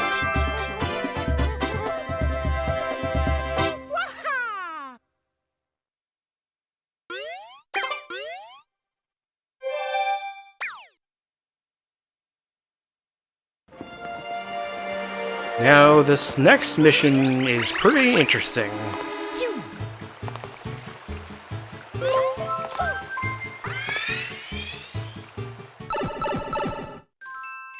Episode 3, The Goopy Inferno. Now, when we start this mission... Yeah. This is a regular level that is without FLUDD. And as you can see, they make it really intimidating without FLUDD. Just look at all this goop that you can't clean up.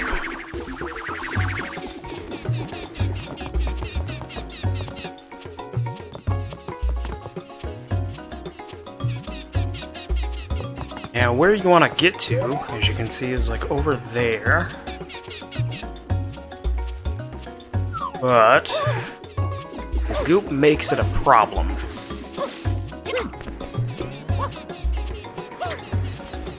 Because as you can see, there's a bunch of goop all over the place, even in places where you could normally get to. And as you can see, if you jump into the goop, you're basically gonna get juggled.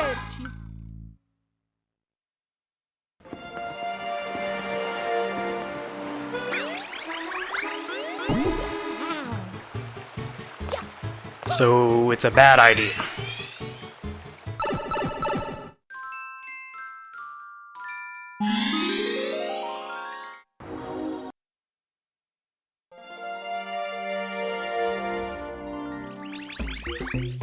Now, the traditional way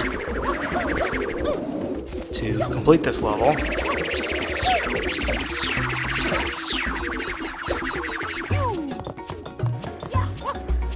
is to come over here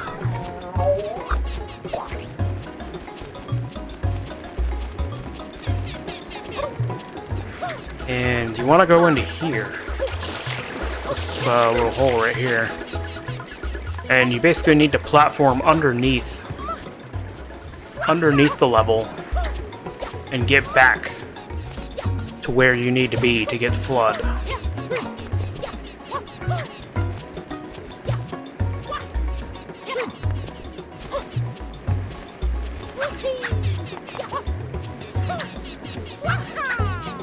Because as you can see, just like going around in this level, they really do not want you to get there in a traditional method.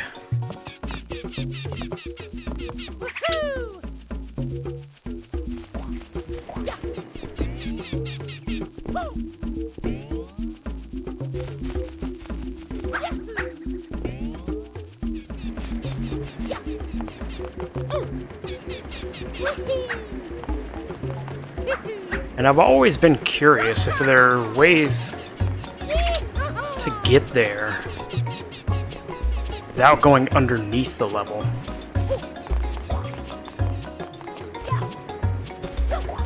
Which I think there is.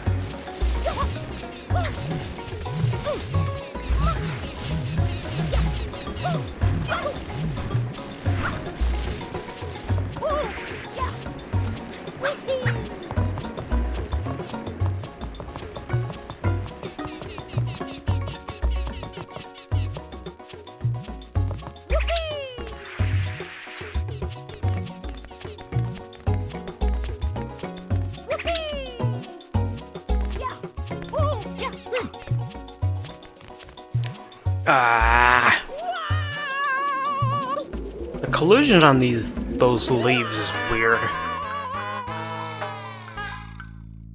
Cause like some of them you can climb up traditionally, or like walk on them.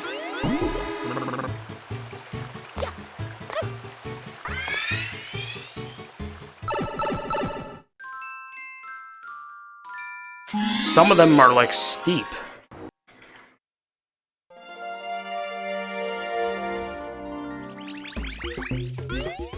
I was just curious to see if there was a way for me to get over there.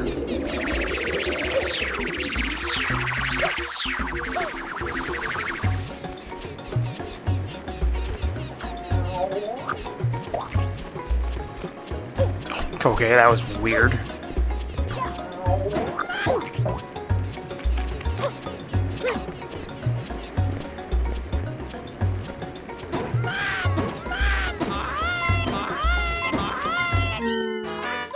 I'm gonna end up getting a game over just because of my curiosity.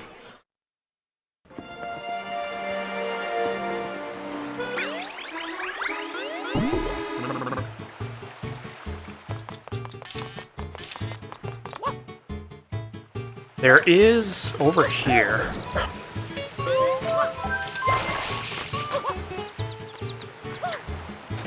There is a one-up mushroom hiding down here, if you need it.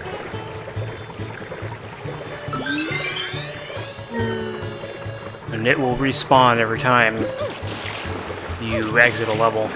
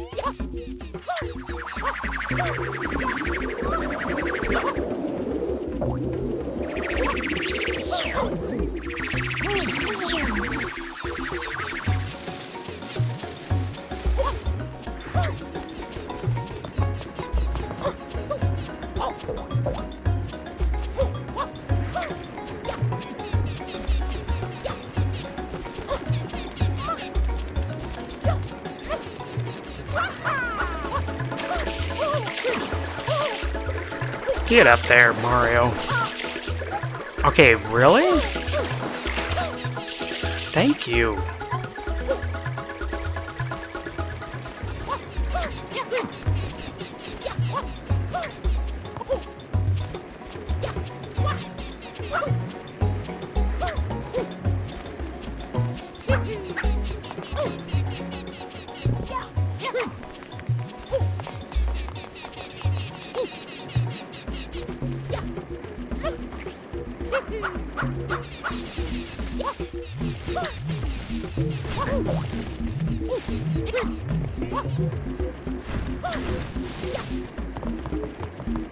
I'm sorry, but I can't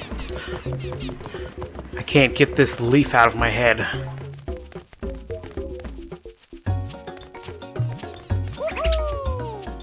I want to see if you can get to it. You can, awesome.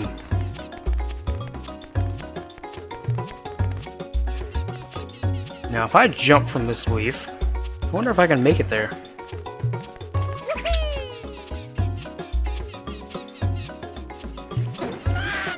Oh, I feel like I could.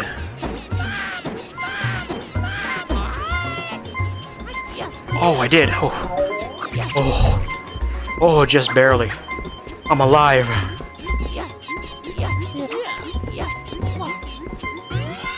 Okay, we got Flood back.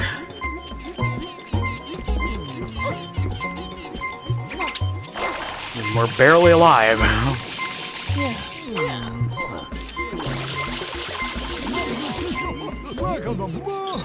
Phew, you saved me. Thanks a bundle.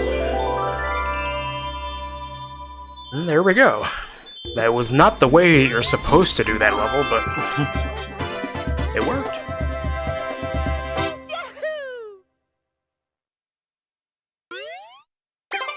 I just wanted to see if it was possible. I couldn't stop thinking about it. I needed to see. And it was possible. I took a lot of damage, but I did it.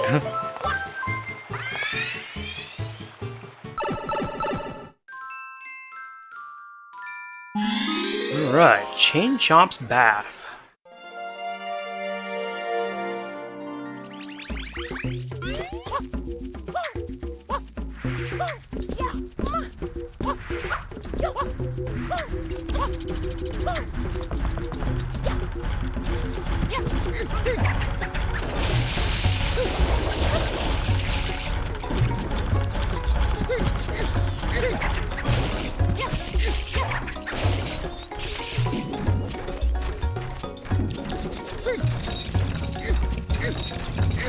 So what you want to do is you need to get this Chain Chomp to the spring.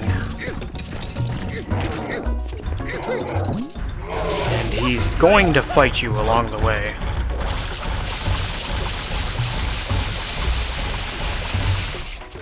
If you get a water bucket nearby, you can like instantly get him to cool off. But if not, you're just gonna have to use water. Like the water from the nozzle.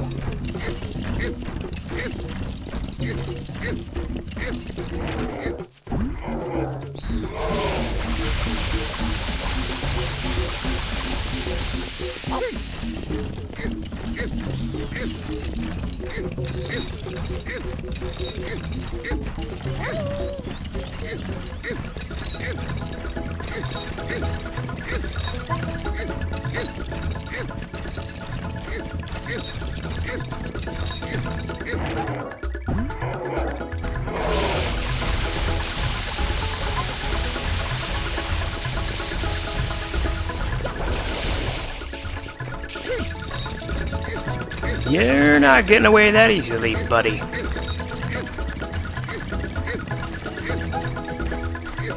There we go.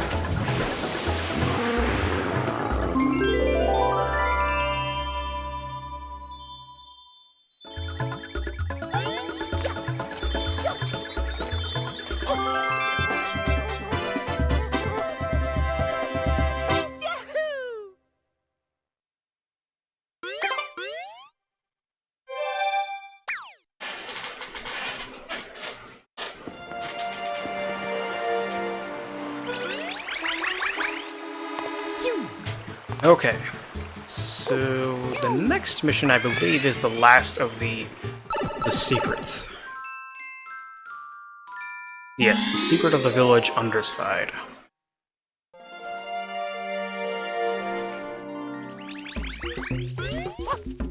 This one involves Yoshi again. So he wants a melon. The fruits can be found over here underneath this one tree.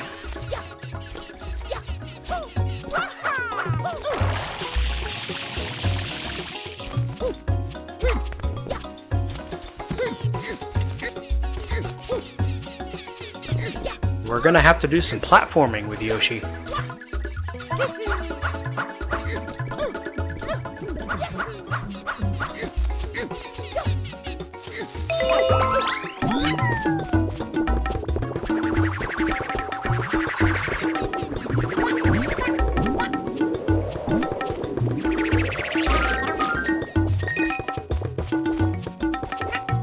So you want to head down here.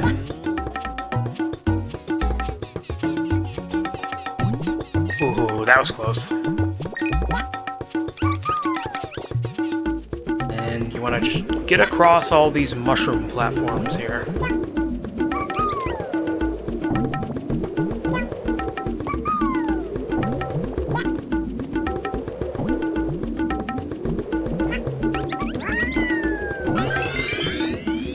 And here is where I was talking about the barriers that only Yoshi can remove. You just spray that with juice and head in there.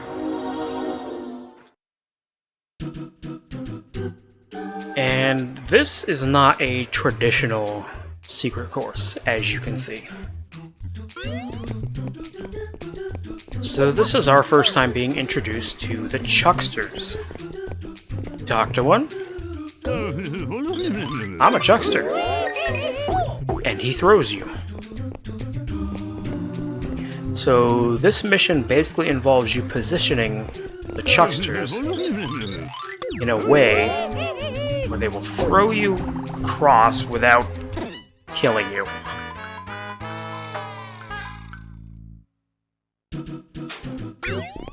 And you gotta be careful of Mario's positioning as well, because the angle that Mario is standing is gonna determine how they throw you as well.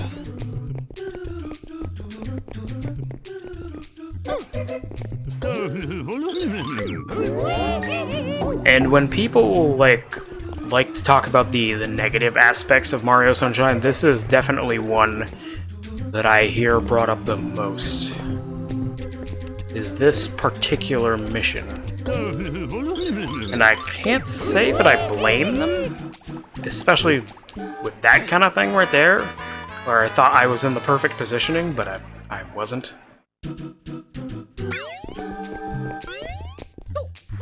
Like, your angle really matters here. And if it's not perfect, you're gonna die. Because there's no real other way to get across these areas.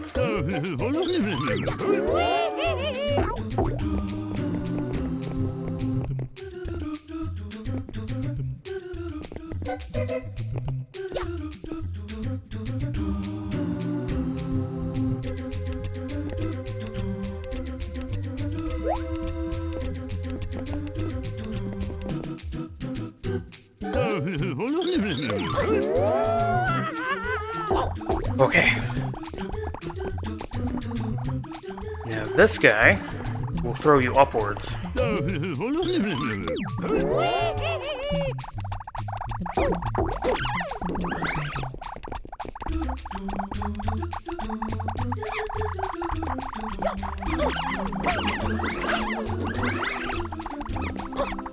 Now I think...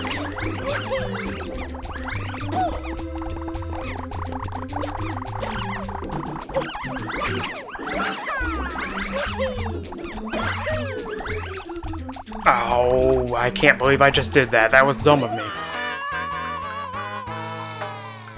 I think there's a way to get one-up mushrooms from the Strollin' Stews by jumping on enough of them. But there, I let it kill me.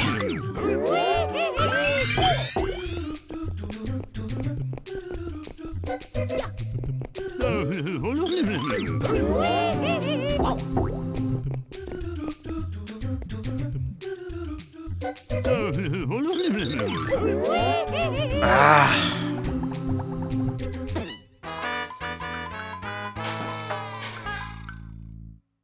I can never get the angle right.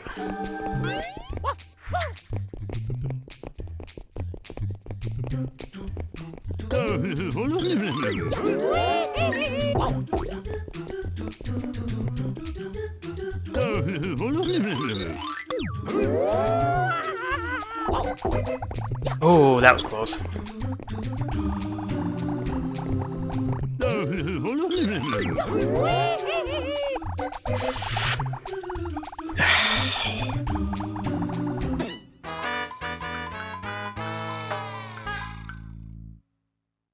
Yeah, this is definitely like one of the weaker missions of the game, just because of how annoying it is.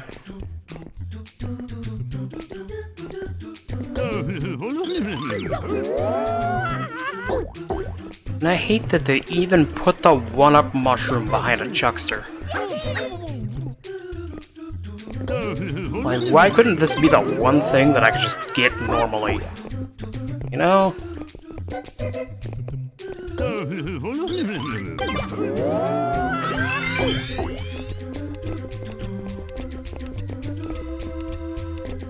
Like, this is definitely the worst mission in the game. Like, hands down. This and the blooper mission in Rico Harbor. The red coin one, specifically.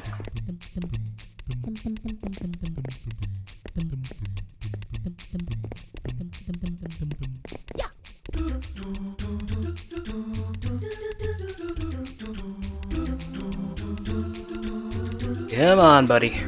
Get over here. Well, I can talk to you.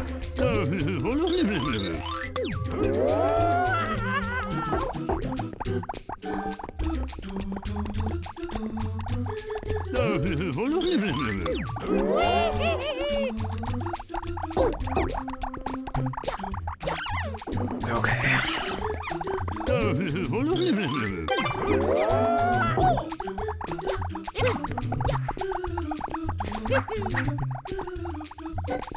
So, this is the scary one.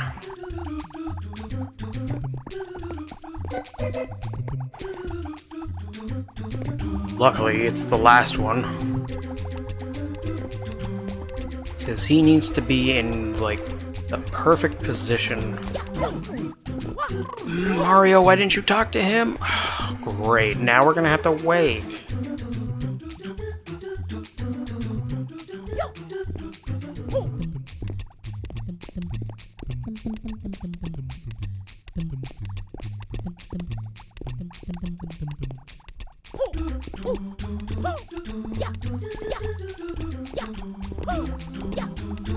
Yeah, for some reason, I'm not sure why they decided to do this, but they made the talk button on the jump button in the Switch version. In the GameCube version, it was the action button, like the dive button, which would be the Y button in the Switch version. Oh no, that's not gonna work. I was at an angle. Dang it.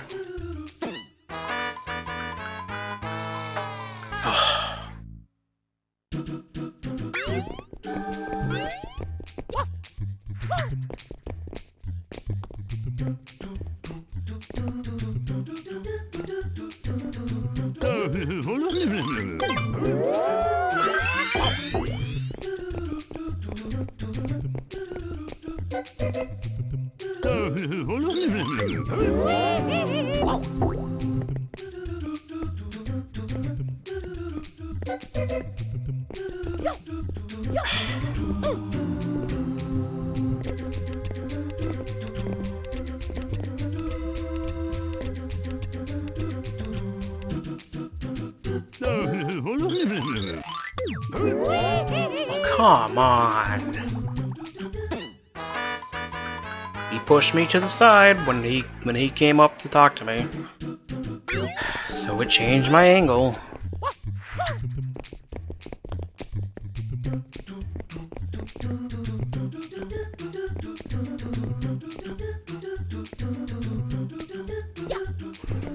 I'm sorry, but I don't think this needed to be as specific as they made it.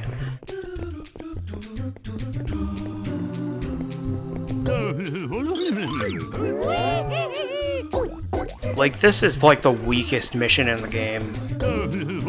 Just because of the way that they programmed this. Like, why does it have to be such a very specific angle that you can get knocked out of if you don't talk to them correctly?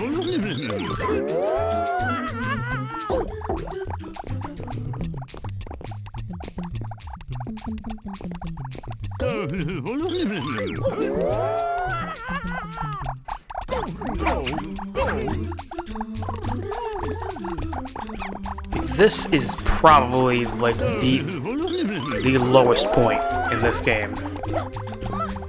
And I'm not sure why it had to be like this. Like, why couldn't you just tell them to throw Mario in like the direction he needs to go to get to where he needs to go?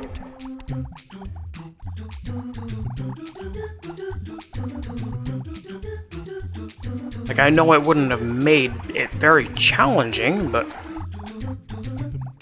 still, I think it goes a little too far past challenging and with the way that it's programmed here.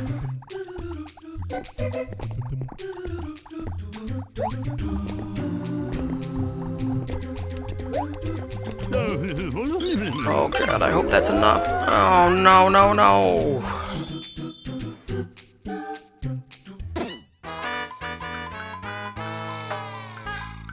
Because even if you think you have it just right, you could be off by like a few degrees. And that's all it takes for them to just throw you into the void. Like, I don't think it needed to be this specific. Like, I feel like there should be a degree of lenience with this.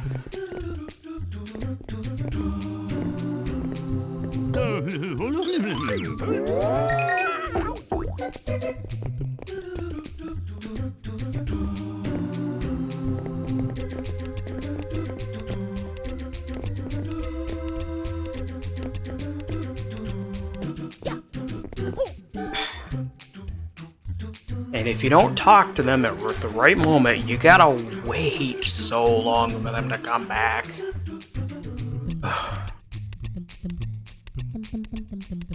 Come on, turn around. Jeez,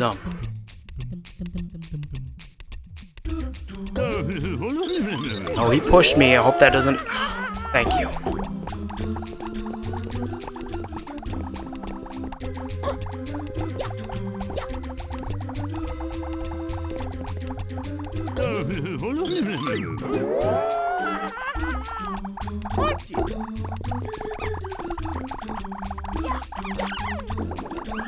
This is probably why I forgot about this mission when saying that the Noki Bay secret mission was the last one.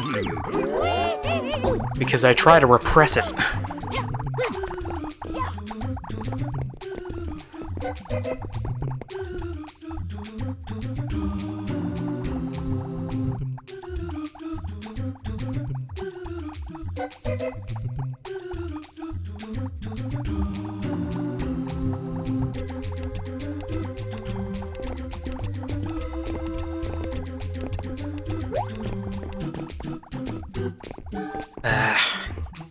And the thing is, Mario doesn't, like, snap in certain directions. He turns around weird sometimes. Oh. Why, Nintendo? Why did you have to make the talk button the jump button? Why couldn't you just keep it the way it was?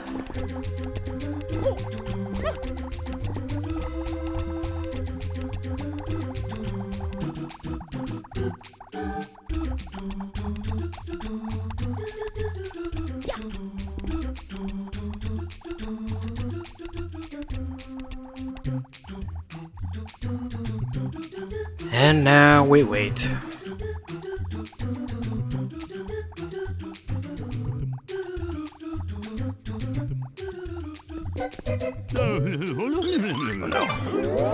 No!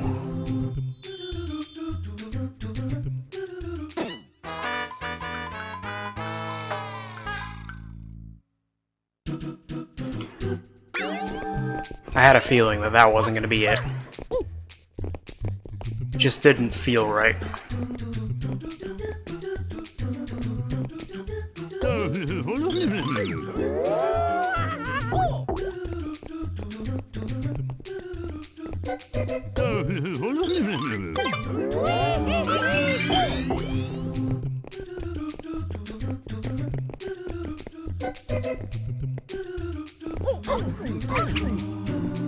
Mario, talk to him.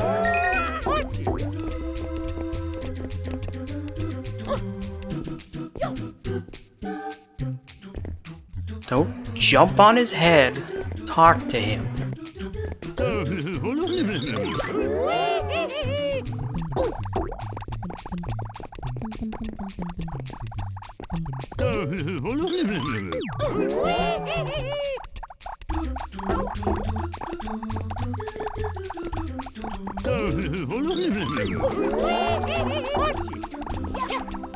Dang.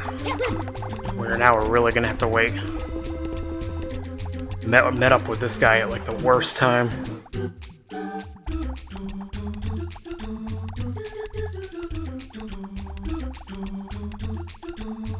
The thing is I've been really trying to be nice to this game because I actually really like it. It's just the sour spots in this game are really sour. Like, as much as I love this game, the low points are low. Like, I'm not exactly sure what they were thinking with this mission.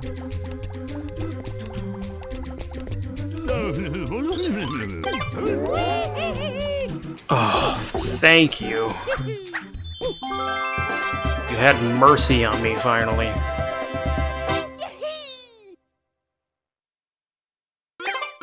And the worst part is that that's not going to be the last time we'll be in that level. We'll have to revisit every secret mission a second time. Mind you, it'll be like a little better because we'll be able to get across certain platforms with FLUDD instead of using the chucksters, but...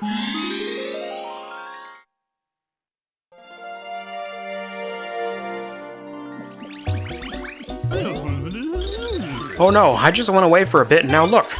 Can't believe it, another fine mess and it's a doozy. Some of the villagers are trapped in that burning ooze. And I just finished evacuating everyone a little while back. What in the world's happening? I think I may just start crying. I'm sorry to trouble you time after time, but please, did you find the time to help us out again? 10 villagers are trapped in the slime. You must hurry.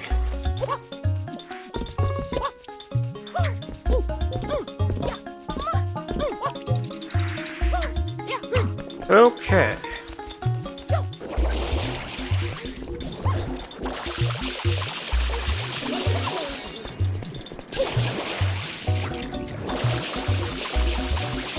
So, we're gonna have to do this mission again at some point, because I think some of these guys give you blue coins as a reward, if you talk to them.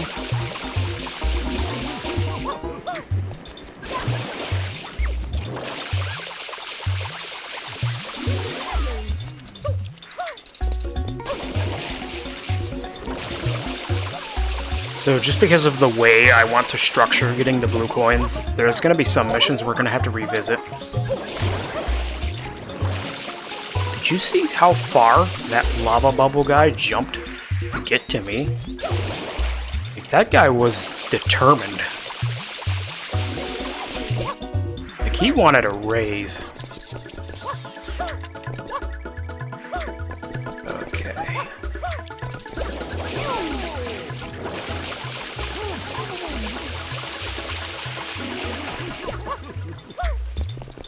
Alright, who am I missing?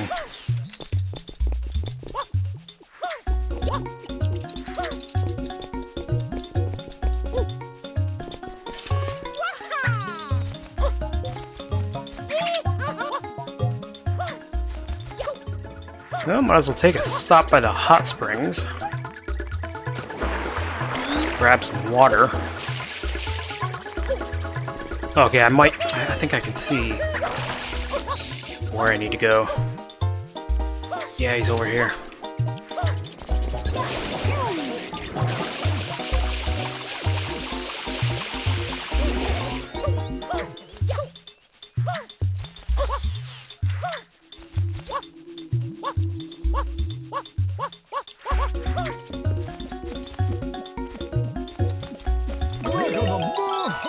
You're the savior of Pianta Village. We're in your debt.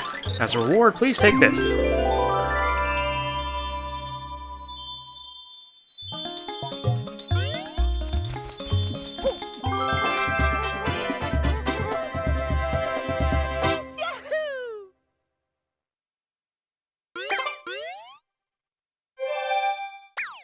Okay. One more main mission to go.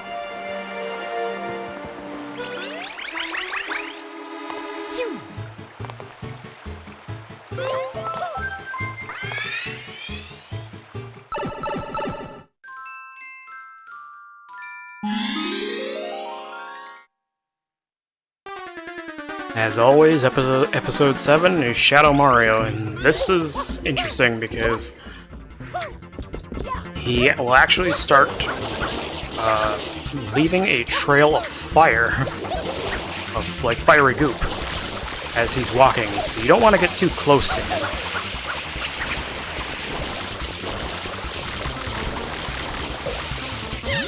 But he's still the same easy Shadow Mario.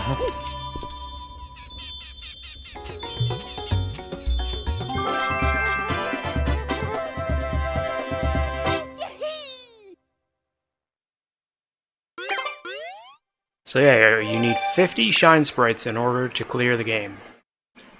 After you get all of the Shadow Mario missions done, the entrance to Corona Mountain will be available. And Delfino Plaza is flooded. There is a lot here that is inaccessible now because of the water.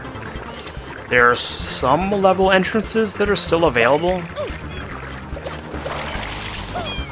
but we're gonna head towards Corona Mountain, but we're not gonna clear it. We're going in to just get the blue coins.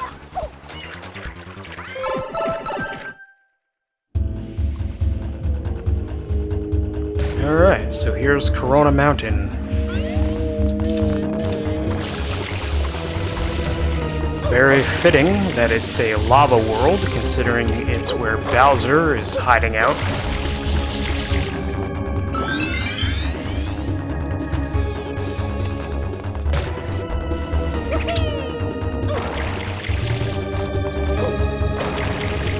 So I believe there's 10 blue coins in Corona Mountain. Here's the first one.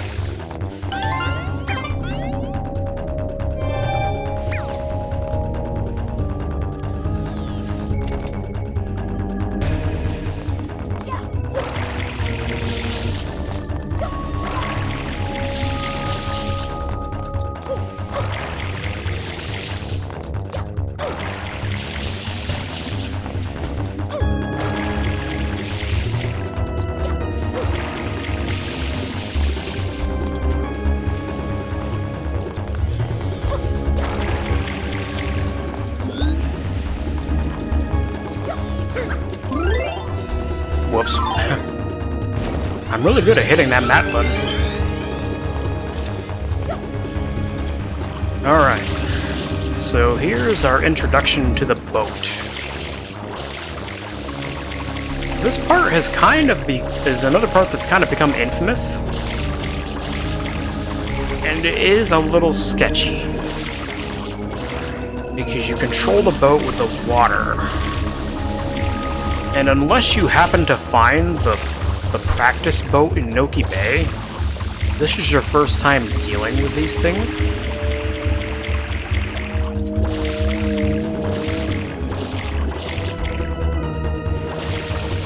Like I said, there is a boat in Noki Bay that you can use as practice. But you kind of have to go out of your way to look for it.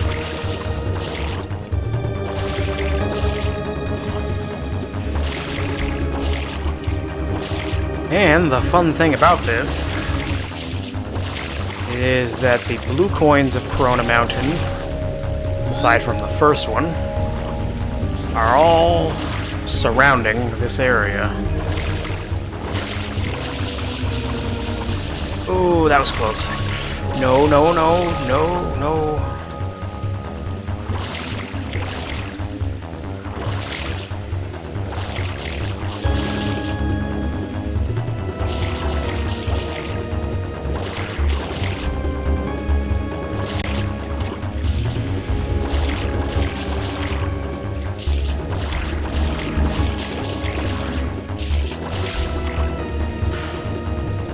Why is it moving so fast?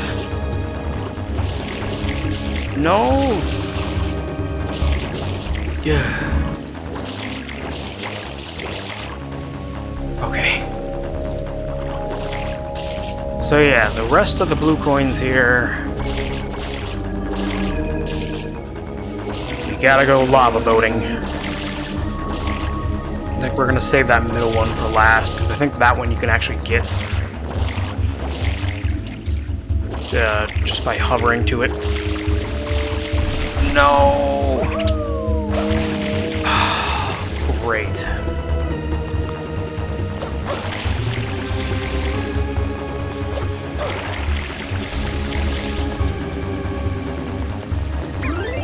Well, we're gonna have to start over. Unfortunately.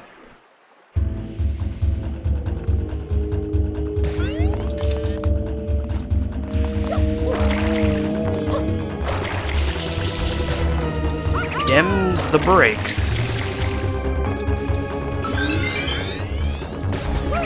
Yeah, the water boat, the lava boat section here, it's kind of become one of the most infamous things about Mario Sunshine, and for good reason. It's extremely finicky. Like, the boat does not move in the way you want it to a lot of the times. And sometimes, like a couple moments there, it moves way faster than you want it to, just from like little spurts of water. Like, there are times where you just want it to move a little bit, and it wants to go like hyper speed.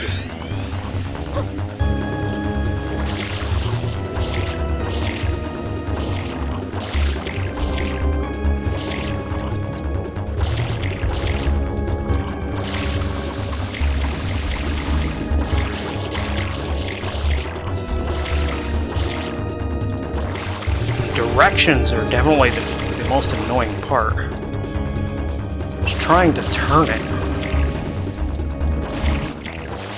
It's like you really gotta fight with it.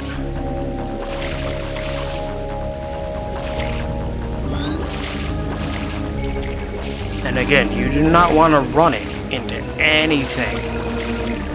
Because if you do, it's over.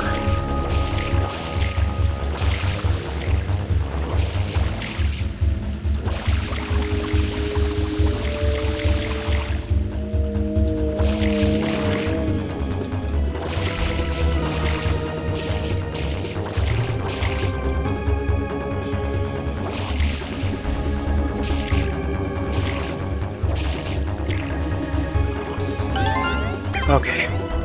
There's one. Well, two, I guess, technically.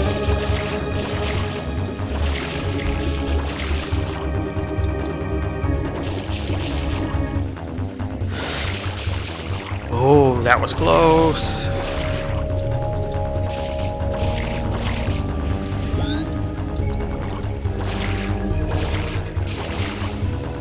No! Why? Why?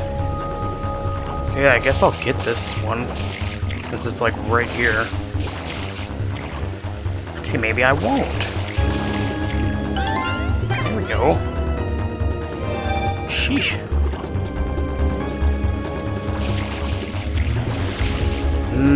No.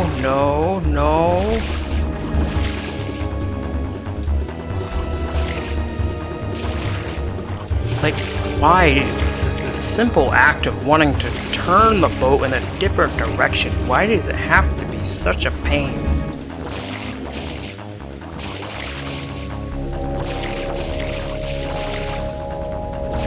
See, it's not...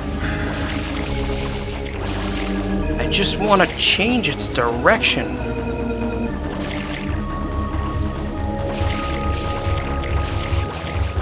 There we go.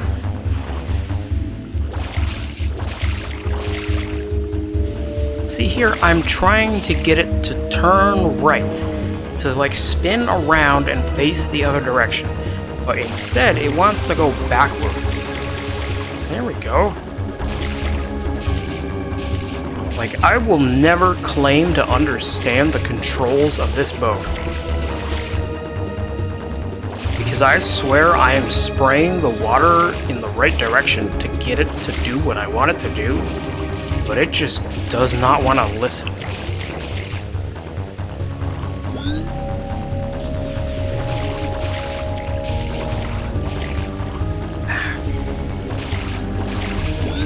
Come on. Little movements. There we go. Okay, that's 4. 6 more to go.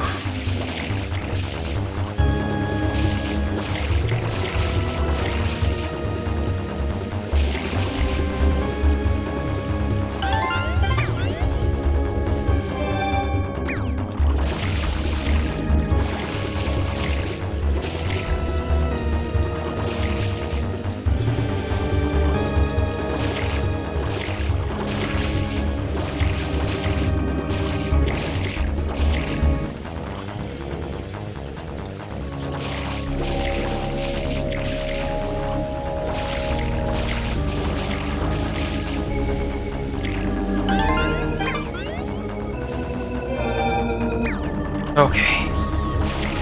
Sorry if I'm being like really quiet. Just trying to focus on this. Because I do not want to lose this boat.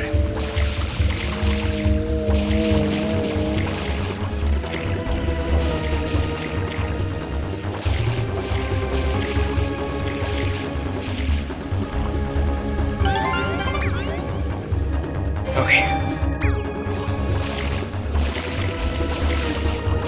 3 more to go.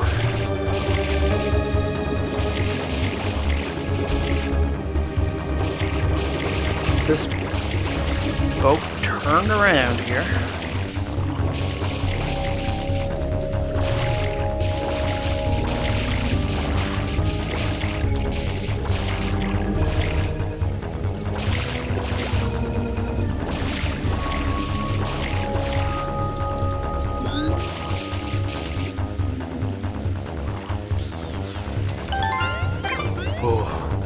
I'm cutting it really close with some of these rocks.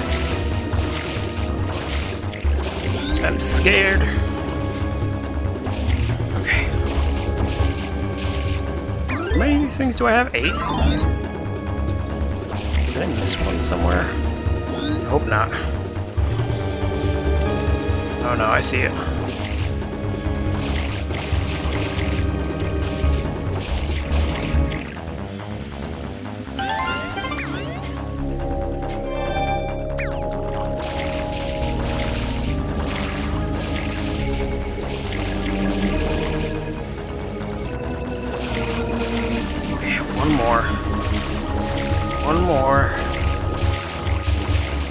This is it. And then we're leaving Corona Mountain for now.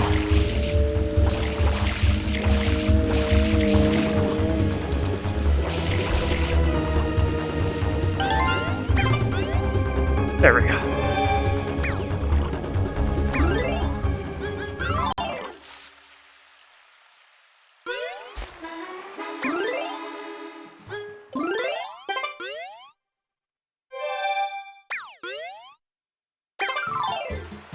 Okay. And with that, we have basically cleared the main game of Mario Sunshine. Now we need to focus on getting the rest of the Shine Sprites. Which 24 of them are blue coins, so that'll probably be the last thing we do. The last of the extra stuff, but next time, which will be next Thursday, we will start doing all the extra stuff, all of the extra missions, which includes the secondary missions in the secret courses, the 100 coin missions.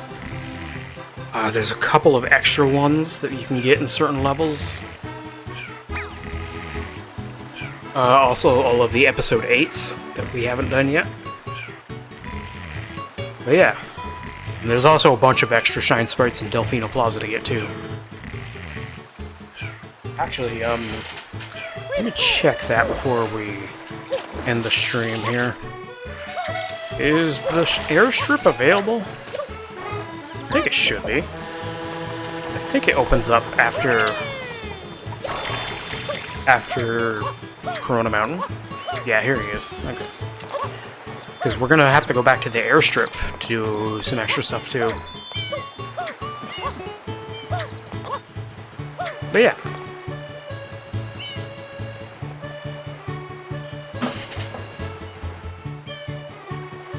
So tomorrow is the Community Day, which usually just amounts to us playing Smash Brothers. So that's probably what it's gonna be.